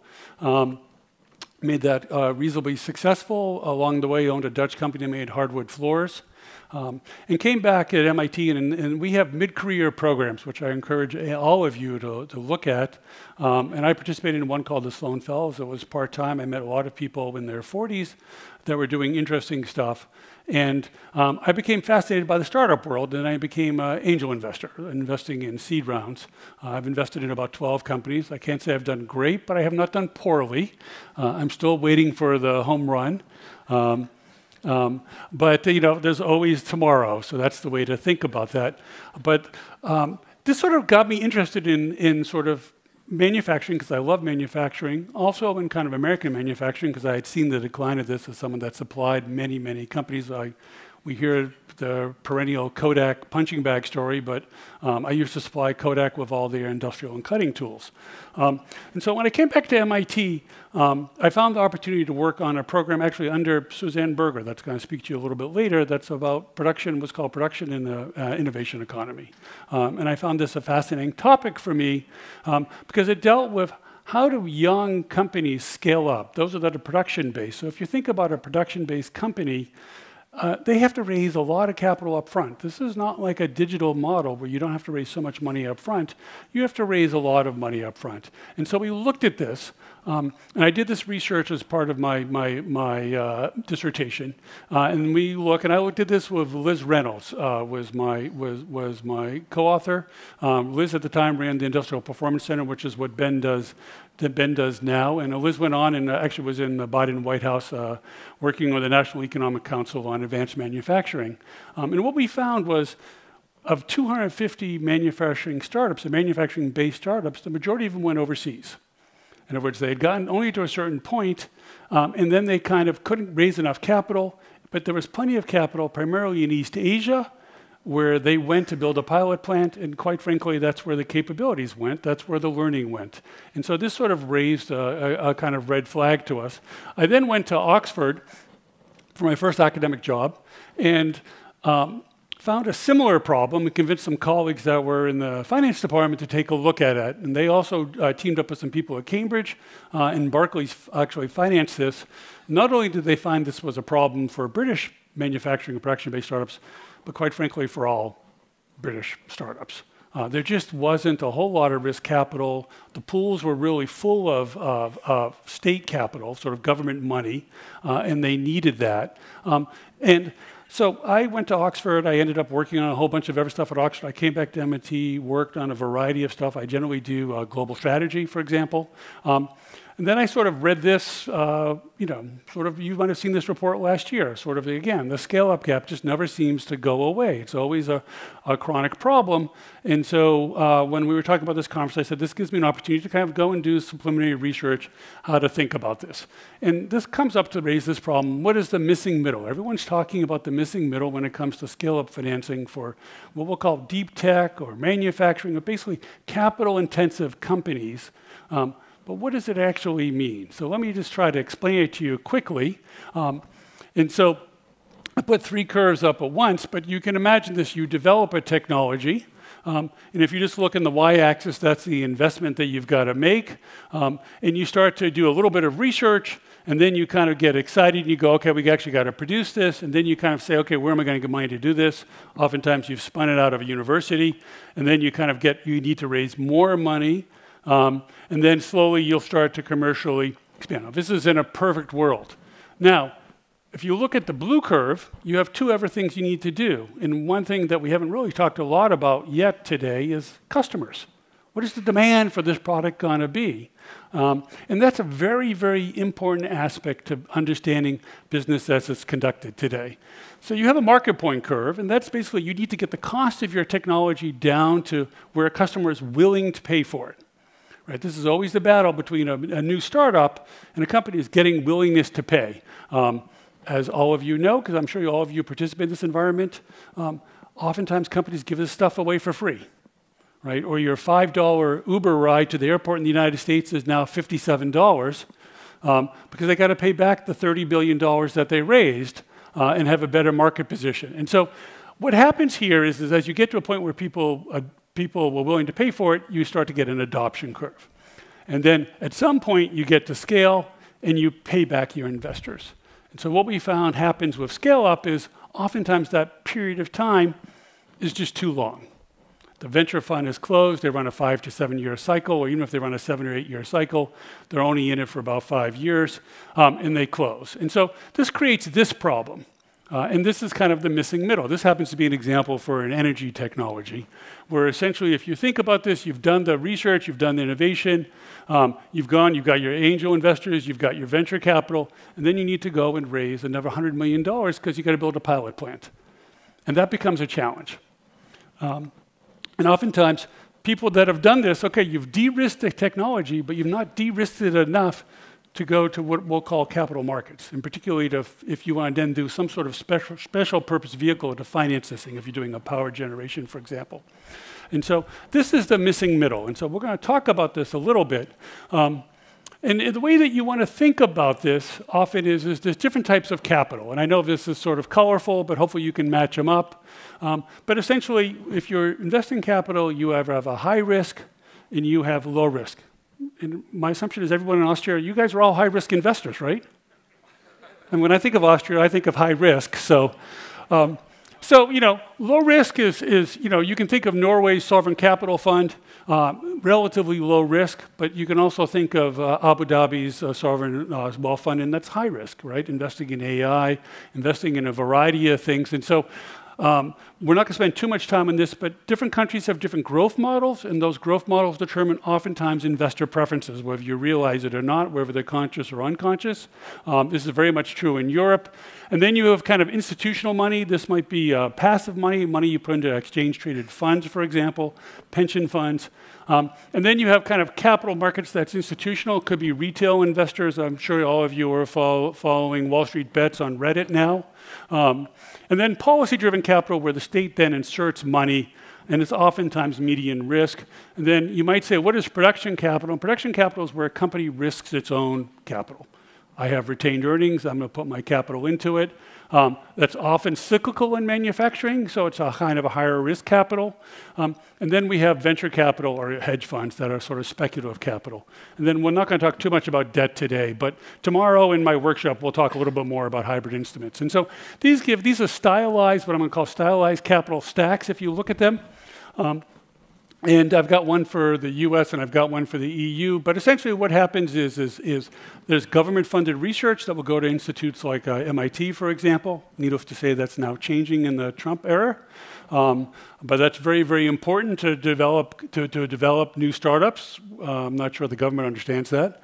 And then essentially, venture capital will come in. Oftentimes at places like MIT, venture capitalists walk around labs looking for very young inventors, looking for things to do and trying to find them early.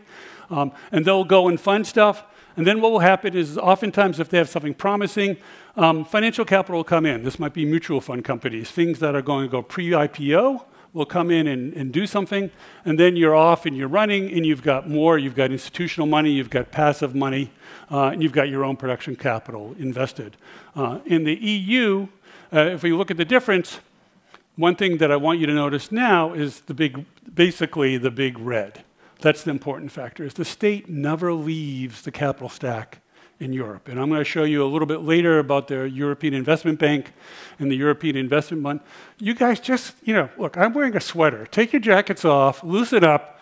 I'm going to try and convince you to invest some money in manufacturing by the time I'm done. So it's important, but because basically the problem in Europe is you're just too risk averse. Right? There's not enough money flowing into the sector. And what I'm going to try to convince you is that oftentimes people look to the state for this problem, but the state can't offer all the de-risking solution. You need the competition that the marketplace provides.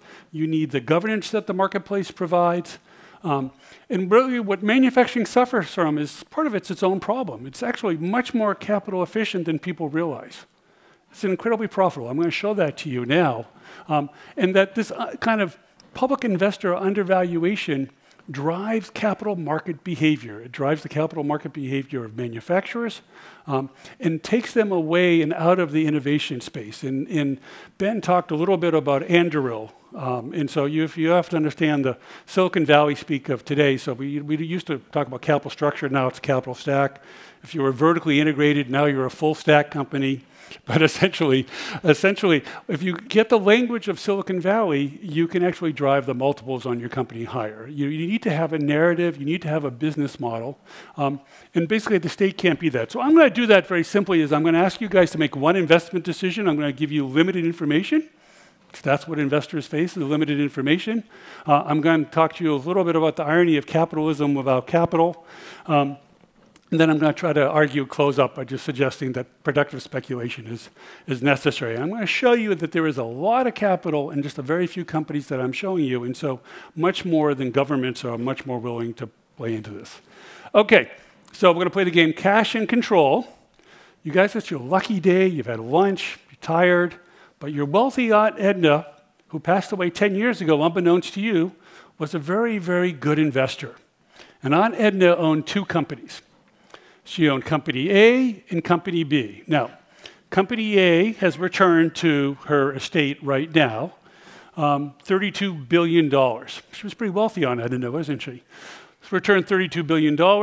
Company B returned nothing for the first 7 years and then returned $15.7 billion in the last 2 years. Okay, Company A was very diligent about their shares. They didn't issue any new shares, or if they issued new shares, they bought them back. And Edna still owns 100% of it. Company B diluted their shares to the tune of 48%. So you actually still control it. You own about 67% of it, but it diluted their shares about 48%. Okay, I'm going to sum it up for you on this slide before I ask you to vote. Okay, Company A, 32 billion return, pretty nice. Company B, not so bad, 15.7 billion.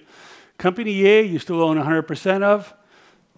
Company B, 48%. Now, I want you to view this as if you're, well, actually 67%, but 48% diluted. So I want you to think about this as your own private investment now. Which one would you rather have? Company A, all those who would rather have Company A, raise your hand. One hand. Really? You gotta vote. Okay, so Company A, 32 billion. Thank you very much, Bruce, because you got everyone behind you. Okay, and Company B. So actually, more people voting Company B. So why would you vote Company B? The slope looks a little bit steeper, right? But you've waited 10 years to get that, right? So I mean, you missed all that return beforehand. So what's interesting is, you're correct if you voted for Company B. Company B has a market cap of $285 billion. Company A has a market cap of $131 billion. Company B trades at a price-to-earnings multiple of 47. Company A trades at a price-to-earnings multiple of 21. Company B is a company you may know, Salesforce. Company A is a company you may also know, John Deere, right? Two very, very good companies. Salesforce is a very good company, and John Deere is a very good company. Let's take a closer look at them, though. Okay, so the risk-reward ratio and the willingness of investors to invest in companies as kind of our colleague pointed out, is that the steeper curve comes at the tail end, has got people investing in this. I'm going to explain this a little bit further to you, but it gives companies more financing tools. And so if you look at Salesforce trades at a much higher multiple than almost any manufacturing companies. There are companies like Danaher and Heiko that trade at high multiples. I'll talk about that more tomorrow.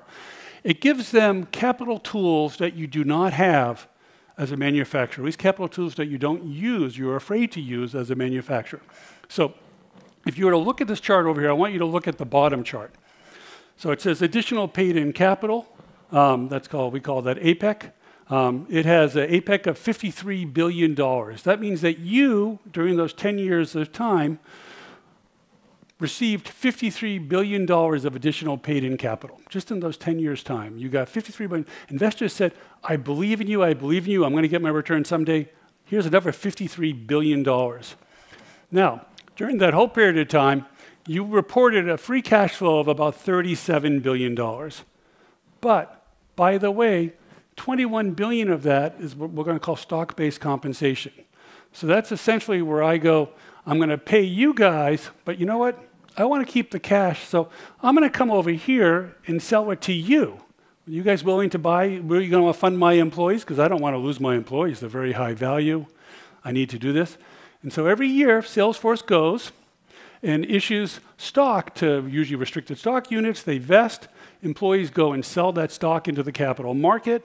And Salesforce gets to keep the cash. So basically, Salesforce keeps this cash, reports it as free cash flow, It has a high multiple. It then goes and buys companies for stock.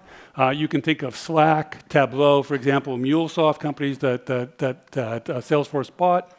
And Salesforce said, I'm getting a little nervous because no one's got any money back until the last 2 years. I better start returning some money. They returned $15 billion. So you've given them $55 billion and you've gotten back $15 billion. And you've paid their employees effectively $22 billion. Let's take a look at Deere. John Deere is a much more typical, what I would call, manufacturer. It generates a lot of cash, a whole lot more than Salesforce, $51 billion. It made some small acquisitions. Maybe it made some acquisitions. It made $6 billion worth of acquisitions in cash. Issued no additional stock, or maybe some small additional stock, which it then purchased. But then returned $10 billion in dividends and $21 billion in stock buybacks. So here you have two completely different models. John Deere is paying you back, and Salesforce is taking your money. So if we were to kind of think about this and look at this, John Deere, which trades at a much lower multiple, almost half of what Salesforce does, actually has grown its business nicely, reasonably nicely, although the last year, it is a cyclical business, so you can see that in the top line. That's the top solid line. The dotted line is their equity. They've grown their equity too, but not quite to the same level as their revenue.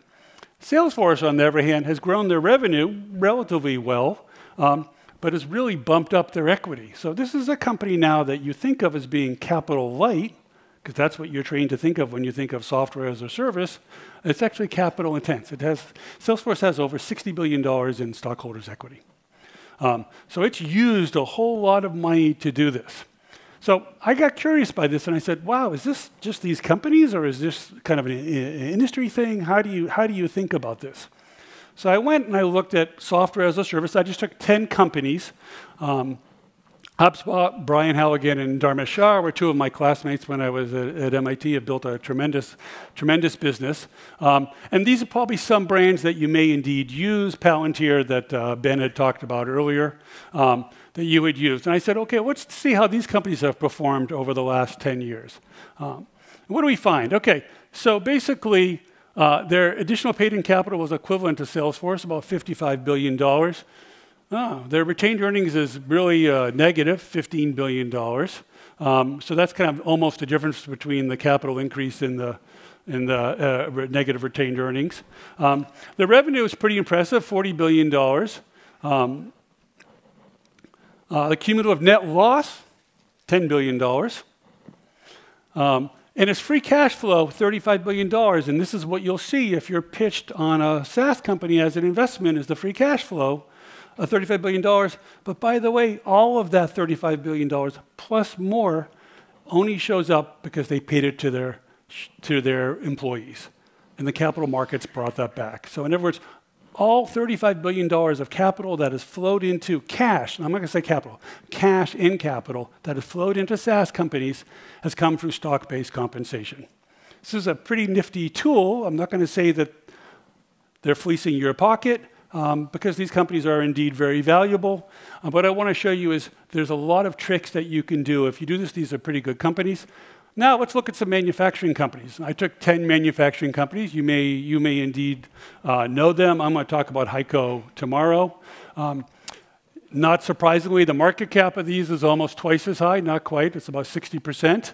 The revenue of the manufacturing companies is obviously higher than SaaS. Wow, those manufacturing companies, between the 10 of them, have had a net income of $122 billion. The manufacturing company, the SaaS companies, cumulative net loss of $10 billion. That seems kind of odd. They've made $122 billion, but they have kind of almost half the market cap. Retained earnings, the same thing. That was what you would expect would follow from that, less redemptions. The total stock-based compensation, $35 billion for SaaS. For manufacturers, $6 billion. So quite a bit lower. They are using it as a tool. The cash that came back to shareholders for manufacturers, $85 billion. They returned almost 69% of their cash back to shareholders. And so now you start to see two diverging capital schemes. And this is where my argument is about capital allocation. essentially, if you look at this, I'll sum it up for you on the next slide too. Essentially is manufacturers feel obligated, I guess, to maintain their stock price. I'm not quite 100% sure. To return $85 billion to shareholders. SaaS companies, because they trade at higher multiples, are happy to just take another $55 billion from capital investors to put it in. This is a huge amount of money, and as you'll see, compared to what was invested in manufacturing, advanced manufacturing, a small amount. And so if you look at this, okay, so they did raise some capital, manufacturers, but you can see the cash return to shareholders was quite low, right? $85 billion. Okay, how do we think about this? So some of you might have seen this book. It's a well-known book. I encourage you to read it. It was written by about 10 years ago by two British economists. But essentially, SaaS's model in concept is capitalism without capital. In other words, you as a company can put your IT in a crowd. You keep your assets light. We can keep our assets light. We can outsource. Data centers. We can outsource a variety of things. We're just going to invest money in our software. Turns out they invest a lot of money in maintaining their customer base. Right? They spend a ton of money on sales and marketing. Their argument, at least from a business school person, would be is they're renting their competitive advantage. They're not really leveraging it. They have no pricing power. Or at least the pricing power to me is not that evident that they're able to extract rent from the market. And this is even after 10 years. Manufacturers, much more capital efficient. Stock-based compensation is a great tool. It's also a hidden capital. It's a way for you to raise money. It also raises questions, though, about how much you actually use of your revenue. And there's a big time horizon mismatch. Why is it that manufacturers get penalized for not returning cash to them when in essence, SaaS companies get 10 years of a free ride to do that in the hopes that you're going to make some of your money back? I'm not going to say that. I'm not trying to say that SaaS is a bad investment. What I'm trying to say to you is there's a lot of money out there that can be reallocated, and that the capital intensity of SaaS, not only does it approach manufacturing, it exceeds it. Right? These companies have very, very capital intense. It's just that they raise that capital in means that are not so transparent to an ordinary investor to look at. And all of this is reinforced by passive institutional money, at least in the United States, where you have cap-weighted ETFs that support the price of these, because as they go up in value, they have a larger share of the ETF. And so they're constantly buying stock. Now, they may also suffer on the way down. So how can we explain this? So in the United States, the way that we had expansion was not only through government stimulus, but primarily through quantitative easing. This is the Federal Reserve that increased their balance sheet from about $4 trillion to $9 trillion during COVID and afterwards. And you can see that's the NASDAQ 100 that sort of mirrors that growth. We haven't quite seen the lag yet. We've started to see a little bit of that. I'm not telling you to short the NASDAQ 100, but we haven't seen that come back down again yet, but that is sort of like this quantitative tightening on the Fed. They got to figure out what they're going to do. This has given rise to this. You might have seen this graphic from the FT. The US capital markets now account for the majority of the world. As a matter of fact, the information technology sector in the US markets is now larger than pretty much the Asian and European capital markets in total. The industrial sector is not small, though, but it's small by US standards. And so when people say there's not enough money out there, and there's definitely money, the trick is to get the money where we'd like to see it go. That's really the trick. And so why is this not happening? So venture capital is actually quite significant in the United States. It's also quite significant in Europe. Venture capital in Europe is now got about $426 billion in assets. It's invested. The US, it's over $1 trillion too. But when it comes to manufacturing, and I'm not going to say I have everyone in here, these are PitchBook numbers, there's not a whole lot of money that's going into it. If you look at this in the United States, advanced manufacturing, and this is venture growth, so this would be the equivalent of scale up. Last year total, in 2023, the last year I have numbers, is about $6 billion. The total of all these 6 years here is about $31 billion. Lots of companies are getting invested. A lot of companies are getting seeded, over 400, for example. But where the problems start to come is with the exits. And so when you sell a company into a public market where multiples are low, there's not a lot of appetite for investors to invest in these. The only exception in the US are defense stocks, right? Just as we might see Rheinmetall and we've seen German defense stocks increase quite a bit in value over the last 3 or 4 weeks. You need this kind of speculation to drive, to pull capital into the market. And this hasn't happened. There was one exception in 2021, and even that's relatively small by standard. And so you now have venture capital kind of looking for an exit, can't find the exit. The exits are pretty much through acquisitions. And then you have the large role that private equity plays. And I know private equity is playing a bigger role in European Mittelstand companies. Families want to sell a business. And so their investment activity in industrials has gone down, at least in the United States. But the most important thing for you to look at is, and this sort of speaks to a little bit the pathologies of private equity, is close to 50% of the exits are to another private equity company. In other words, they can't sell them. They can't sell them because they're not performing, or they can't sell them because they need to create, they want to raise liquidity for their own investors. They're now doing what are called dividend recapitalizations. Dividend recapitalizations are when I go and borrow money and use that money to pay back my investors, and I load the company with more debt. Very few public listings, as you can see, and the rest of them are corporate acquisitions. And this creates a problem, because if you have this kind of behavior where you start to add debt to your balance sheet, how much are you going to invest in research and development? How much are you going to invest in robotics? How much are you going to invest in automation? And so we have this sort of perverse problem where venture capital is one place, private equity is another. Capital markets are kind of left out of the game completely. And so then what you have is the dialogue then turns to this, which is we need the government to basically come in and fund us. We need the government to do this. The Biden administration did this in a big way with the CHIPS and IRA Act. I don't think Trump is going to do this again. Certainly he's, if anything, tried to claw back some of it. For those of you that don't know venture capital, and my guess is there's probably people here that know it better than I do, you know, it's a game, it's a portfolio game, and you really do need the 50 to 100x return to basically make the rest of your portfolio. You don't have a lot of information, and so companies oftentimes will look for that, and the only way you get that big return is by going public. You don't get that by staying private. And so when you start to look at newer technologies, you can see that I know the font is quite small here, but you know, you start to see fusion hypersonic aircraft coming all the way down to kind of, as we're doing now, generative AI, new chips, whatever. This is just sort of a US belief that government has to kind of fund this research. It needs to fund the research. It needs to guarantee loans. It needs to provide government contracts. This is no different than the EU. This is from that document I showed you before at the beginning.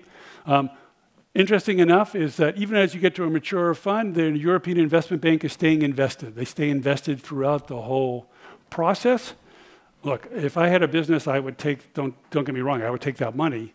But my point to you is that there's plenty of private capital out there. We just have to unleash it. We need to invest that. And so one thing I want to show you before I end is I want to just sort of take you through what Tesla did. And whatever you may think of Elon Musk or anything else, I will say that the way that they financed the business was incredibly interesting.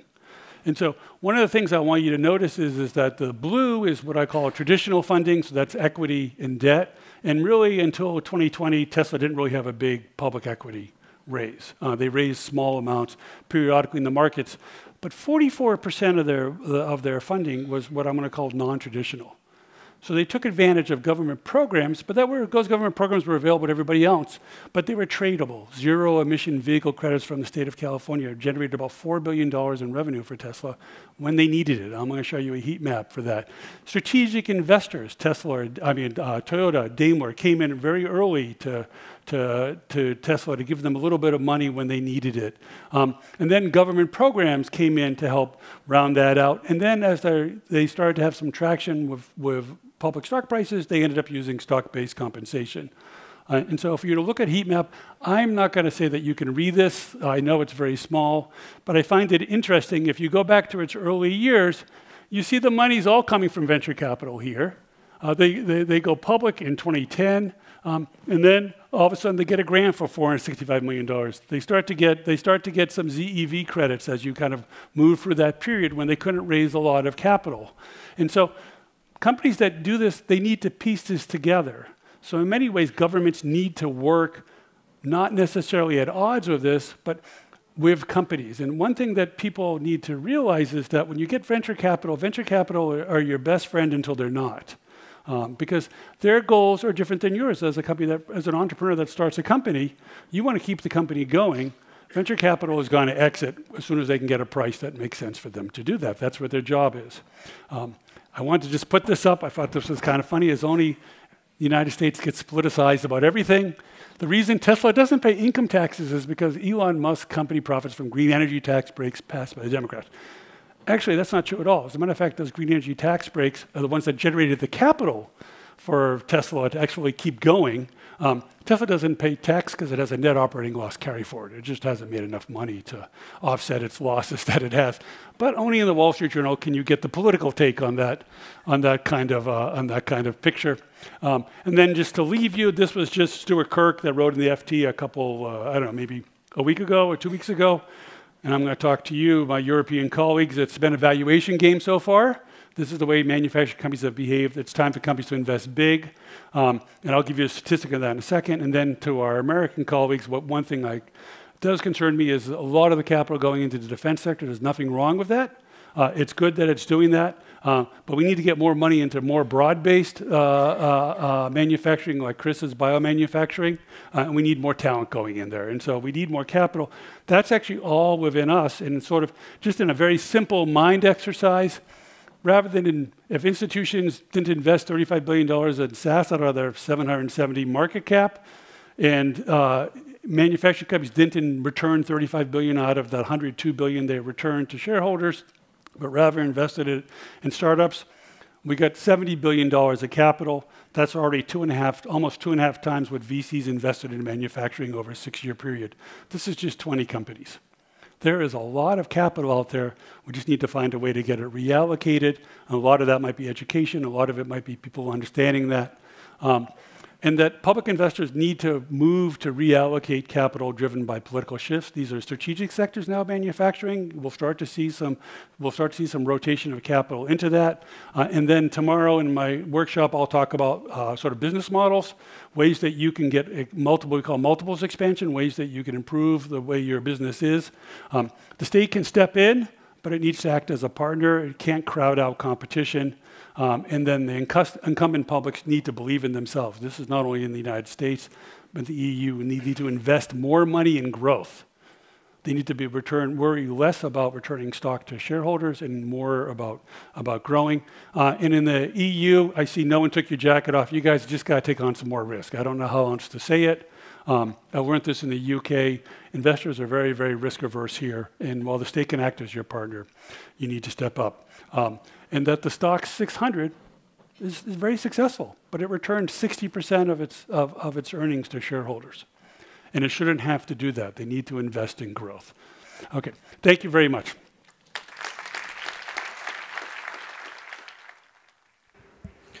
Wow, what a fascinating conversation, and good to bring the money into the equation and talk about the financing. Hiram there from MIT using our traditional MIT term of risk capital, of which venture capital is the most popular one. And it really is interesting in the American model how often venture capital comes in to make a difference from the capital markets, whereas I believe we here in Europe are much more comfortable with debt and government sides. But what did you take away from that, Kosima? I think it was really interesting that he said VC is your friend until they're not. So because there are so many different goals behind it, that VCs want the founders to exit really early or fast, like quick growth, but the founders or the entrepreneurs want to keep the company running. So I think that was really interesting. And also what he said now and at the end was, he said there's a lot of money out there, but we have to allocate the money, and the money has to go towards growth. I think that's the most important sentence that he stated right there. No, and I think that's great. He's not saying that we should become Silicon Valley venture capitalists with their high risk, the power of the law effective there. But actually, yes, we need to be able to willing to take risk and get other players in the capital markets. I was really struck when he was talking about the early funding of Tesla. He talked about it was auto corporations who couldn't be as entrepreneurial and as innovative as Tesla, but they put money from big Toyota companies and others into Tesla. And I think for manufacturing, those who are in manufacturing need to find ways to put their money into that particular area. No, I like that point about reallocating the capital. Are you seeing any of that happening in Vienna? I mean, at the beginning, he was making fun of the audience for being not very willing to take on risk. Does that sound right to you as an Austrian? I mean, it's exactly what we also said earlier, right? We are not the culture that loves to take risks. But I think what was really interesting is that he showed this example between in which company would we invest in, showing that one company takes a little longer to take off and the other one takes off early. And I think what was interesting to see here in the room right below us is that actually the majority voted for the right company. Yes. No, that was very interesting. Well done, Austrian audience.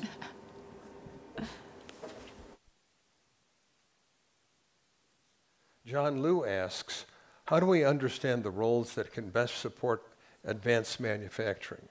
A new program from MIT aims to give shop floor workers a ladder to become shop floor leaders, technologists who bridge the gap between technicians and engineers. Please welcome John Liu.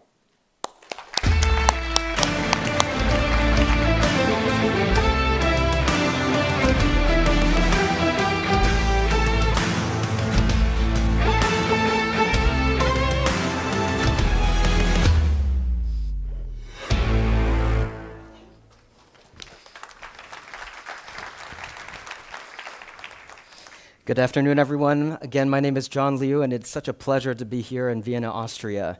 It's my first time in Austria, and I have to say I've never been offered chocolates more frequently in the past 12 hours in my life. So it's a beautiful place to be. I teach in the mechanical engineering department at MIT, and I'm really fascinated by how we learn or should learn STEM skills to prepare for the future of industries. And I think about that on the level of systems all the way down to individual experiences for the learner.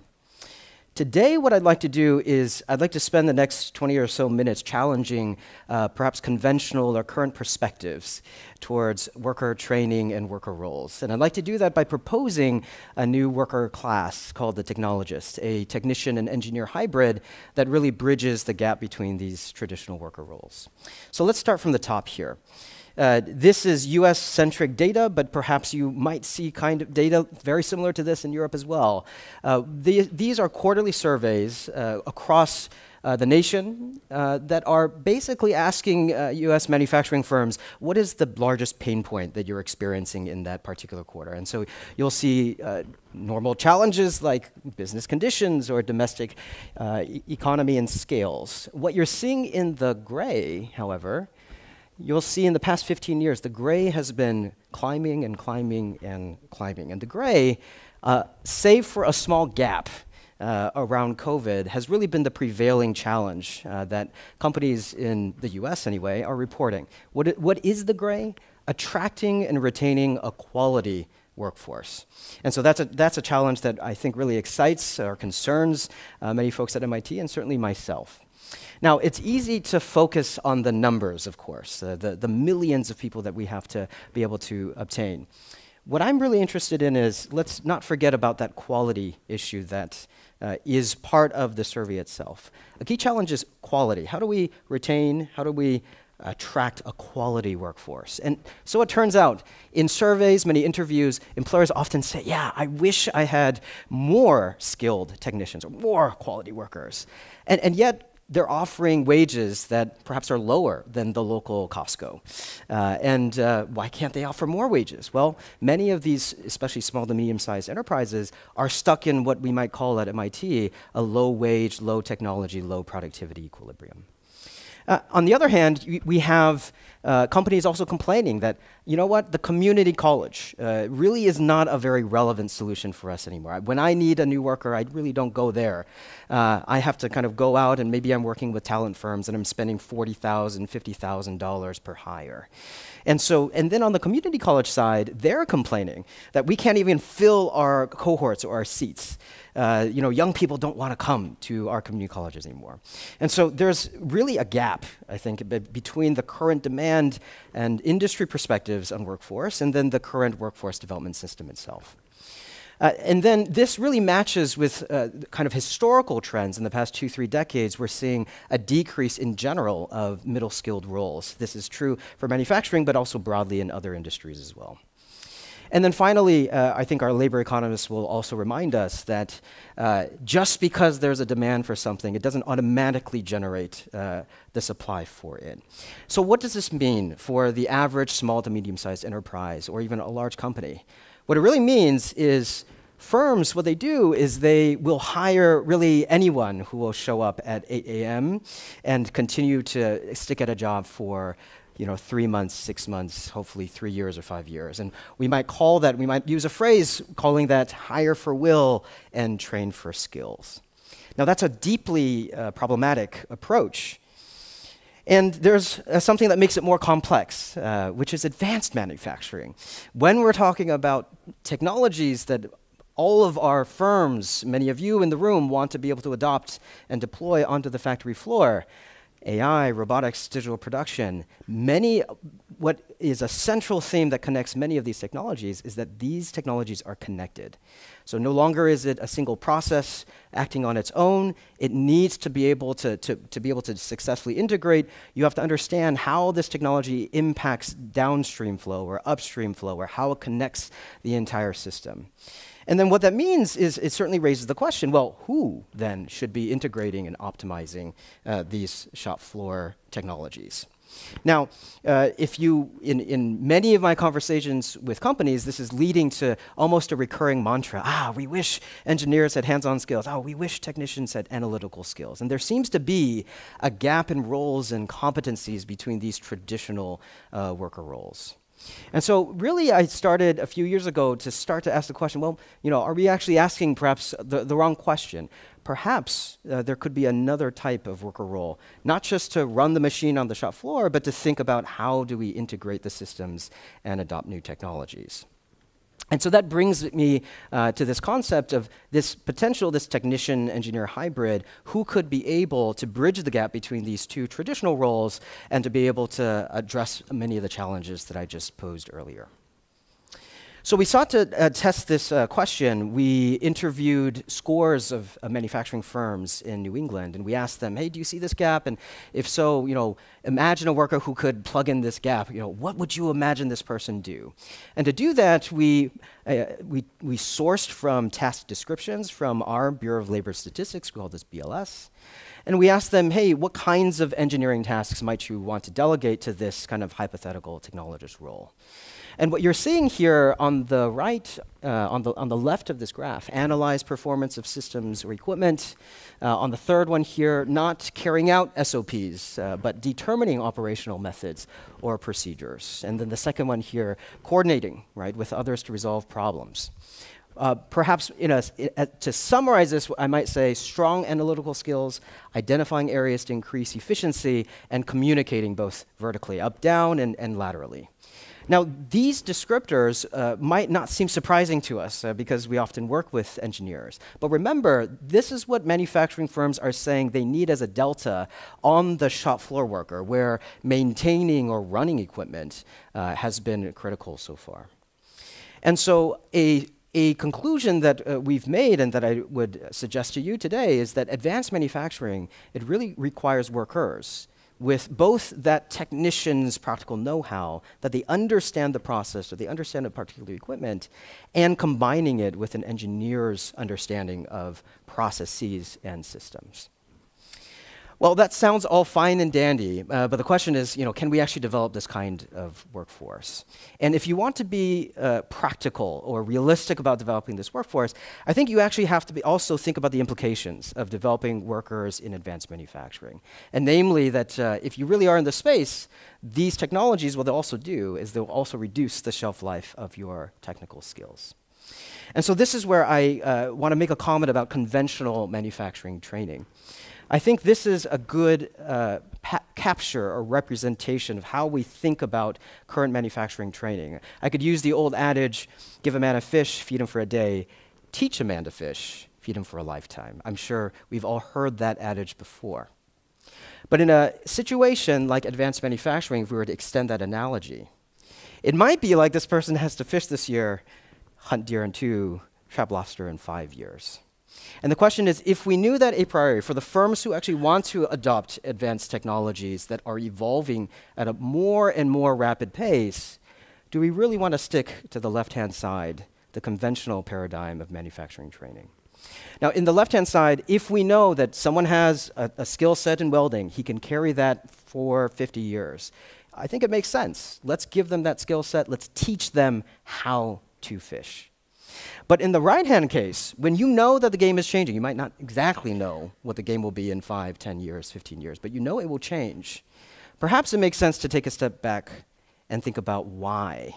The why of the game in this case. In this case, for animals, maybe we're taking a step back and we're thinking about the animal senses. How do my understanding of animal senses enable me to bait effectively or to hide from the game effectively? And it turns out in manufacturing, there is an analog. In fact, in the past 2 decades, we've distilled what we believe are the principles of manufacturing that do not change, no matter how the game changes. And that is, no matter if you are 1800s printing press to 2025 so-called Industry 5.0 or 4.0 to 5.0, you always have to understand flow and variation along 4 levels: the manufacturing process, the manufacturing system, the supply, and the people. And in fact, this is how we teach our master's students in advanced manufacturing and design. We give them a core set of understanding of the principles that make manufacturing manufacturing. It's not necessarily additive manufacturing. Additive manufacturing is going to be different in 5 years. Was it still manufacturing? Yes. These technologies that we're so concerned about and we spend so much time discussing, they will change. But these principles, these activities, they do not change. And so what we do at MIT for a master's student and what we'd like to do in this project is really this kind of curriculum model, shall we say. We have in the hub of a hub and spoke model all of these principles in manufacturing that don't change, no matter, again, they're timeless, and if timeless, they're also equally applicable to a mom and pop machine shop, to a semiconductor fab.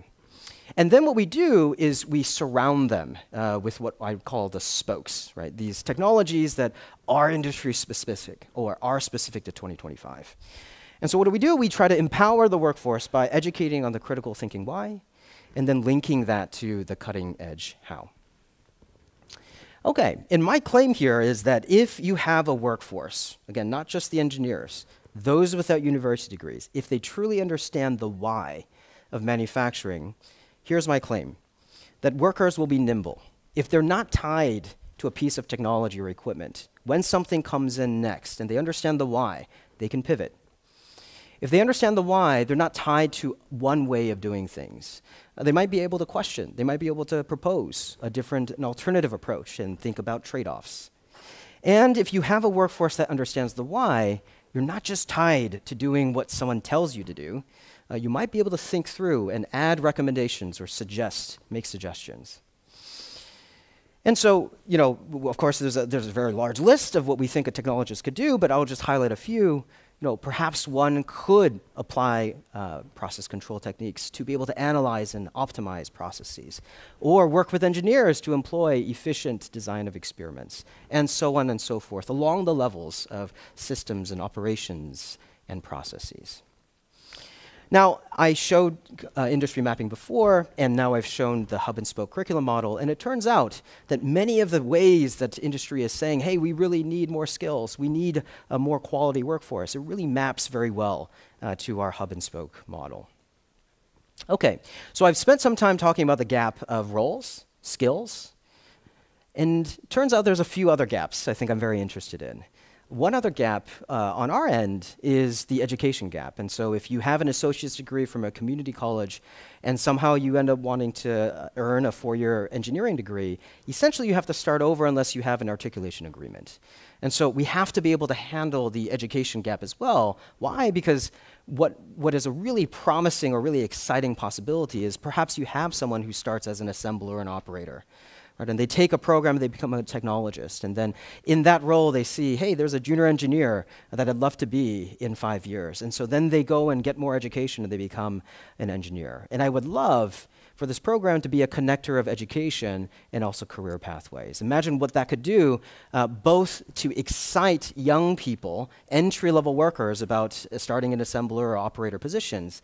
Also imagine what that might do to the engineering workforce if you have folks coming in with years or decades of experience as an operator or as a machinist. And so this is, as you might imagine, a very broad effort. It's actually not something that one group in MIT or even MIT can pull off. What we're doing here is we're broadly collaborating with education sites across New England, 2 in Rhode Island, 3 in Massachusetts, 2 in Connecticut. So these are our education sites. We work with industry. I'm sure you recognize many of these logos like Siemens or Autodesk. And then finally, we work with a number of different education institutions to develop simulations and develop assessments and develop labs as well. Now this, of course, it's too small to see. We are just starting to pilot actually this fall. And the cohorts that we're after are small. There may be cohorts of 15 across 6 education sites. That's not even 200 technologists that we could produce in the next 2 years. So not very large numbers as a pilot. And yet, these letters here, there are letters of 5 US senators and 7 US House representatives. The reason why is not because we're claiming that we will produce 1 million workers, but I think there is an understanding of the potential impact on firms and economic development. There's always ways to continue learning about this project and our perspective on how we believe workforce development can improve or evolve. Tomorrow's kind of workshop, I'll probably spend more time less on the systems level work that we do. I'll probably dig more into the experience level or on the learner side of things. But again, happy to share more. Here are a couple papers, one in a policy-facing one that we published in the National Academies Journal, and then on the right-hand side, that's the MIT News Press on the project itself. Thank you so much.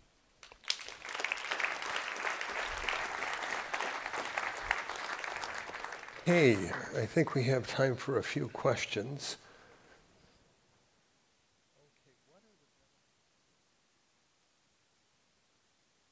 Instead of upskilling and raising requirements.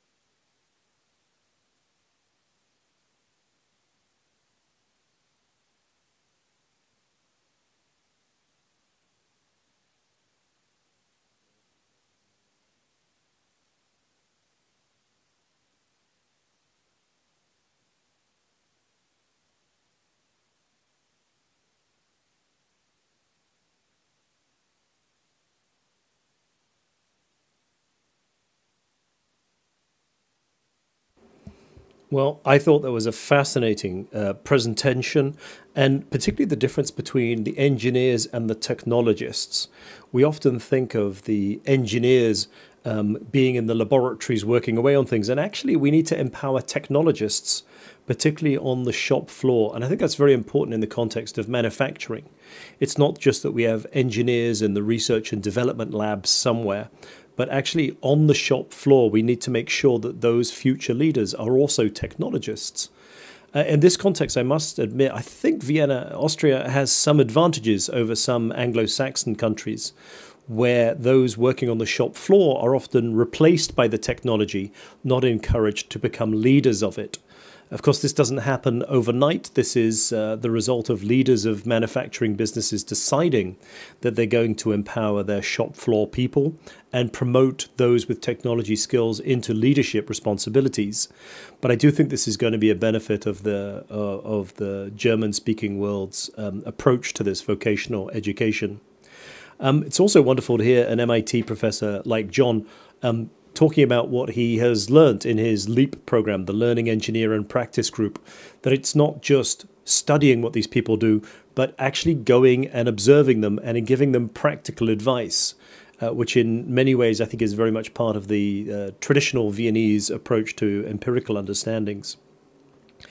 How they actually make this happen is less clear, and that's why I think it's so important for the listeners today to think through these global examples and bring them home in ways that are going to work for manufacturing companies here in Austria, to think through how can they authentically lead for such transitions, how can they look at their workforce, respect that workforce, but also support those who are going to be more technically and technologically capable and put them into leadership roles, because I think that is what is going to make a real difference.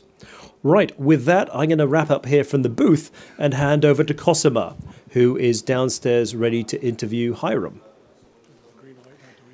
Hello, everybody. I'm here with Hiram talking about or asking questions from the audience. So the first question would be how to identify when to raise capital. So always the best time to raise capital is when you don't need it. So never wait till you're kind of running out of cash. Raise it when you can. Raise it when you've got something new and novel and that people are interested in, and raise more, not less, if you can. I mean, there are a lot of people that are afraid to raise too much because they don't want to suffer dilution. But given sort of geopolitical uncertainty and market uncertainty, you're always better off raising capital when you can, and especially in this particular environment, because you will need capital to weather a storm. So I'm a founder myself, so we are also always raising. Like we always say, after raising is before raising money, right? But from the timing, would you say is it better to do raising when you have built something new, built some new features, or if you are thinking about and you want to sell the vision? So I mean, so at least my experience is, and I tend to invest more in deep tech. You need to see a little bit of proof of concept. So, I mean, you can have a good idea, and if you have a good relationship with one of your investors, you can go talk to them about that. And if you've got an experience, like if you were a successful entrepreneur before, it's going to be much easier for you to go back to them and say, look, I've done this before, this is what I'm going to do. But if not, if it's your first time venture, you want to at least have a proof of concept, and ideally a customer. Someone that can sort of demonstrate that there's a market for the product. I mean, if you're in a digital sector where you're not raising, you want to raise a lot of capital, but you kind of are unsure of what the market acceptance is going to be, you have to have a good relationship with the risk capital folks to get them to give you money. I mean, it's much harder for a new entrepreneur than it will be for in the U.S. a lot of these entrepreneurs are serial entrepreneurs. Yeah, I understand. And how fast would you bring VC money in? How quickly? It depends on what your business is. So in manufacturing, I think you want to try to get seed rounds because, and depending on how you do a seed round, but if you use the Y Combinator sheet, you can just give a discount to the A round. And then you're going to want to bring in capital where you can get a reasonable valuation and you can get enough capital to do something. So it oftentimes depends on what you're doing because you want to try to get a good raise that will get you through at least 18 months. Before you have to go back, because like as you say, you finish raising, you're back out raising your next round, but you want to get a step up in valuation every time you raise money. So the trick is to have enough of a proof of concept or a customer to convince investors that you actually have something substantial that they want to invest in, unless you have a track record which they can lean on. Maybe one last question.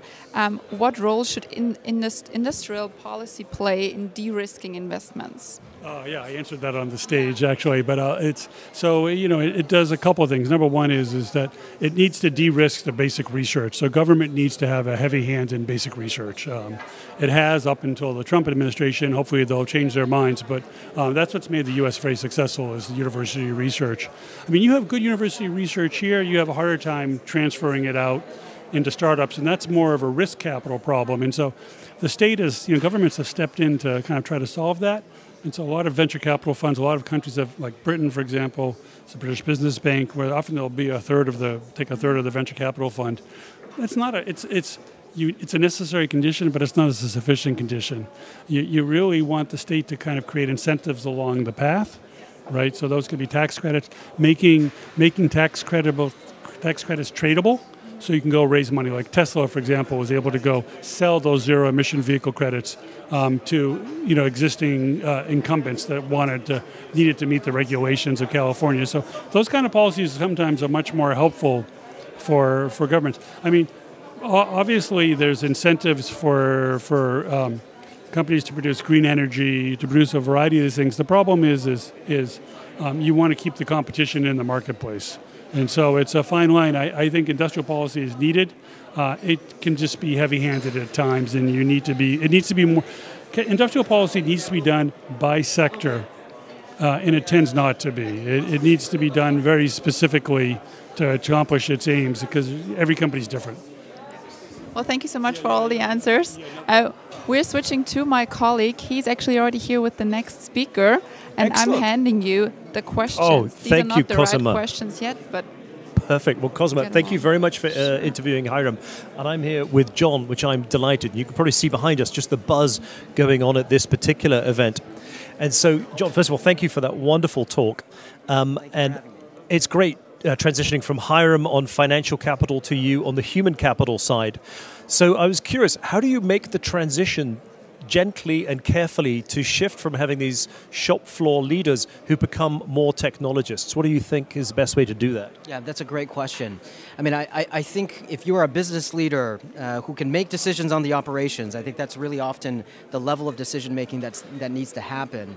One, there's a culture shift I think that needs to happen. One is, do we see the human potential in our shop floor workers who maybe don't have university degrees and aren't on that pathway, and yet we know that there's a number of very, very bright young folks, men and women, who are motivated to be able to identify the problems and might not have the kind of tool set or the opportunities to be able to get to a leadership role. So a business leader may be able to tackle it from a cultural perspective and an organizational perspective. If you are able to produce a real ladder from assembler operator to maybe a precision technician to eventually an engineer with subsequent or with commensurate education and wages, I think is really important as well.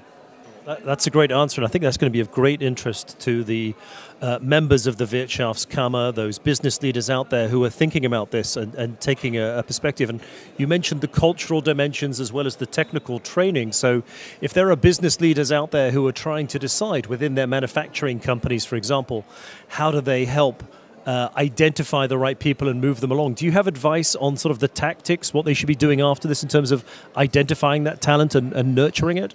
Yeah, that's a great question. I think really, if you're leading your business and you're not kind of on the operational level, one, I would talk to those folks, your plant managers or your cell leaders, on who are the folks who are already kind of forward-thinking, perhaps they're very keen on critical thinking or problem-solving. Those are the folks, the motivated folks who have already demonstrated potential. They're the ones who you want to already invest in for the next level. And I think if you talk to folks who are leading operations or on that level, they already know in their mind, like, oh, I know exactly who could use another opportunity. And so that just requires a conversation between a business leader and someone maybe on the operation side.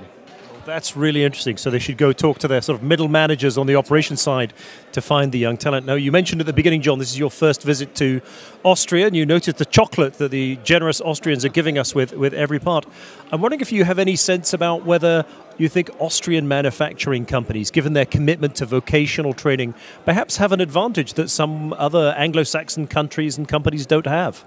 Yeah, absolutely. I mean, and in fact, just 2 years ago, I was in Germany studying the VET system to understand how we invest into apprenticeships, both in Germany and obviously there's a very kind of similar system here. Very strong kind of understanding of investment.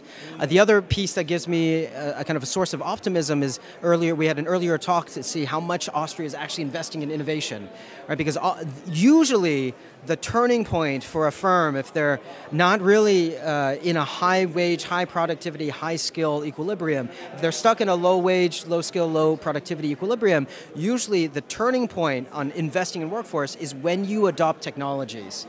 And so if, I know WKO is really helping firms along that pathway, and as you decide to adopt new technologies, in parallel, the second half of that coin is, okay, now I need a workforce. that can actually work in those technologies, and that's a perfect opportunity then to really think about the technologist. That is a brilliant answer, and I'm sure is of much reassurance to the business leaders out there. I see the coffee break is happening all around us, so I think we're about to let everybody go to coffee break. Both people here at the Wirtschaftskammer itself, but also you watching remotely. I think we're heading to a coffee break, so enjoy that particular time. And everybody join me in thanking John. Thank you so much. That was a wonderful presentation. I'm just going to check in with my co-interviewer over here, Kosima. It does look like coffee break is breaking out. Look at all these people. Yeah. I have to think there are more and more people every time we have a break. I know, it's amazing. Maybe it's all that chocolate that is being provided with the coffees that is keeping people here. And I'm so glad the camera is getting a bit of a sense of this wonderful scene. I hope our live stream is giving people remotely a sense of all the exciting things happening. I'm quite tempted to go and meet some of the companies and see some of the presentations as soon as I get word that I can start to finish. So with that, Kosima, any final thoughts before we get ourselves a coffee? Let's get some coffee and get back soon. Wonderful. See you all soon. Take care. See you soon. Okay, so what if there were no MIT? Well, then there also might not be an internet, or email, or Ethernet, or a place for all those digital things you like to store in some cloud. You'd also have to give up holograms, a spreadsheet, 3D printing, GPS, and those cool computer-generated explosions in some of our favorite movies. You'd need to give back X-ray, handheld calculators, disposable safety razors, secure online shopping, HDTV, optogenetics, the solar house, microprocessors, Jack Flory, and, well, there'd be a whole lot less biomedical engineering. Theoretically speaking, we're going to need to forget Theory X, Theory Y, Chaos Theory, Black Scholes, Little's Law, quarks, computational origami, modern meteorology, and linguistics. There'd be way less artificial intelligence, and for that matter, a whole lot less real intelligence as well. You need to do without the queen of carbon science, the father of modern economics, and the leaders of the European Central Bank, banks of Israel, Chile, Cyprus, India, England, and the US Federal Reserve. We will need to eliminate some languages, like Java and C#. Forget about text-speech recognition. Erase your texts and assume your phone is no longer as smart. We may as well go back to the first machine age. Who would miss out on the first African-American architect? And there would be so much to unimagine and undesign. Rockefeller Center, the Lincoln Memorial, and that cool glass pyramid at the Louvre. We need to put an X through edX, MITx, and MIT OpenCourseware, which would help to uneducate over 100 million people and delete that online education revolution. By the way, we're also going to need to give up our national water quality standards and sewage treatment. We'll unlaunch 9 flights to the moon, 6 lunar landings, 3 manned Skylab missions, and the future of space travel. There goes our understanding of nanoscale and our ability to see through brains. We'd have to unmap much of the human genome. We no longer have the first woman to chair the U.S. Nuclear Regulatory Commission. As a side note, we need to give up the DC-9, DC-10, F-15, printable robots, biomechatronics, liquid metal batteries, artificial skin, rayon, radar, metallurgy, solid-state transistors, CT scans, and condensed soup. Of course, this is just a partial list. An actual list would be exponentially longer and ever-growing. But fortunately, we don't have to give progress back. MIT is here. Our ideas never stop, and our ability to innovate is infinite.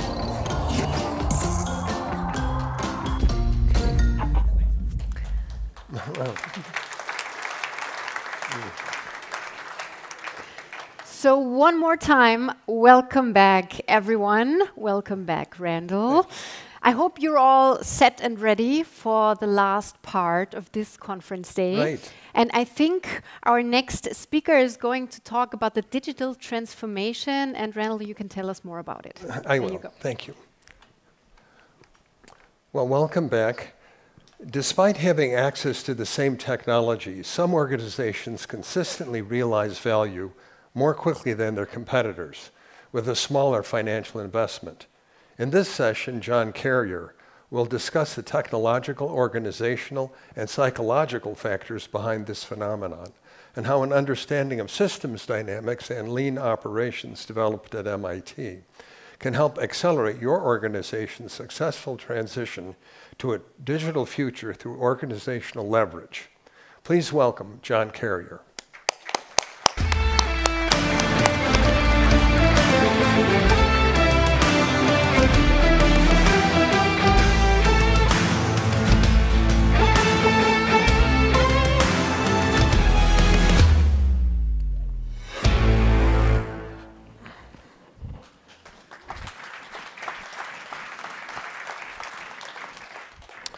Good afternoon, everyone. It is a fantastic pleasure to be here. And as Randall said, I'm going to talk about some of the more practical aspects when you go to implement some of this technology in your own organizations. So most important about my resume is I do spend about half my time on the factory floor. I am not taking off the suit because I rarely get to wear it. And the other thing I'd like to bring up is I, aside from being a control engineer by training and going through Industry 3.0, I now teach the Lean Operations course in our Leaders for Global Operations course. So actually, Lean Operations, that term actually comes from out of MIT, and it was John Krafcik, under the guidance of Jim Womack and John Shook, was really looking at, in the auto industry, why do some organizations achieve twice the results with half the input? And we heard Ben Armstrong allude to that with the NUMMI example. And while John Krafcik was at MIT and doing these studies in these factories, I was at my desk at MIT doing Laplace transforms. So anyone who wants a Laplace transforms lecture, we can do that later. But the important point is you have to get out of your desk to make this happen. So strangely enough, here I am teaching the course at MIT that John Krafcik really initiated. And I wanted to draw out of some of those higher level lessons from the automotive industry to basically any group. And you know what those companies do? They think differently, they act differently, and they communicate differently. But I want to make one other point is there's actually a middle layer within the organization that we often forget. It's many of the roles that you and I do, and we are so important to driving this part of the organization, yet it's not always recognized. Okay, just to warm us up with a quiz, does anyone, you're driving down the road, you look out your rear view mirror, you see a car like this driving on the highway. Does anyone know where you are? Could be in Italy, yeah. Could be in like a city, like you could have been in Stuttgart, you could have been like in Milan. This is actually taken in Detroit, right? And what that means, my hometown, by the way, and what that means is, does anyone know what that means and why that car's like that? Pardon? Yeah, it's a new design that they're testing on the road, right? So they don't want anyone to see it. That's camouflage, right? And I want to tell you why that's camouflage. So that's actually, if you look really close, that's a Lincoln Navigator. But what happens is if you're a GM or a Ford and you design this new car, it's going to be 3 years till you get it into production. Now the issue is Toyota can get it into production in 2 years. So if they see your car, they will have it out on the market before you do. And the reason I raise that point is there's a lot of misconceptions about what lean operations is, and it's about being more efficient. That's merely a part of it. When you look at lean operation, or you go back to Taiichi Ono from Toyota, it's really about, I want to go from customer order to customer cash as quickly as possible. Now for existing products and services, that's a lot of efficiency. But for new products and services, that's about actually tuning up and finding your new customers and getting there much more quickly. So just really understand that when you think about this production system, we're running a race from start to finish, right? And whoever gets the customer first and takes their cash first wins, and if you satisfy that customer, they'll come back. So I do want to show you a lesson from my MIT students. So I teach a course, and what I did was, I hear so much talking about the new technology, but we rarely spend time looking at our own systems. So I asked my students to make a 3-minute video of something they do every day and actually find out where all the waste was. And then finally, if there's a technology, apply it and see it. And I've got some amazing examples, but I just want to talk through one. This was about 3 years ago, and they shot the 3-minute video. I just took a screenshot from that. And what happens when you come to class, you need to, you're teaching, this is for another professor I was helping, you have to get 4 or 5 computer programs to be running so you can participate in the class. Well, how well do you think that works when you're asking everyone to get their computers up and get all on the same page?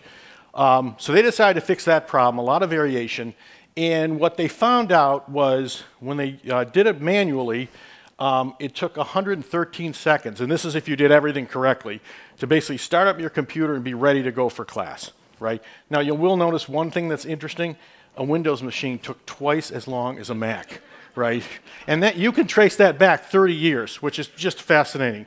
And then what the team did is, and there's a 3-minute video, and I'll post it online so you can watch it at high speed. They got it down from basically to 18 or 12 seconds. So now when you come into class, students are all ready to go, and everyone's on the same page and no one gets ahead and behind. And the reason that's so important is because I think the number one complaint I'll ever get from teaching is I didn't finish on time, right? Content does not matter if you don't finish on time. And then I figured out why. There's a really important professor teaching after me, and they need to get to their class. So you must, first is finishing, really looking at your existing system before you start applying this technology. Now, did we all talk about value? So what's the value to this? So I asked the students to calculate this, and essentially, you know, it probably comes out to about 2 hours of teaching out of a, 20-session class. So does that seem like it's important? The student's like, yeah. I'm like, what if you did for all your classes? Oh, what if you took it to your job? And so before they'd be like, this isn't important, but now the question I get, couldn't you have just done that with Gen AI? So I can never win. However, my point is, there's not a lot of $1,000 bills lying around, but there's a lot of pennies lying around. And if you can sweep those pennies up and save a little time here and there, all of a sudden, it starts adding to something that impacts the customer. So just, and this is really for this group, a system perspective of management. This is from Russell Ackoff, the famous management theorist. There's, really we do deal with three things in business: puzzles, problems, and messes. Now, puzzles are basically homework problems. It's a well-defined problem, and because it's in a textbook, you know there's an answer, right? Then the next level, when you get into business, you start doing projects. We have a well-defined problem. We just don't know the answer.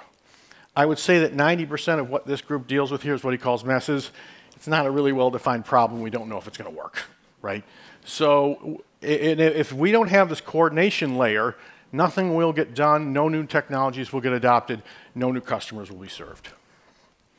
So I just want to say, you really got to strike at people's feelings and emotions if you want to get them to connect and head in the same direction. And this, to me, feels like the challenge of the modern organization.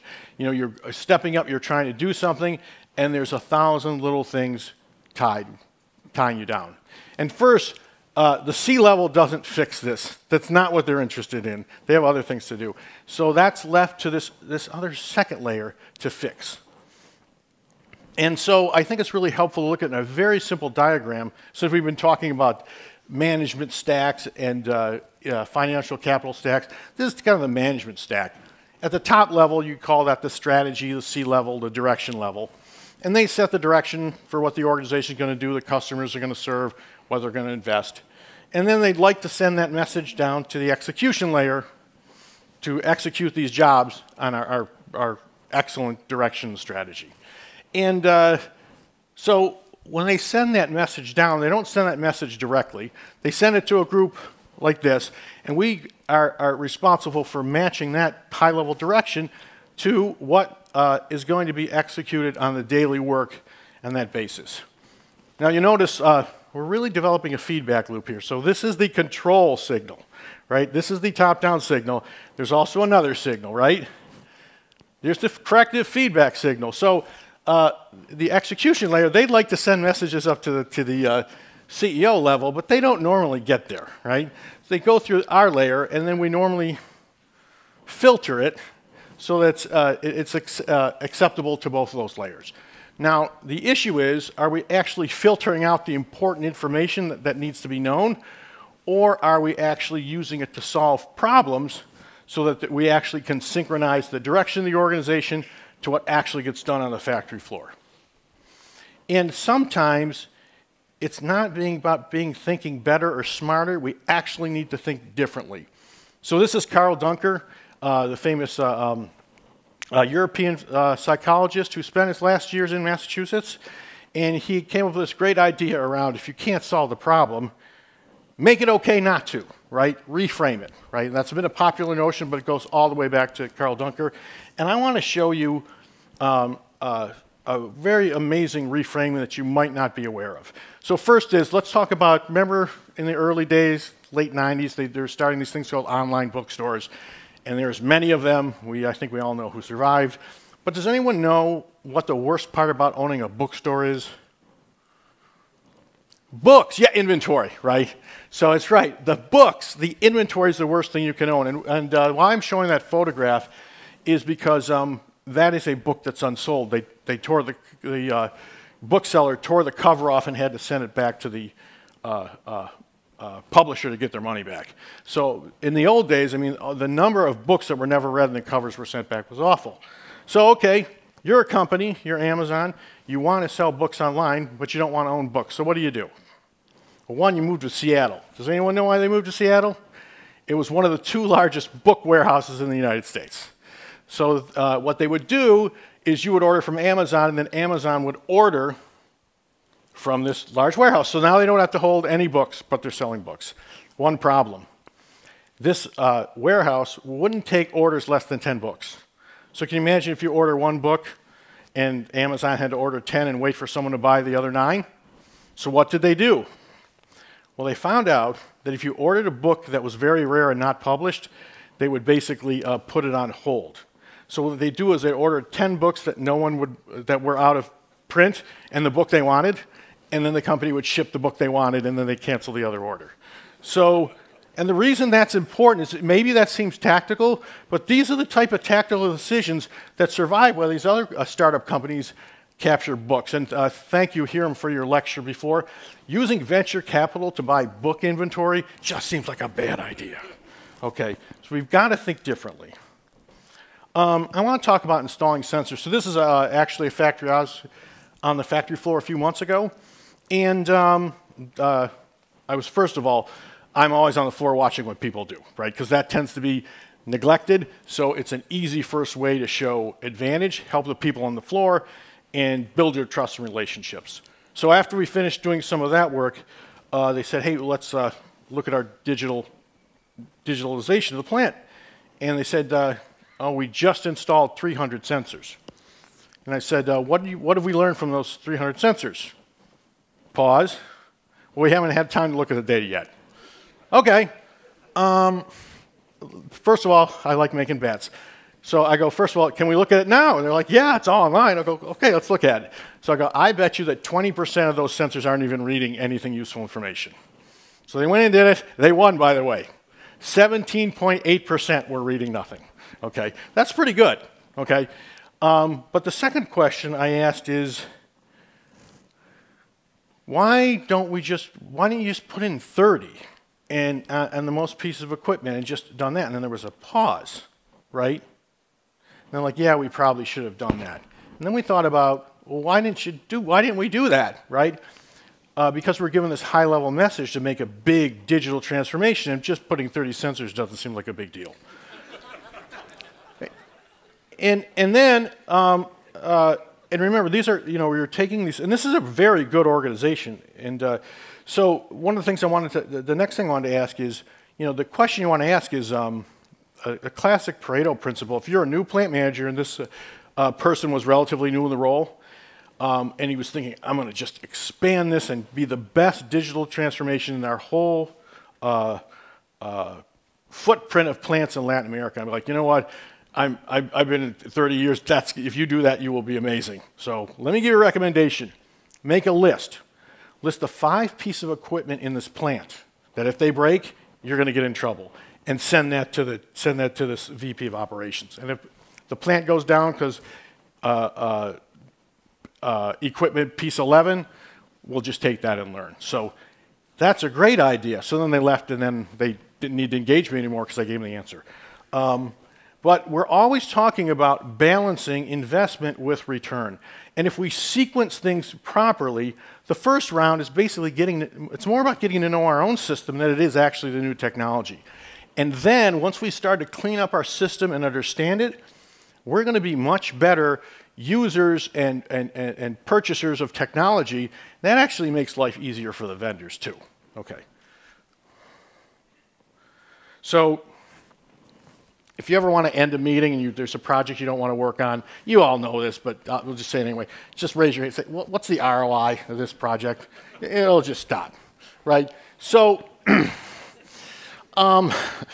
if you're in North America, and you probably have the same thing in Europe too, is I want you to know you're all making investments that have negative ROIs that you will continue, that you never hope to use, right?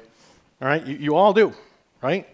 And I'm going to give you a hint, at least in North America, if you're watching television, they show you all these commercials with these animals in it, like a duck, an emu, or a gecko, right?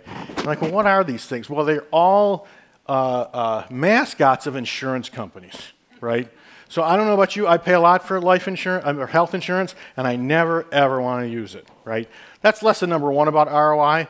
The lesson number 2 about ROI, which we just touched about the sensors, is think about payback period, right? It has on the numerator, it has here's all the benefits we're going to get, here's the cash value. But there's also a denominator, which is how much we invest. Just say, why don't we cut that down to 20%? We never really thought about that. And the reason we don't thought about that is we got this mix between big change has to require big investments. And I think maybe it does, but you can sequence it in pieces so that you can actually start to get your returns while you're actually making the investment. And like I said, second, good investments are driven by good information. Every time you implement the next incremental technology and actually propagate it through your facility, you have a much better idea of what your plant needs, how your people solve problems, and your investment will drop and your returns will get better. Now I want to so that's really around thinking differently. I want to show you another example around once you think differently, when you go and actually start implementing these technologies, you act differently. So this facility is they make power distribution boxes. It's a mid-sized company in the United States. So if any sort of public event, military event, concerts, they're using these types of boxes. And this company had been losing money for 8 years straight, and they were about to shut it down. And they just finished spending $2 million for digital consultants, which resulted in nothing. So they brought in a good colleague of mine to come in and just automate a line for us, and then we'll copy the rest of it. So I was fortunate enough being only, the plant was 70 miles away, so I actually observed and worked with them through the transformation. And just a couple things I want to point out about acting differently. So the first question you ever want to ask is, when you're in a facility is, and this works for orders and software as well, is how long does it take for a customer to get an order once they place the order? And if anyone, if you order a couch in North America, it takes about 8 weeks. Now, is there 8 weeks of labor in that couch? No, there's about 4 hours. So with this, same with this box, it not only take 8 to 12 weeks to get a box that only had about 12 hours labor, then when you actually looked at the basic concepts, it was hard to see more than 2 or 3 hours of labor just from watching them put together the boxes. So one of the things that we noticed right on the first day is you see you're basically wiring up this box. And one of the questions my colleague asked is, why do you put he saw people struggling. So the first thing you ever want to do when you want to look at a floor, watch people struggling to do their work. So he's like, so why do you put the box together first while you're struggling? And I guess they never really thought about it. And what they realized, why don't we build assemblies first and then we'll put the box around it. So that cut the labor down from 8 hours to 2 hours. The other thing I want to point out is these are smart, intelligent people, and we know that because they're the people that turned around this facility. So the system itself was not so smart, right? But as we all know, and this comes from Jay Forrester, our founder of the System Dynamics group at MIT, a bad system will defeat good people every time, and this is just another example of that. Okay. Now I want to talk about tech. I do not want to sound like I'm anti-technology, especially from the institute I come from. But you do want to be, your first few steps of technology, be very careful. And then good things will happen. So, and if you come from the automotive industry, the one way to get into trouble is invest in the wrong technology at the wrong time. So when I first came on site, my colleague, he had this, this monument sitting in the middle of the facility. And you can see it's actually showing blueprints and diagrams of what they're supposed to, of what the team can be building. So the first thing I went and looked at and said, what's the date on it? It was actually from, that plan was from yesterday, which means they're actually using this on a daily basis. And then second, I asked, you know, you never invest money in technology. How what changed? He goes, oh no, when we were cleaning up the other part of the facility, that was a display kiosk marketing was using in Las Vegas, and then it broke. So they just threw it in a corner and left it. We fixed it, and someone in the facility basically just set up the proper Google connections, and now they get to daily. And while I was there, I saw people coming up and looking at it instead of walking around the facility all day. So that was a very successful investment that was based on money they'd already spent. And you know what marketing said when they saw it? Can we have that back? But I also want to say is now that they've done sort of this kind of really seeing some results from low investing in the technology they already have, they're now starting on new product development. So when they develop new products and their investments getting larger, it's actually going to be return a cash flow from new customers.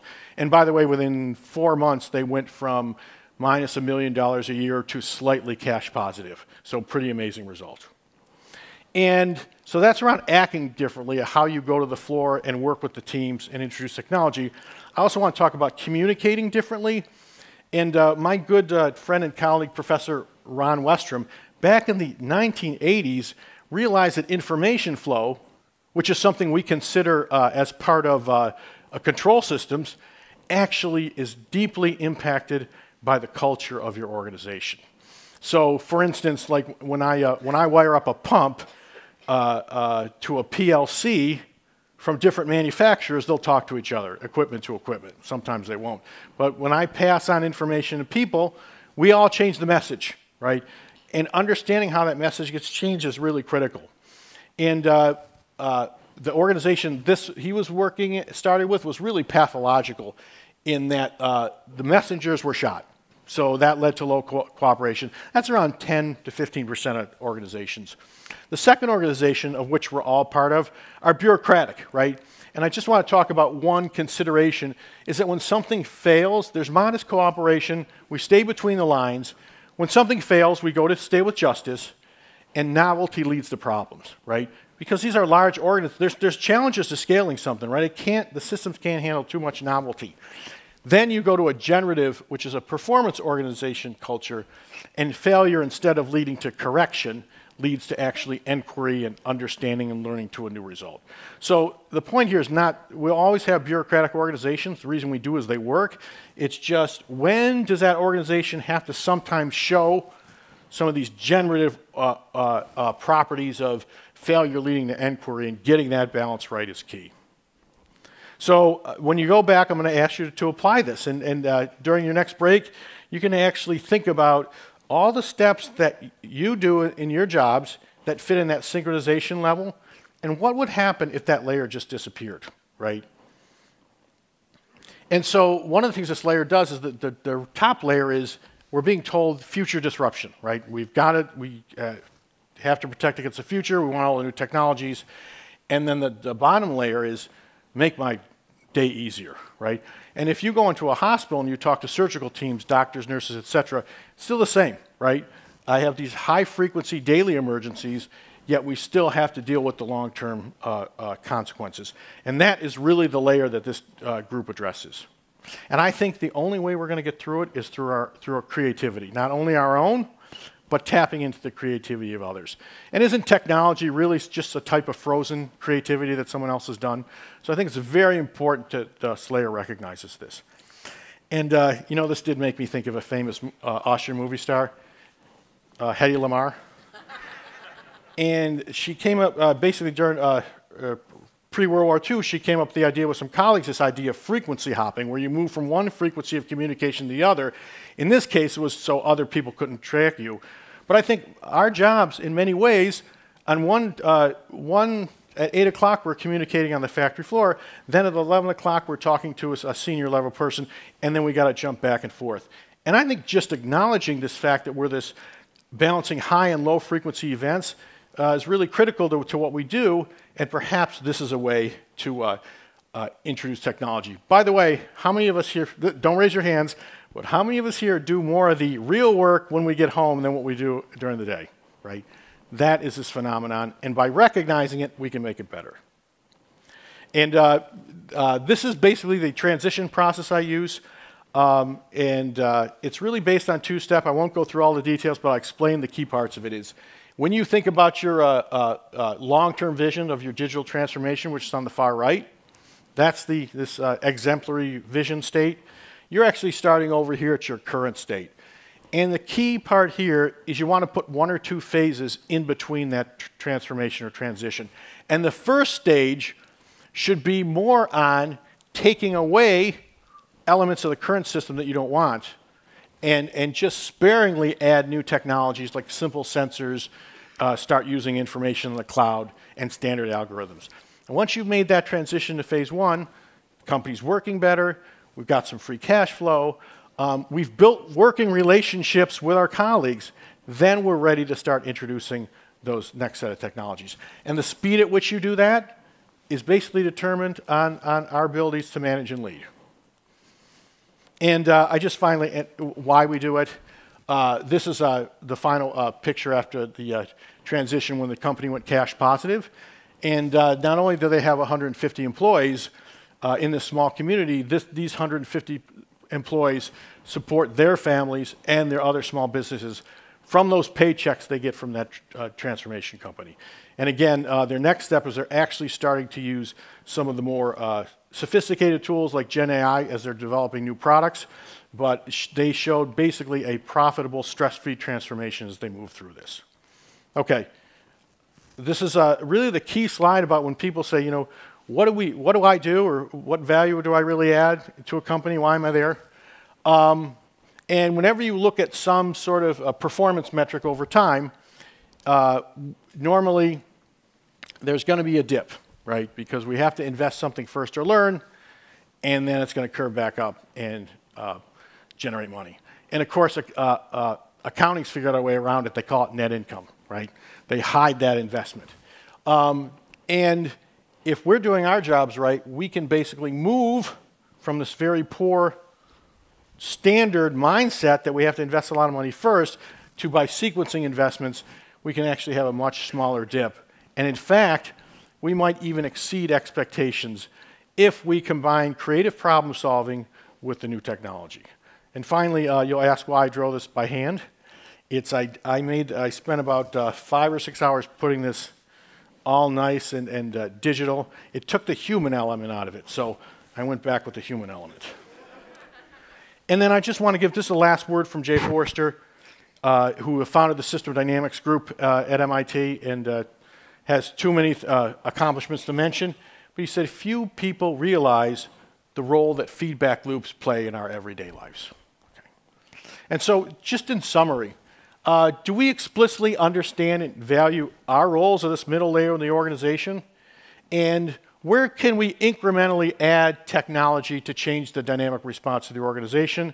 And then finally, when we look at where we spend our day, like when I look at my calendar and spend my daily time, is it actually matching up with that synchronization goal that I should be having with the organization? So with that, I'd love to thank you and just take any questions if you have them.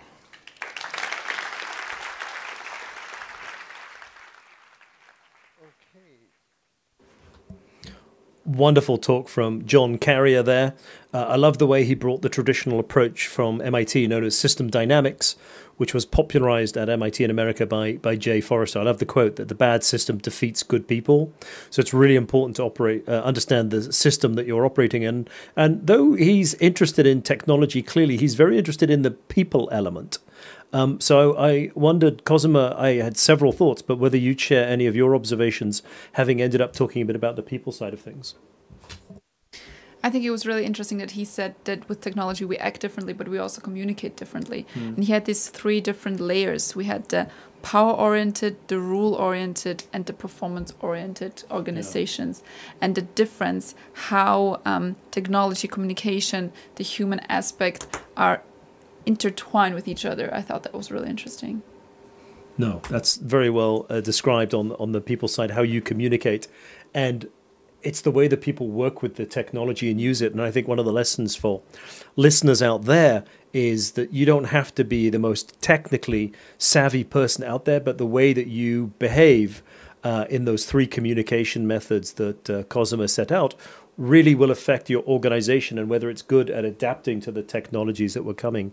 Can you remind me again, what were the 3 types of communication? Power-oriented, rule-oriented, and performance-oriented. Brilliant. And we want to find ourselves in the performance-oriented. Very good. The next speaker who will be talking about XR in manufacturing, building the factories of tomorrow. So XR is reshaping manufacturing by revolutionizing how we design, produce, and maintain. The upcoming keynote will explore promising XR applications, their role in creating efficient, sustainable manufacturing systems, and the roadmap for overcoming barriers to unlock their full potential. So, ladies and gentlemen, please join me in welcoming the postdoc scientist at Technische Universität Wien, which is the Vienna University of Technology, Sarah Schäffer.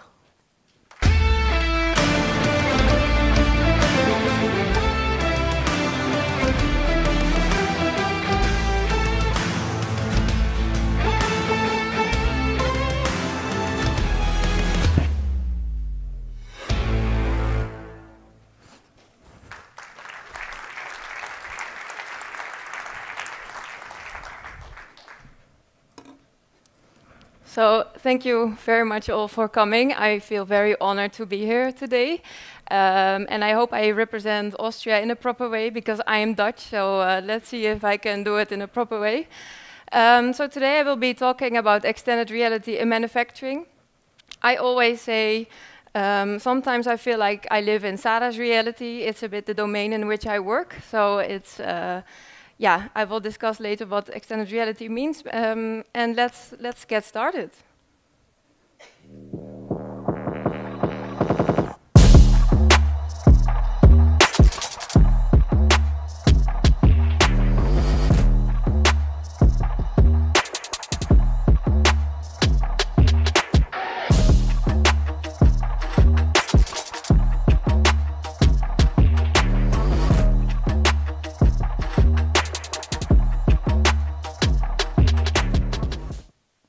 So let's augment the future together. A short introduction about myself. As you probably know from my accent, I am Dutch. My name is Sarah Schäffer. I'm a postdoc at TU Wien. I have an expertise in extended reality, troubleshooting, predictive maintenance in the domains of manufacturing, production, logistics, and management. And a fun fact is that I'm third generation of shipbuilders. So my father and my grandfathers were all shipbuilding. In the shipbuilding, I mean, we are Dutch, all we have is water, so what else can I become? And so when I told my father I would like to become an engineer, and then he said, Sarah, before you enter that office of becoming an engineer, you have to go to the workshop, and you have to work with your hands with the boys and girls who work in the shop floor.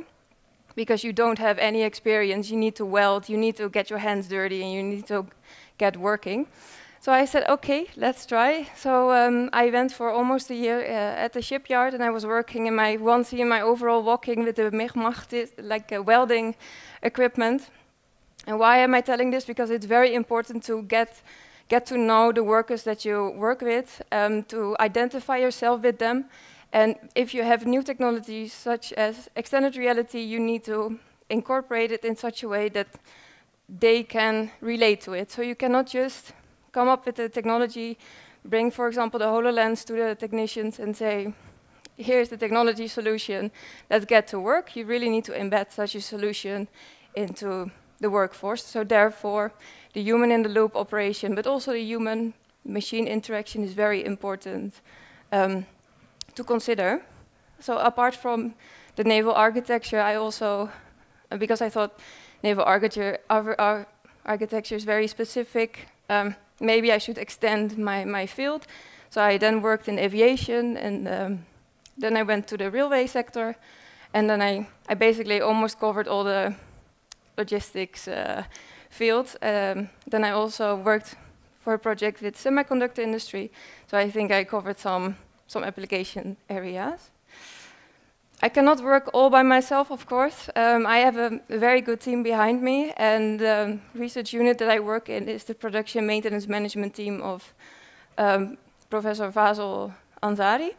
So he is leading our team on data-driven production and maintenance management, and we are a group that's really data-driven, so we have a lot of projects about AI, AR, and then we incorporate also the sustainability aspect in this environment.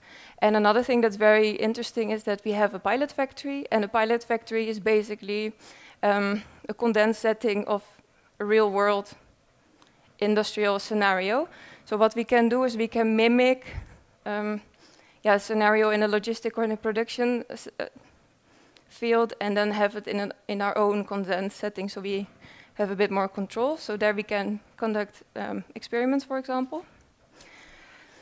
And then, because I feel like I always have two fathers, one of them is Kurt, one of them is Fasel. So the other professor that I collaborate with is Professor Kurt Matthias. And together we are building up a new research group. And this is a technology-enhanced logistic and maintenance management group. And of course, here we also incorporate a lot of human-in-the-loop operations, the supply chain management. So not only do we look into one specific asset, but into the entire supply chain. And another thing that is very important for us is education and teaching. So we cannot, so we are responsible for teaching our future engineers, maybe technicians, our future, the workforce, and therefore it's also very important to incorporate them into our vision. When we go to the state of the art of manufacturing, we see that in recent years, a lot of data came up with the manufacturing, maintenance, and production and logistics systems. So we see that coming from all these assets, a lot of a lot of information is coming, and this information we need to perform maintenance, for example, on a rolling stock. And what we see in this area is that a lot of information technology and operational technology intertwine, and then it becomes difficult to solve issues when you have system failures in, for example, a train. Not only in trains, but also in the other transport sectors. So therefore, we need to get an understanding of what does this data mean that exists, because we have to deal with real-time monitoring data, but also with historical data and all different kind of data. So how can we structure this information in such a way that we know what has failed, or how we can support, for example, technicians? So if we go for a deep dive into the state of manufacturing and the problems that occur, then we see, for example, that there is the IT and OT convergence. So the information technology and the operational technology systems from, for example, a rolling stock or an aircraft, whatever, they come intertwined, and when a failure in that system occurs, then it becomes very difficult to understand what has failed and how you can resolve this system failure. At the same time, there's also a lot of fragmented data, and it means that there's a lot of data and different data sources. So for example, if I'm a technician and I have to troubleshoot something, then I have to use different information sources to access and then to identify what is the problem. So therefore, my decision making, not only for the managers, but also for the work floor and for the operators, becomes more difficult, because they really need support in this. And the operators' requirements basically means is how can we support the operators, so the future technicians, in resolving these issues. And another thing is that we face is the loss of not only tested, but knowledge in general. So for example, a lot of people, they get older, or some people, they stay only for a few years in a certain job, and then they leave the company, and then the knowledge is lost. So how can we deal with these kind of issues? And at the same time, we also have to be mindful about the sustainability pressure. So we have to support sustainable operations, sustainable manufacturing systems. So these are also things that we have to keep in mind. If we look into extended reality, I didn't know how many people know about the concept of extended reality, but extended reality is basically all the different realities in the continuum. So it goes from augmented reality to virtual reality, in which augmented reality, you have an overlay on the real environment in like 2 or 3D. Mixed reality is a combination with AR, VR, and virtual reality. Then you are completely immersed into the virtual reality. And in the next video, I will give an example of virtual reality. I collaborated a lot with the Dutch railway companies. Dutch rail company, it's only one.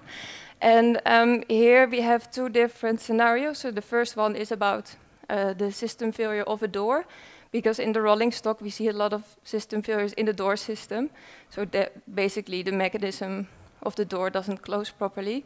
And here we made a simulation to train the technicians on how to step by step resolve the issue. And the other one is about the conductors, because conductors have to deal with a lot of different people when they work on a platform. So some of them are disabled, so they need some support. Sometimes people are aggressive, so you need to deal with them as well. So those are the two examples that we will see. Wat gaat u dat doen? We hebben een familiereunie. Oh, dat is wel heel leuk, ja. Ja, dat is zo. Bent u al vaker met de trein geweest? Nee, dit is pas de tweede keer sinds ik in de rolstoel zit. De trein komt eraan, zo. Dit is uw goede trein. Ja, fijn. Ja hoor, u staat, u kunt erin rijden. Oké. Rijd maar rustig erin. Staat u goed? So the subtitles of the last part kind of disappeared, but it was a way of, are you okay? And then the woman could roll into the train. And the second video that I would like to introduce, augmented reality, is also in the context of the railways. And here we conducted different research already. And we given a short overview of the IT and OT convergence, and then we move towards the troubleshooting. So troubleshooting is basically a way to automatically detect failures of a train and how to step-by-step solve that issue. The railway industry experienced a digital transformation in recent years, the impact of which is complex. Also, traditional operation technology systems become more and more connected and intertwined with information technology systems. This is called convergence. Digitization and convergence of IT and OT systems becomes increasingly important for railway operations to achieve less maintenance cost, efficient and reliable operations. However, the convergence of IT and OT requires new maintenance strategies and thus paves the way towards the use of new technologies such as augmented reality. We examine the use of AR as a tool for IT and OT failure analysis. AR can support the operator by troubleshooting IT and OT failures and give step-by-step guidance to resolve the issue. We already explored future AR applications in NS, which are automatic fault detection, translation of work descriptions, inspection of complex components, having access to remote assistance, and assistance for specialized work. Operators work in a dynamic working environment requiring both high adaptive capabilities and expert knowledge. We proposed an adaptive architectural framework aimed at shaping and structuring the process that provides operators with tailored support when using an AR tool. Ongoing research focuses on combining artificial intelligence and AR to create a troubleshooting tool for IT-OT converged systems. So this is about the Operator 4.0. I think it has some alignment with John's presentation. So the Operator 4.0, who is the Operator 4.0? It's the future technician. So it's a person who works with new technologies such as augmented reality, virtual reality, all these kind of end tools.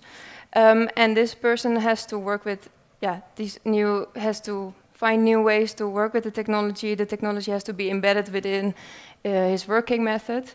And this is Thijs, and Thijs was performing some experiments on the train, and Thijs has different expertise. So Thijs has so if I compare my own expertise with Thijs, then I can say that I am less experienced. So for example, Thijs would need less support than I would need.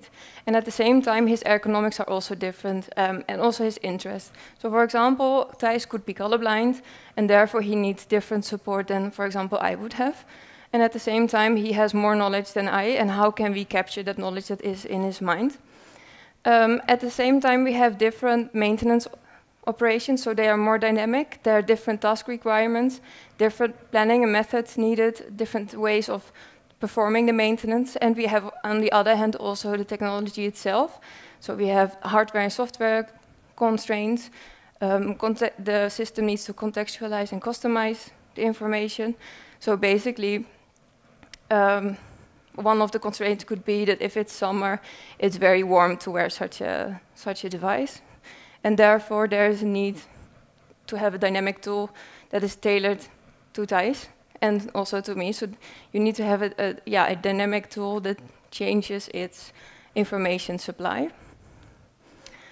And if we look into the data collection and data platforms, we see that, as we discussed before, there's a lot of data fragmentation. So a lot of different information is stored in different places. So the real-time monitoring information is here. The operational data is stored in a different place, and the work instructions are located somewhere else. And how can you then perform decision-making, make the right decisions in the troubleshooting procedure? So what we did here is we collaborated with the Tokyo Institute of Technology as well. And they were more focused and specialized in database research. So we created the database and we filtered all the information coming from the railway company. We could filter all the relevant information that was useful, and we could filter the information that is useful for the technician. And what we incorporated here is, for example, machine learning and natural language processing to detect what kind of information was stored in the system. So, for example, we saw that operators would fill in the toilet because we had to focus on the sanitary system. Then the operator would mention the toilet looks like a Coca-Cola can. And a Coca-Cola can, I mean, we don't know what it means, but yeah, in their minds, a Coca-Cola can means that the toilet was clogged. So all these kind of things makes it more difficult to use natural language processing. And in the video, we applied the decision-making support. So what we did is we collected some systems of the sanitary system.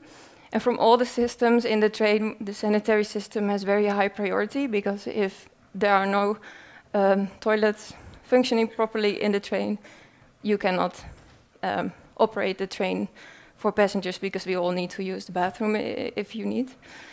So what we did here is we collected the systems. We combined it with object recognition, so you can really see what kind of button you have to press. And you could then see what kind of step-by-step information you need to solve the issue. So this is a very condensed laboratory setting, and this system could also save and store the information that you put. So for example, if today I clean the sensors of the toilet, then it remembers and then it predicts when I have to clean the sensors again.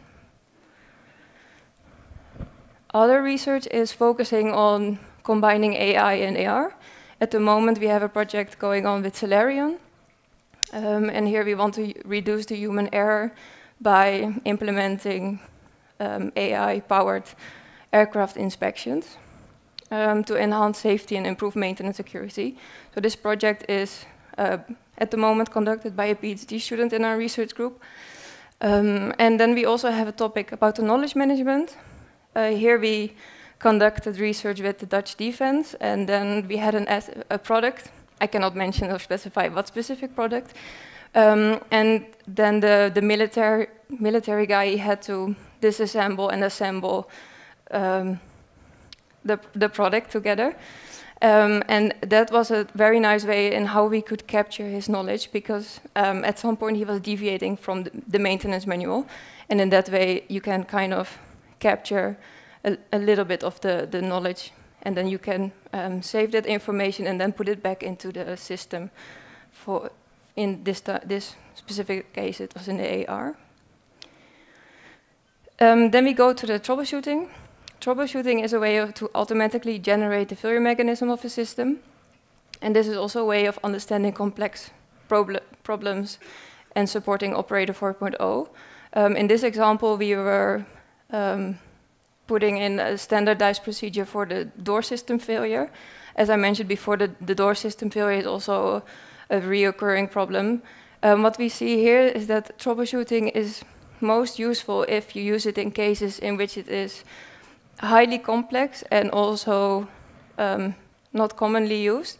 So if you put such a problem into the AR system, and the technician knows how to resolve it, then the next time it becomes easier to resolve the issue. So you really need to incorporate the more complex problems, because once it's standardized, then people know how to solve certain issues. Then we had another example of combining AI and AR. We had a collaboration with Albelli, and Albelli, they print the photo books to store all of our beautiful memories. And what we noticed here is that Albelli, so this is the printing machine to print the photo books, and when Albelli was printing the books, then sometimes the cover of the book had a round shape or it was tilted, so you need to have a straight book spine. And based on the shape of the book spine, you would know where to solve the system failure in the machine itself. So here we combined AR, knowledge-based systems, and artificial intelligence, so you could really detect with the HoloLens the object, and then the step-by-step instructions would follow related to the machine on how to solve the system failure. The last, more technical part. No.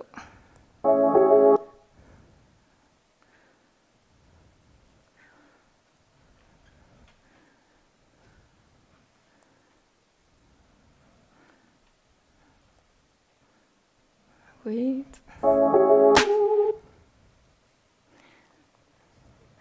So the last part is about the functionality. So what we have here in this video below is we had a real troubleshooting scenario of the train. So first we had a condensed setting and a laboratory setting in which we were troubleshooting, but then the technicians, they gave us the feedback. They said, Sarah, cut the crap, we need to have the real deal. We don't want to perform experiments in a lab setting. We want to solve it in a real case scenario. So then we transformed from the lab to the real train. And what they could do was really nice, because they could put the system error exactly as we tested in the lab, but then in the real case. We used the point clouds to create a 3D image, and then you can have the object recognition.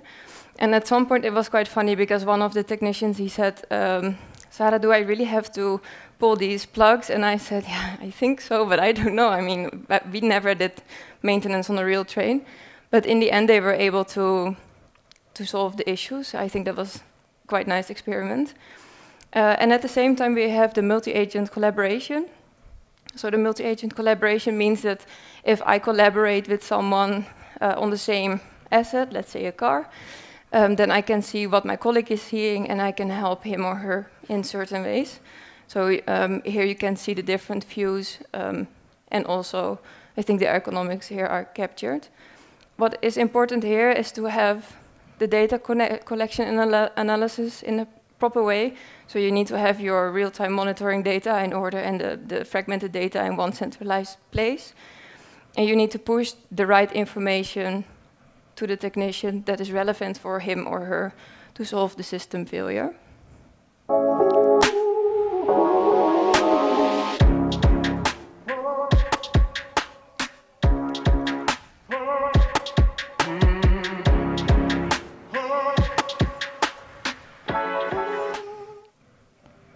So going forward to the next topic, we also look into the organizational impact. As I mentioned before, we cannot just go with the technology, put it somewhere, and then make sure that organization can manage themselves. One more specific technical detail is that the user interface design needs to be in such a way that everyone can comprehend the information intuitively. So, for example, I would need different user interface than my colleague. So you need to design it in such a way that I can perceive it properly, and it becomes easy understandable. At the same time, it's also important to develop an extended reality roadmap for organizations. So what we did with another company is we could compute the maturity level readiness of this specific technology for the organization. And what we saw is that it is really necessary for organizations to develop a roadmap, have dedicated extended reality teams with centralized documentation, so your data infrastructure need to be in order to use such a technology. You need to make sure that someone has ownership, so has the leadership within a project. The data accessibility is of course important, because if you don't have access to the data, then it becomes very difficult to proceed. And then another important part is, besides a case study, you should incorporate a pilot program, and a pilot program is kind of maybe a year or something to incorporate the technology and see how you can improve. So this is also something that we have been working on with the Dutch Railways. And the funny thing is that the other day I was invited by an Austrian company, and then they asked me, Sarah, you have very interesting technology and knowledge. Can you also give us some direction? So I came up with with the presentation and my vision on how they could incorporate the technology as well. And then one of the guys said, yeah, I think paper-based manuals are just better than this. And then I thought, okay, I think I wasted an hour here. But okay, I think it's important for people to step on this track of digitization and implementation of new technologies. Not only for organizations, but also for teaching. So what we did at TU Wien so far is we did incorporate and have some projects running for extended reality in teaching, for example. And one of the examples that I had is I had a company, an aviation company, and they came to me and they said, Sarah, we would like to have helicopter blade inspections, and we would like to incorporate thermal heat detection, so heat mapping, and that you could really see as an inspector how to incorporate or how to see or control the quality of the helicopter blade. And as a researcher, sometimes we're also a bit lazy. So I went to my students that I teach a course for, and I told my students, guys, this is a case study from a company. Can you solve this? And they were able to solve the case, and then they indirectly helped the company also contributing. So what I think is very nice is that not only do we support companies, we can also implement the case studies for students, the future engineers, to learn how to incorporate these new technologies and how to work with organizations. So then they are really embedded in the teaching as well. And therefore, we created a roadmap for the teaching as well. So first, it's very important to identify what kind of content you can give for lectures, what kind of domains are relevant, and then you specify the specific technology you want to work with. At the same time, you also need to have 3D models, the scenes, the scenarios that you want to teach. You need to train your teachers and staff on using these technologies. You need to have some support, some motivation of students, and then in the end you need to have some kind of an environment to support the creation of such a study program. Not only do we focus on the students, but also for organizations. So if you are an organization and you want to start with AR of new extended reality technologies, then it's very important to have a plan of approach and of course a goal that you want to achieve within a few years. And at the same time, it's also very important to create a community of practice, to have dedicated AR teams, and to also have a backlog, so a centralized data platform.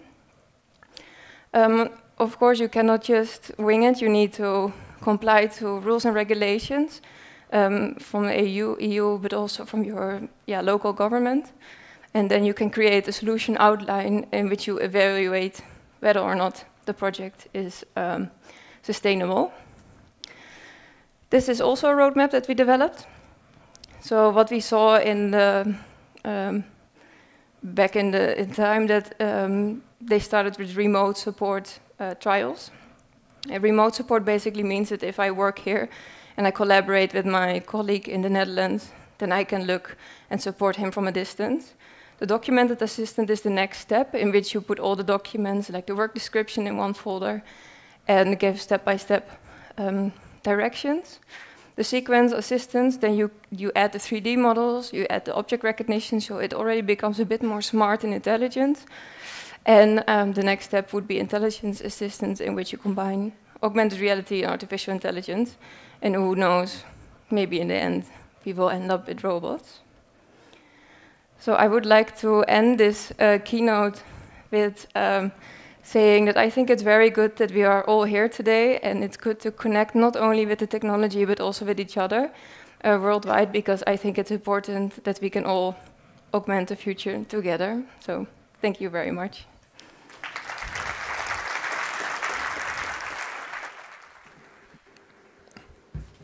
Wow, what an amazing presentation. So Dr. Sarah from the Netherlands, teaching here at Vienna's own Technical University.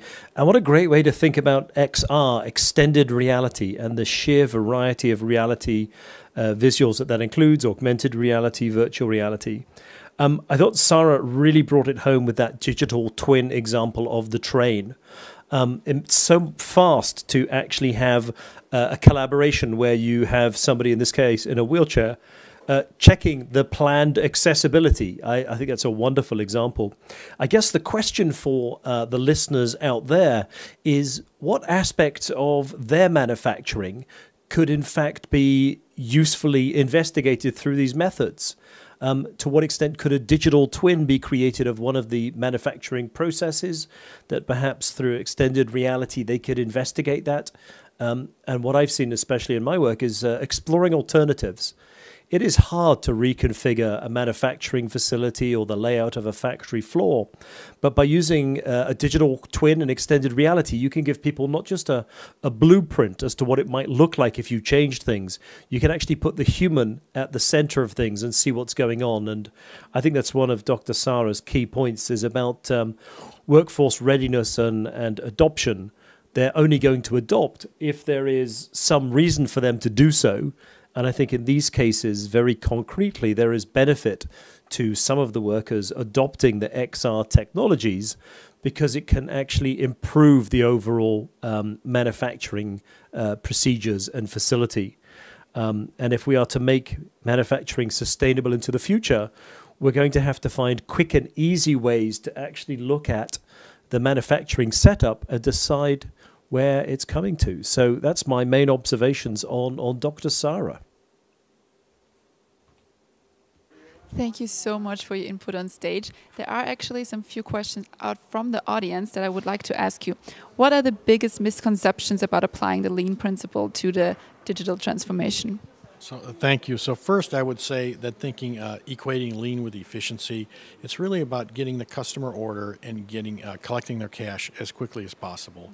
And then second, make sure that all the activities we did that the customer is paying for, that we actually did add value. So it's always around how do we serve the customer faster, better, and do it in a way that's sustainable for our organization. Can you think about any factors why digital transformation would not work? So I think it's more of there is a process, a digital transformation implies a future state. We always start from where we are. So make sure that you get a good diagnosis of your organization's current state before you start actually on that journey. You may even find that a lot of the technology and data you need for the first 6 to 12 months of the transformation, your organization already is collecting. So really understanding your current state and the gap before you jump to implement the technology is key. Thank you so much for your input. Actually, the next speaker is already on stage, and we're heading back on stage directly. Thank you. Distance declined, and countries lowered the border-level barriers to trade. Globalization is now reversed, and global markets are fragmenting. MIT Institute professor Suzanne Berger will give us insight into the main causes for this shift and help us understand how, in a world characterized by new border-level barriers, including tariffs, export controls, import controls, and immigration restrictions, national support for domestic manufacturing, which was dismissed as unimportant only a decade ago, has now become a key objective in all countries. Please give a warm welcome to Professor Suzanne Berger.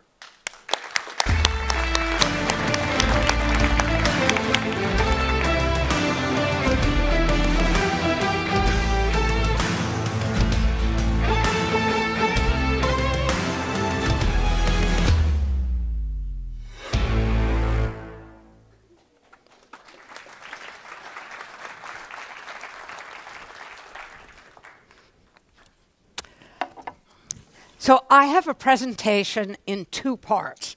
And one part I will present this afternoon, and the next part tomorrow morning. Because what I'd like to explain to you this afternoon is why it is that manufacturing has become critical in all countries today.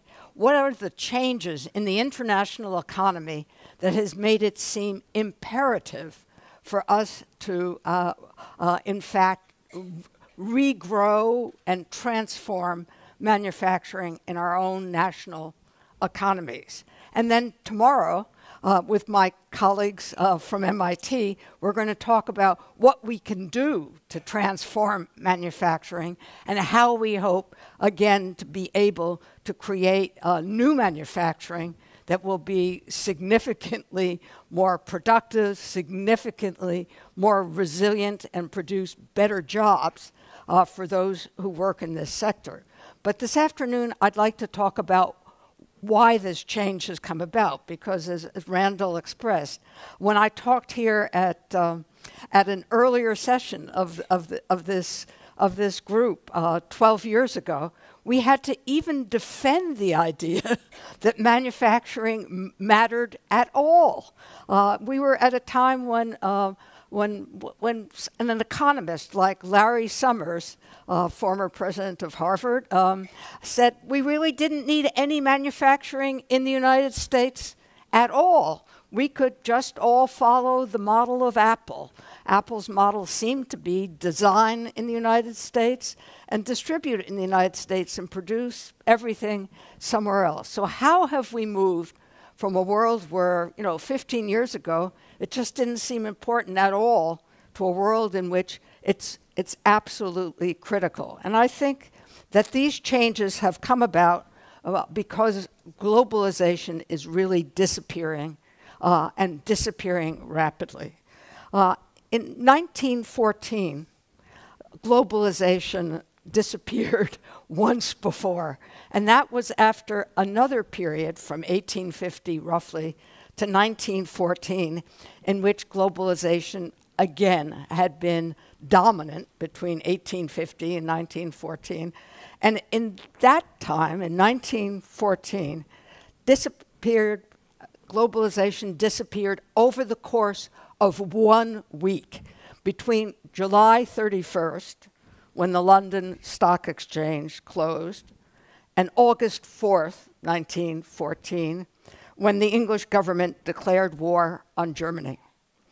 And we now know that the consequences of that war and the consequences of that end of globalization were enormous for the world. They were enormous in many, many ways.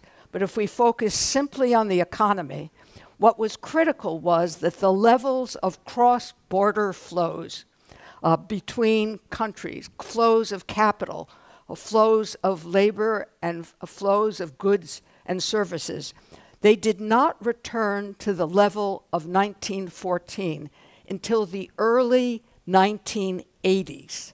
So even if we consider only the economy, yes, first of all, globalization is reversible. And secondly, once you start reversing it, it becomes extremely difficult to bring it back again.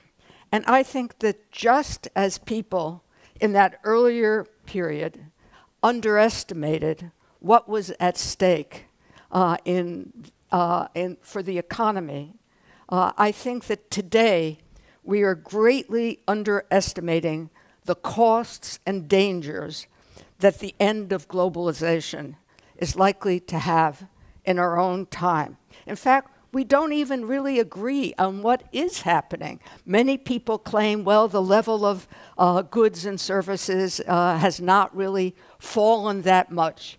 We still, if we're not getting it from China, we're getting these goods from Vietnam and Mexico. Are we doing deglobalization, or do we have something like regional variants of globalization?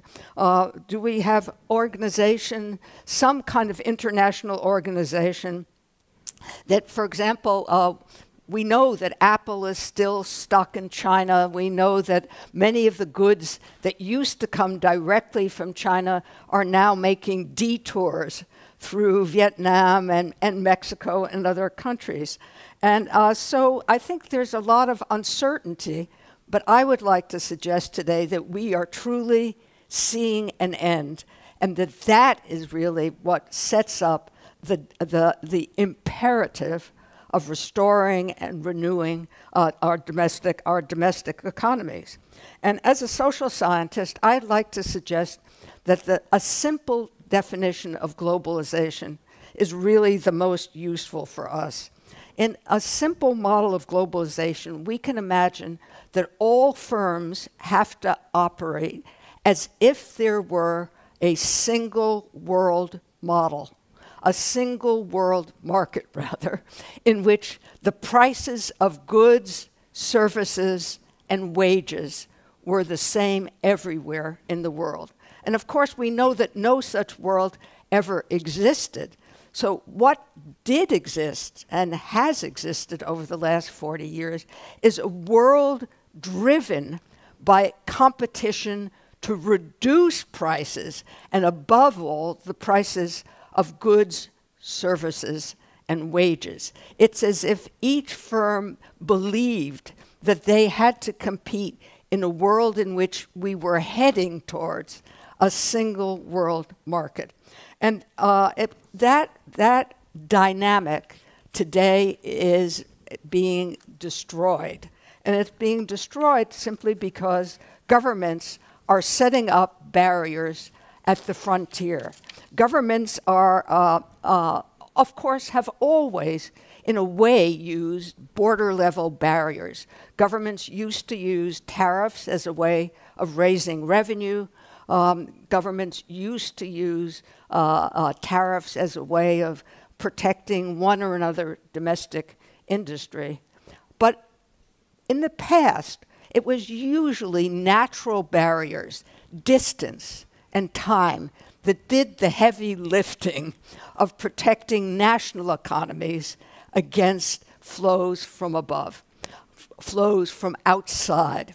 And I think today we're in a world where technology has basically conquered distance. Technology has made communication between countries instantaneous. And so we can no longer count on natural barriers. In fact, we need to imagine that politics and border-level barriers, import and export controls are going to be doing all the heavy lifting on protecting domestic economies against the outside, against the rest of the world.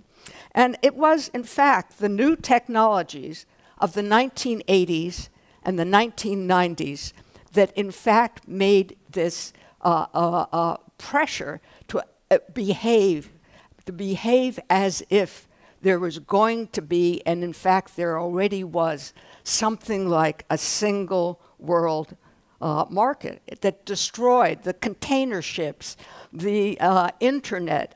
All of that did the work of destroying the barriers, the natural barriers of distance and time.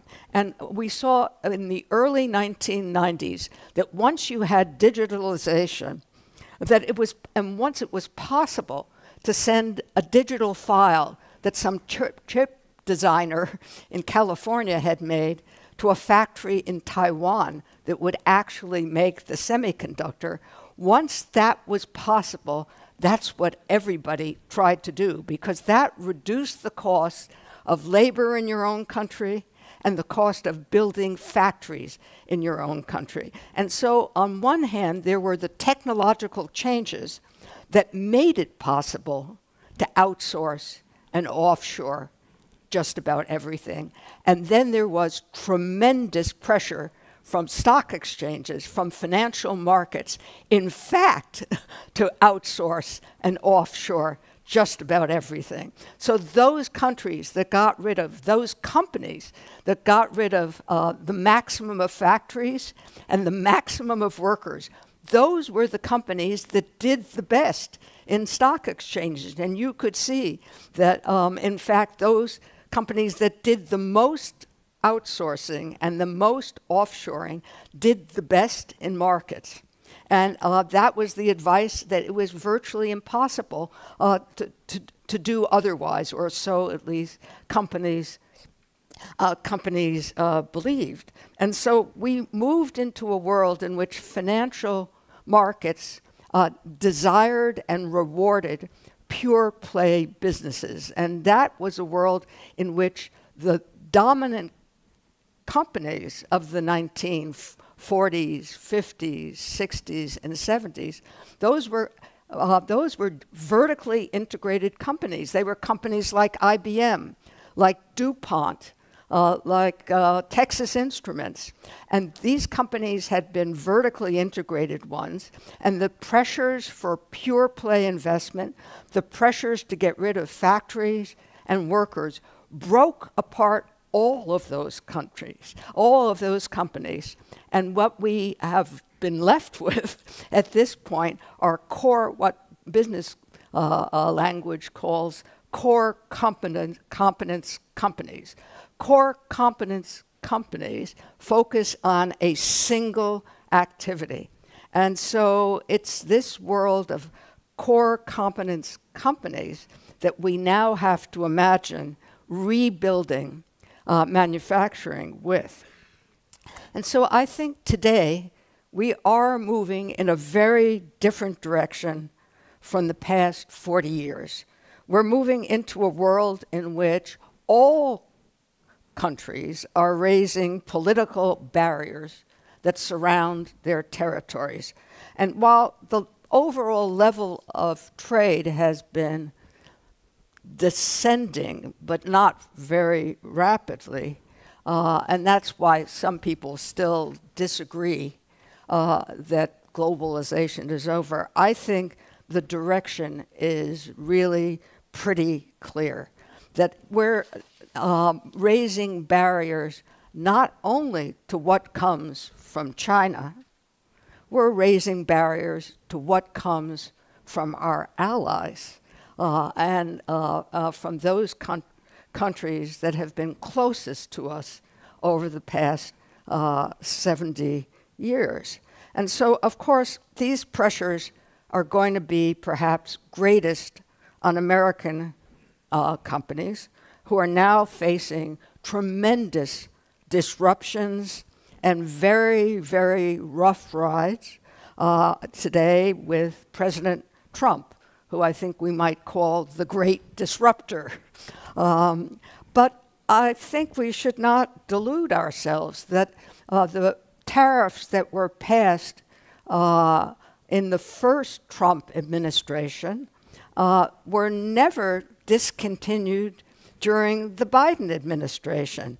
On the contrary, during the Democratic presidency of President Biden, the barriers got higher. The policy that Jake Sullivan announced of a high fence but a small yard that is protecting very little, but protecting it with high barriers. In fact, the small yard kept getting bigger, and the fences kept getting bigger, even during a Democratic Biden administration. So I think that waiting it out is not a rational strategy. This is not a situation that is likely to change, even if the Democrats return to power. And that, again, this is sort of a lengthy preface to the story that I want to tell tomorrow in our workshop about why it's so critical for us to be able to transform and revive manufacturing in our own countries. Now, focusing on why globalization has been destroyed, both by Republicans and Democrats in our own country, and I think many of you see here in Austria some of the same pressures. I think there really were three reasons that have been at work over the past 10, 15 years that have undermined globalization. First of all, globalization was great for many of the peoples of this earth. There were millions who were raised by globalization, millions in Asia who were raised from abject poverty to lives of dignity and work. But in fact, globalization was not great for liberal democracies. The waves of imports from low-wage countries led to firings and job loss in all liberal economies. And I think we saw a tremendous reaction to that in Britain with Brexit and in the United States with massive movements of anger and of very divisive forms of political polarization. Globalization meant that parts of our country, Youngstown, Ohio, Detroit, Michigan, parts of Wisconsin, these were parts of the country that were basically single industry cities. They became wastelands, the iron rust belt. And we see the same phenomena in many other countries. Secondly, there was COVID. And COVID taught the public that there are severe dangers in a production system based on just-in-time production. Just-in-time production, basically the Toyota production system, has as its single most important enemy eliminating waste.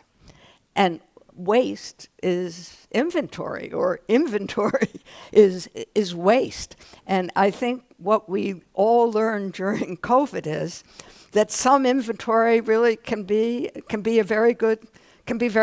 Resilience. We've learned from COVID to value resilience. And the basic firm type that we had developed in the United States, the core competence company, depended more than ever on its suppliers. And that dependence on suppliers was critically challenged during the COVID period. All of these companies that had been once had been vertically integrated, that hadn't been so reliant on their suppliers. The GEs, the Texas Instruments, they suddenly saw how dependent they were on suppliers that had become far less reliable and far more difficult to access. That dependence was critically highlighted by COVID. And I think that COVID called into question also the production mantra of the last 40 years. Lean manufacturing had emphasized both the elimination of waste, the elimination of inventory, and the idea of optimizing in the sense of eliminating redundancy.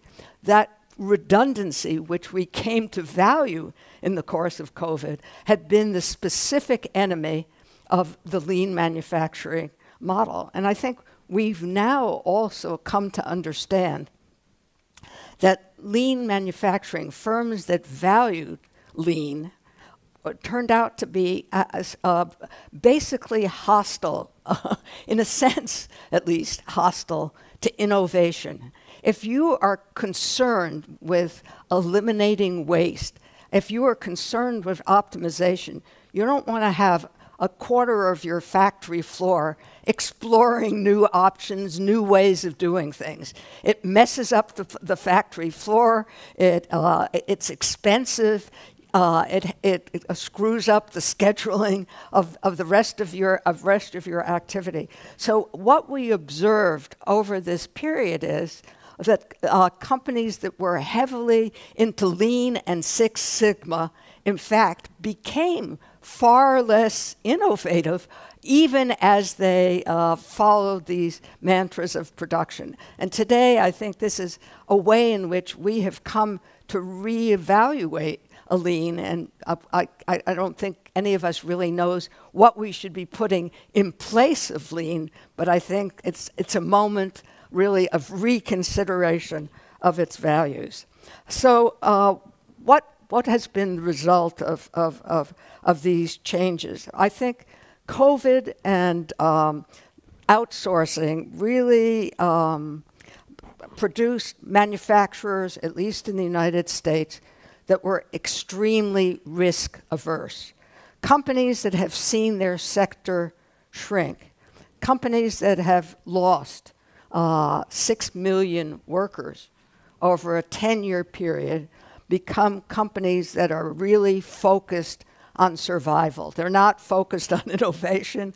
They're not focused on change. So what we have been left with are risk-averse firms and a manufacturing ecosystem that's been thinned out, drained, and depleted. Let me tell you about a visit I made with my colleagues. We've been visiting firms and sampling manufacturing firms, firms particularly that that have fewer than 500 workers. So these are what we call small and medium manufacturers. And I want to tell you about a visit to a firm that we actually found an excellent company in its way. Its product was excellent. It's a firm in Ohio, and they make screws, very high-tech screws. And when I asked this manufacturer what he's looking for when he's hiring, he said, I want someone who'll come on time and stay. And he said, and I said, how much are you paying? He said, I'm paying $13 an hour. This was several months before, right before COVID hit. He said, unless an Amazon warehouse opens down the street for me, then I'll have to go up to $15 an hour. I asked, do you ever think about hiring any of those guys coming out of community colleges who've had classes in robotics and 3D printing? He said, what would I do with them? I don't have any robots. I don't have any 3D printers. In fact, even today, only 10% of all US manufacturers have even one robot, and that's exactly how many they will have, just one. He said, I don't have 3D printers. I don't have robots. I want them to work on the machines I have. So then we toured his factory, and he had Davenport milling machines that his grandfather had purchased in the 1940s. There were a few new CNC machines sprinkled in there, but mostly Davenport milling machines. And in fact, he was buying, when companies went out of business, he bought their Davenport milling machines of the same generation so that he would have parts to repair and replace in the ones he owned. Now imagine this situation. We have young workers who are in fact being trained in some of these new technologies, but he has no interest in hiring them. He wants to hire people who know how to work on the machines he has. And yet it would make no sense for our community colleges or worker training programs to be training people how to work on the machines of the 1940s. And so in research that Ben Armstrong and I have done together, we've tended to describe this situation as a sort of low-end equilibrium trap. We have low skills, low tech, and low wages so connected to each other that it's very hard to imagine how we can break out of this sort of trap that we've somehow gotten ourselves into in manufacturing.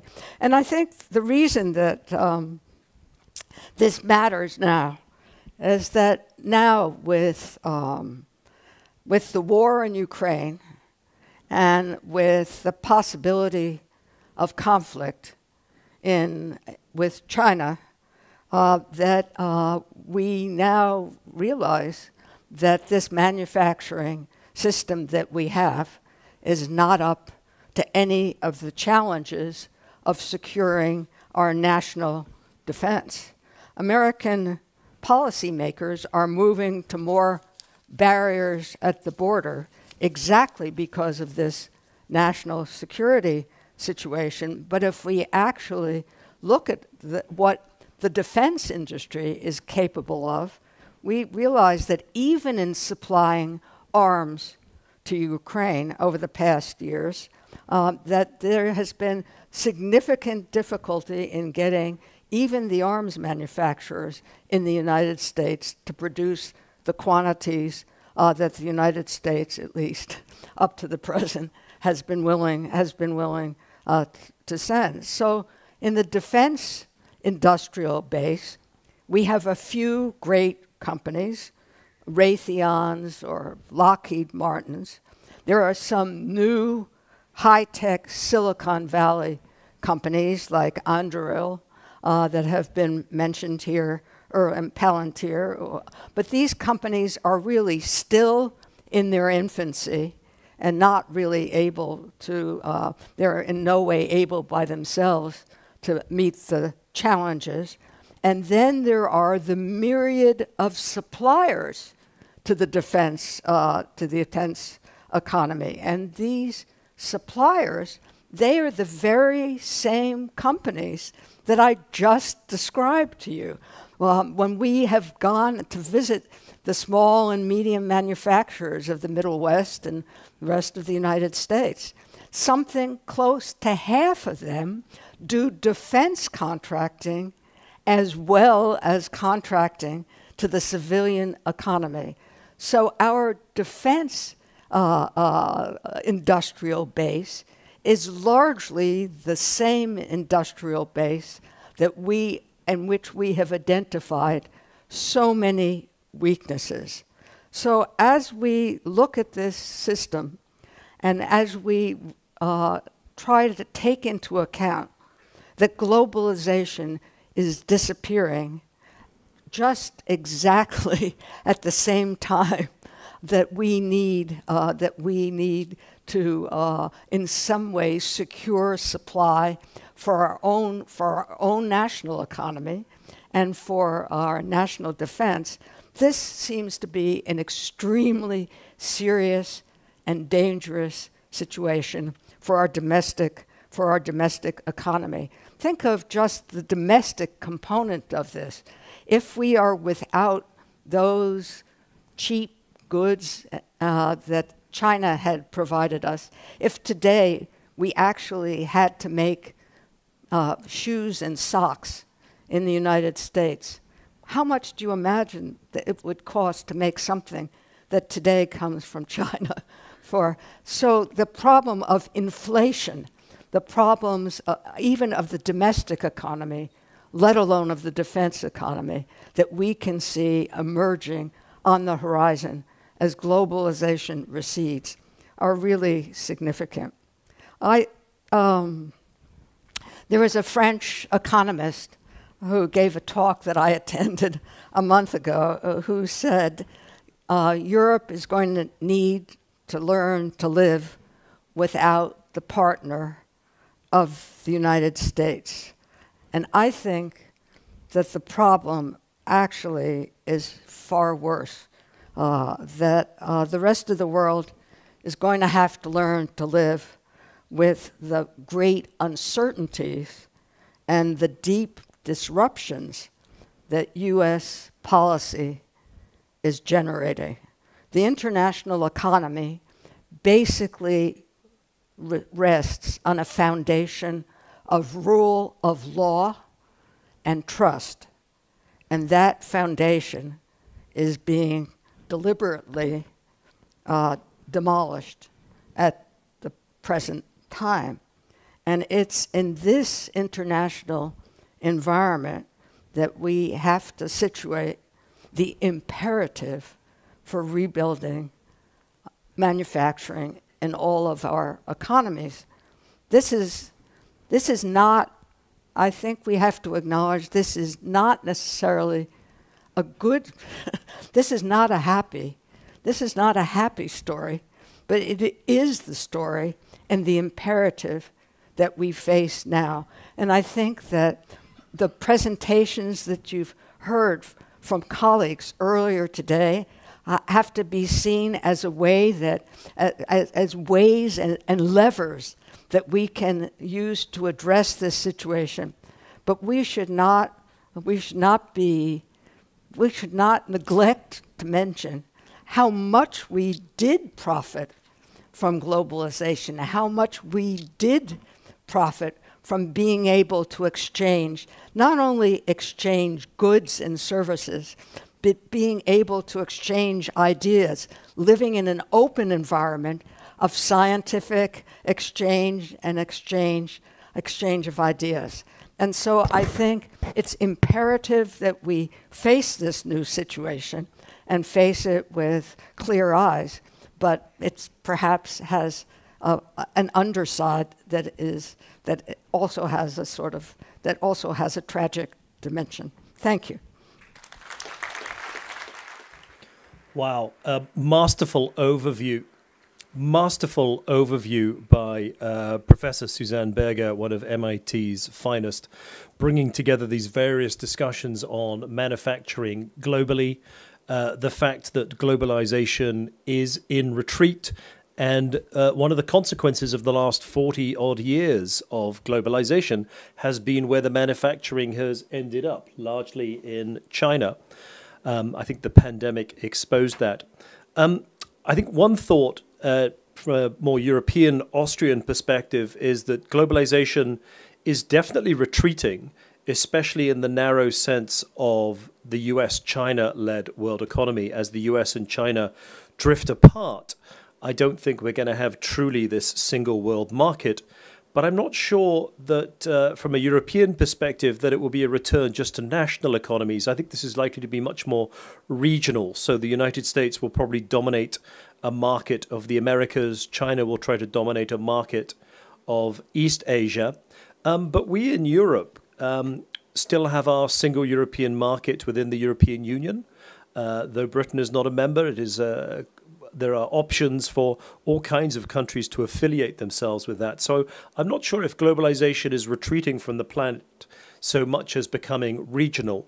And so for manufacturing leaders here in Vienna and the wider German-speaking world, I think it's learning the lessons from those insights about the geopolitics and preparing to lead your companies through a period of adjustment, where supply chains that cross the Atlantic or the Pacific may no longer be as effective, and we should probably look to being part of regional, super-regional, hemispheric supply chains. And so one final thought, Susanne Berger talked about the Ohio company and its role in national security. I think there's a role for all of our companies of medium size to make sure that they are updating and preparing to take things forward. So with that, let me hand over to Kosima. Hello, thank you so much for your input on stage. I have some questions from the audience directly. Have you seen, or what type of resistance have you seen among workers? So yes, we have seen some resistance among workers. So some of the technicians, for example, are very motivated to participate and to continue with the digitization, whereas others are more reluctant and more resistant because sometimes operators, they think that they are replaced by the technology, whereas they are being supported. So I think it's always very important to highlight and stress the fact that it's not a way to replace them and to automate the process and then replace the workers with robots. And it's more important to emphasize that they are supported with the new technologies. So yes. So basically focusing on that it actually helps them with their work instead of replacing them. And does this actually work? Yes, it does actually work. So one of the experiments that we conducted in the Netherlands was very successful because one of the operators, they said, Sarah, I cannot even operate with my mobile phone, and how can I work with such an advanced technology? And then I said, just follow the instructions and you'll do great. And he was also able to troubleshoot the system failure, which is very nice because then even people who don't have any affinity with new technologies can solve and use with these new technologies. So I think that's it's very promising. And how do you deal with the different languages? Do you have like a process to give access to people with different backgrounds and languages? What is the process here? So I think for technicians, it's always very important to stay to their mother tongue. So when we were working in the Netherlands, we used Dutch text and descriptions. But when we worked with German companies, then we translated into German work instructions because it's easier for them to understand and to really know what they have to do. Do you have like a specific process to translate this in a way and in a also speed, so you can keep up with the market? So we used AI-based tools to translate and to make the work descriptions, for example. And I think this is a way to make the translations. Perfect. Well, thank you so much for all the answers. We are actually my colleague is here, Phil is here, and we are actually already at the end of our day today. So Kosima, thank you for a wonderful day. It has been a pleasure working with you again, a young Austrian entrepreneur. As we wrap up the day, I hope people have enjoyed our live stream. It's been great to get to meet the various speakers, and I hope this has been of value to the members of the Wirtschaftskammer. So you get to say the final farewell. Well, it was really nice having you all here today. Here in Vienna, but also worldwide, listening to these trends, to these studies, to everything that is coming up, to everything we already know. It has been a delightful day, and I'm so happy that we experienced that. So thank you for being with us today. Und bis zum nächsten Mal. Well, Dr. Berger, I want to thank you so much for joining us again. It's been a pleasure. After, thank you. After 10 years about. Thank you. Okay. Shall I? Well, if you don't mind, Randall, I would kindly ask you to stay here with me on stage. Of course I don't mind. Because in just a couple of moments, the closing remarks are coming up. But before we're going to hear the closing remarks of this first day at the MIT Europe conference, I have a very, very important job to do. So I hope most of you remember, you know, the event game that I kept telling you about. So I hope many of you had the chance to actually participate, because in just a couple of moments we will announce the names of the winners. Yes, that's right, we don't only have one winner and not two winners. In fact, we have 3 winners. And before we reveal the names, let me tell you what's going to happen with the winners. We prepared these beautiful 3 goodie bags that are waiting right over there. And when you happen to read your name up on the screen very, very soon, I would kindly ask you to pick up your goodie bag right there, but please after we finish the closing remarks here on stage. So we are all very curious to find out about the actual winners. Let's find out. They shall appear on the screen right here. And here we have the winners. Please give a big round of applause.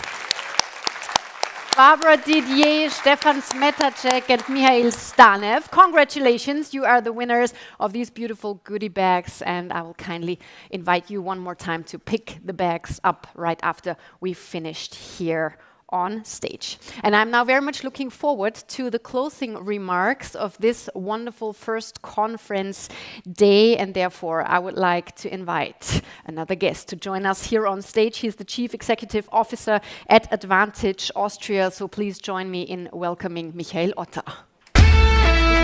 Michael over here.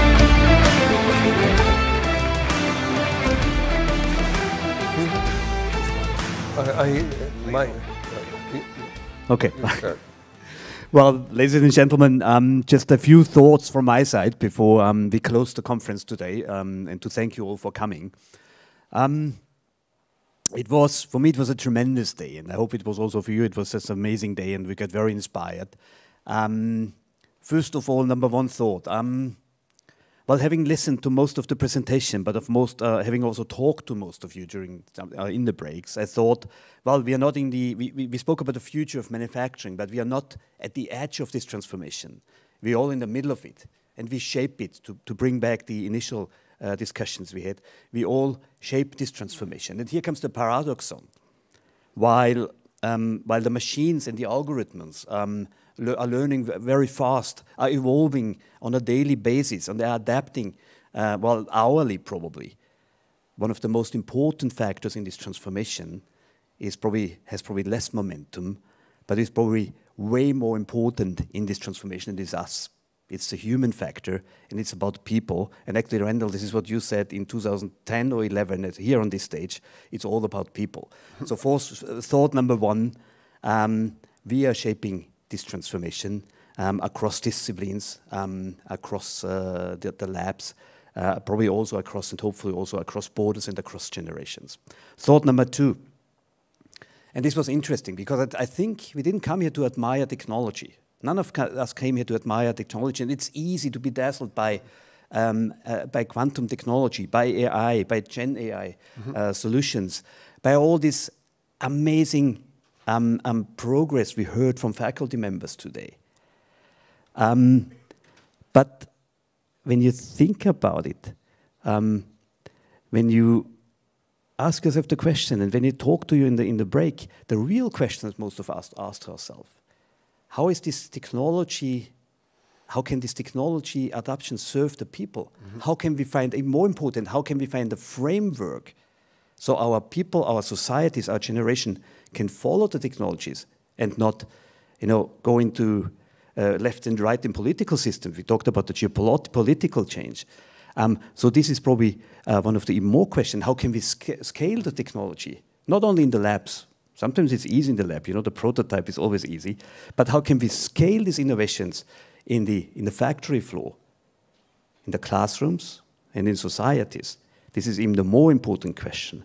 And the answer was probably, at least for me, the most powerful shift we explored today. It wasn't the technological shift. It was this cultural framework we spoke about. It was how about having the people follow the technology, using the technology, and serving us.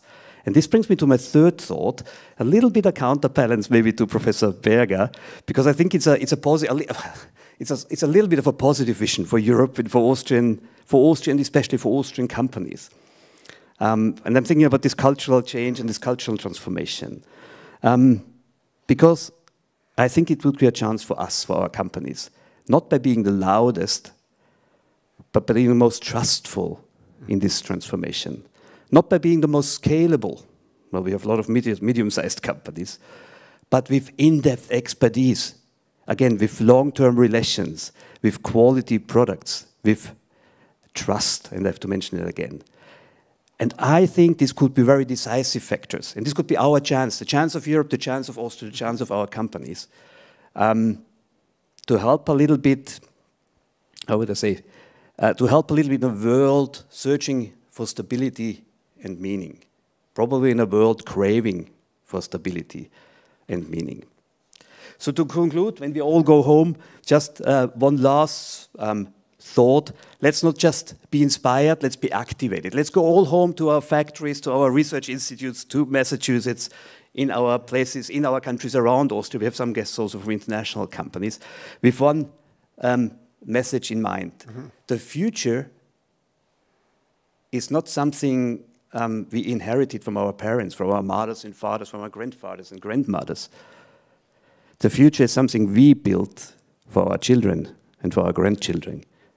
Piece by piece, thought by thought, and idea by idea. Thank you very much, Randall. Thank you very much to all the brilliance of the MIT factory members. Thank you very much for the audience. Thank you very much for your questions and for your energy. It's like, what is it now, 8 hours we spent in this room, which is without any windows. And thank you very much for joining us. Thank you.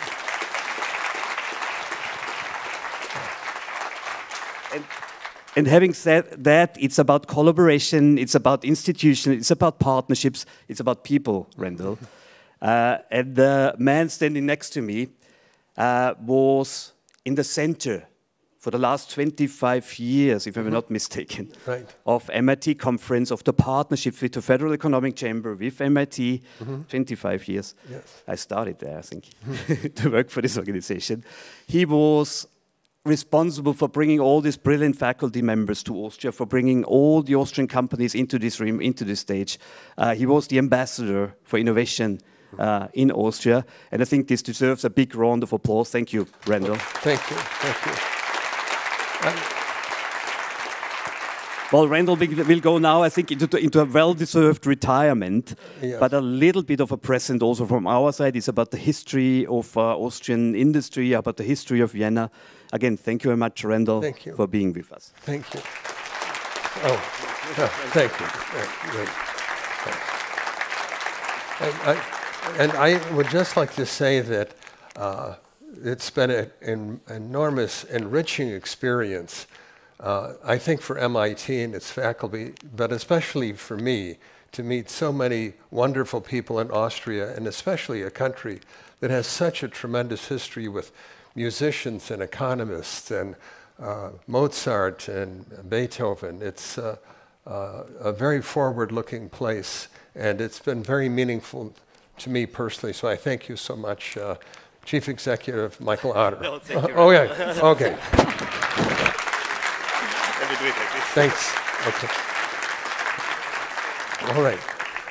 So, thank you so much to both of you. Thank you very much, Michael Otter, and of course to you, Randall S. Wright. Thank you so much. Thanks and of course, another big thank you, the last thank you, I promise. That's from my side to you. Thank you very much. It has been a great pleasure for me to spend this conference day together with you. I really hope you enjoyed the day. I'm wishing you a wonderful evening. I hope you'll have a great time here in Vienna, and I'm very much looking forward to seeing you all again soon. So one more time, thank you very much. Servus and goodbye.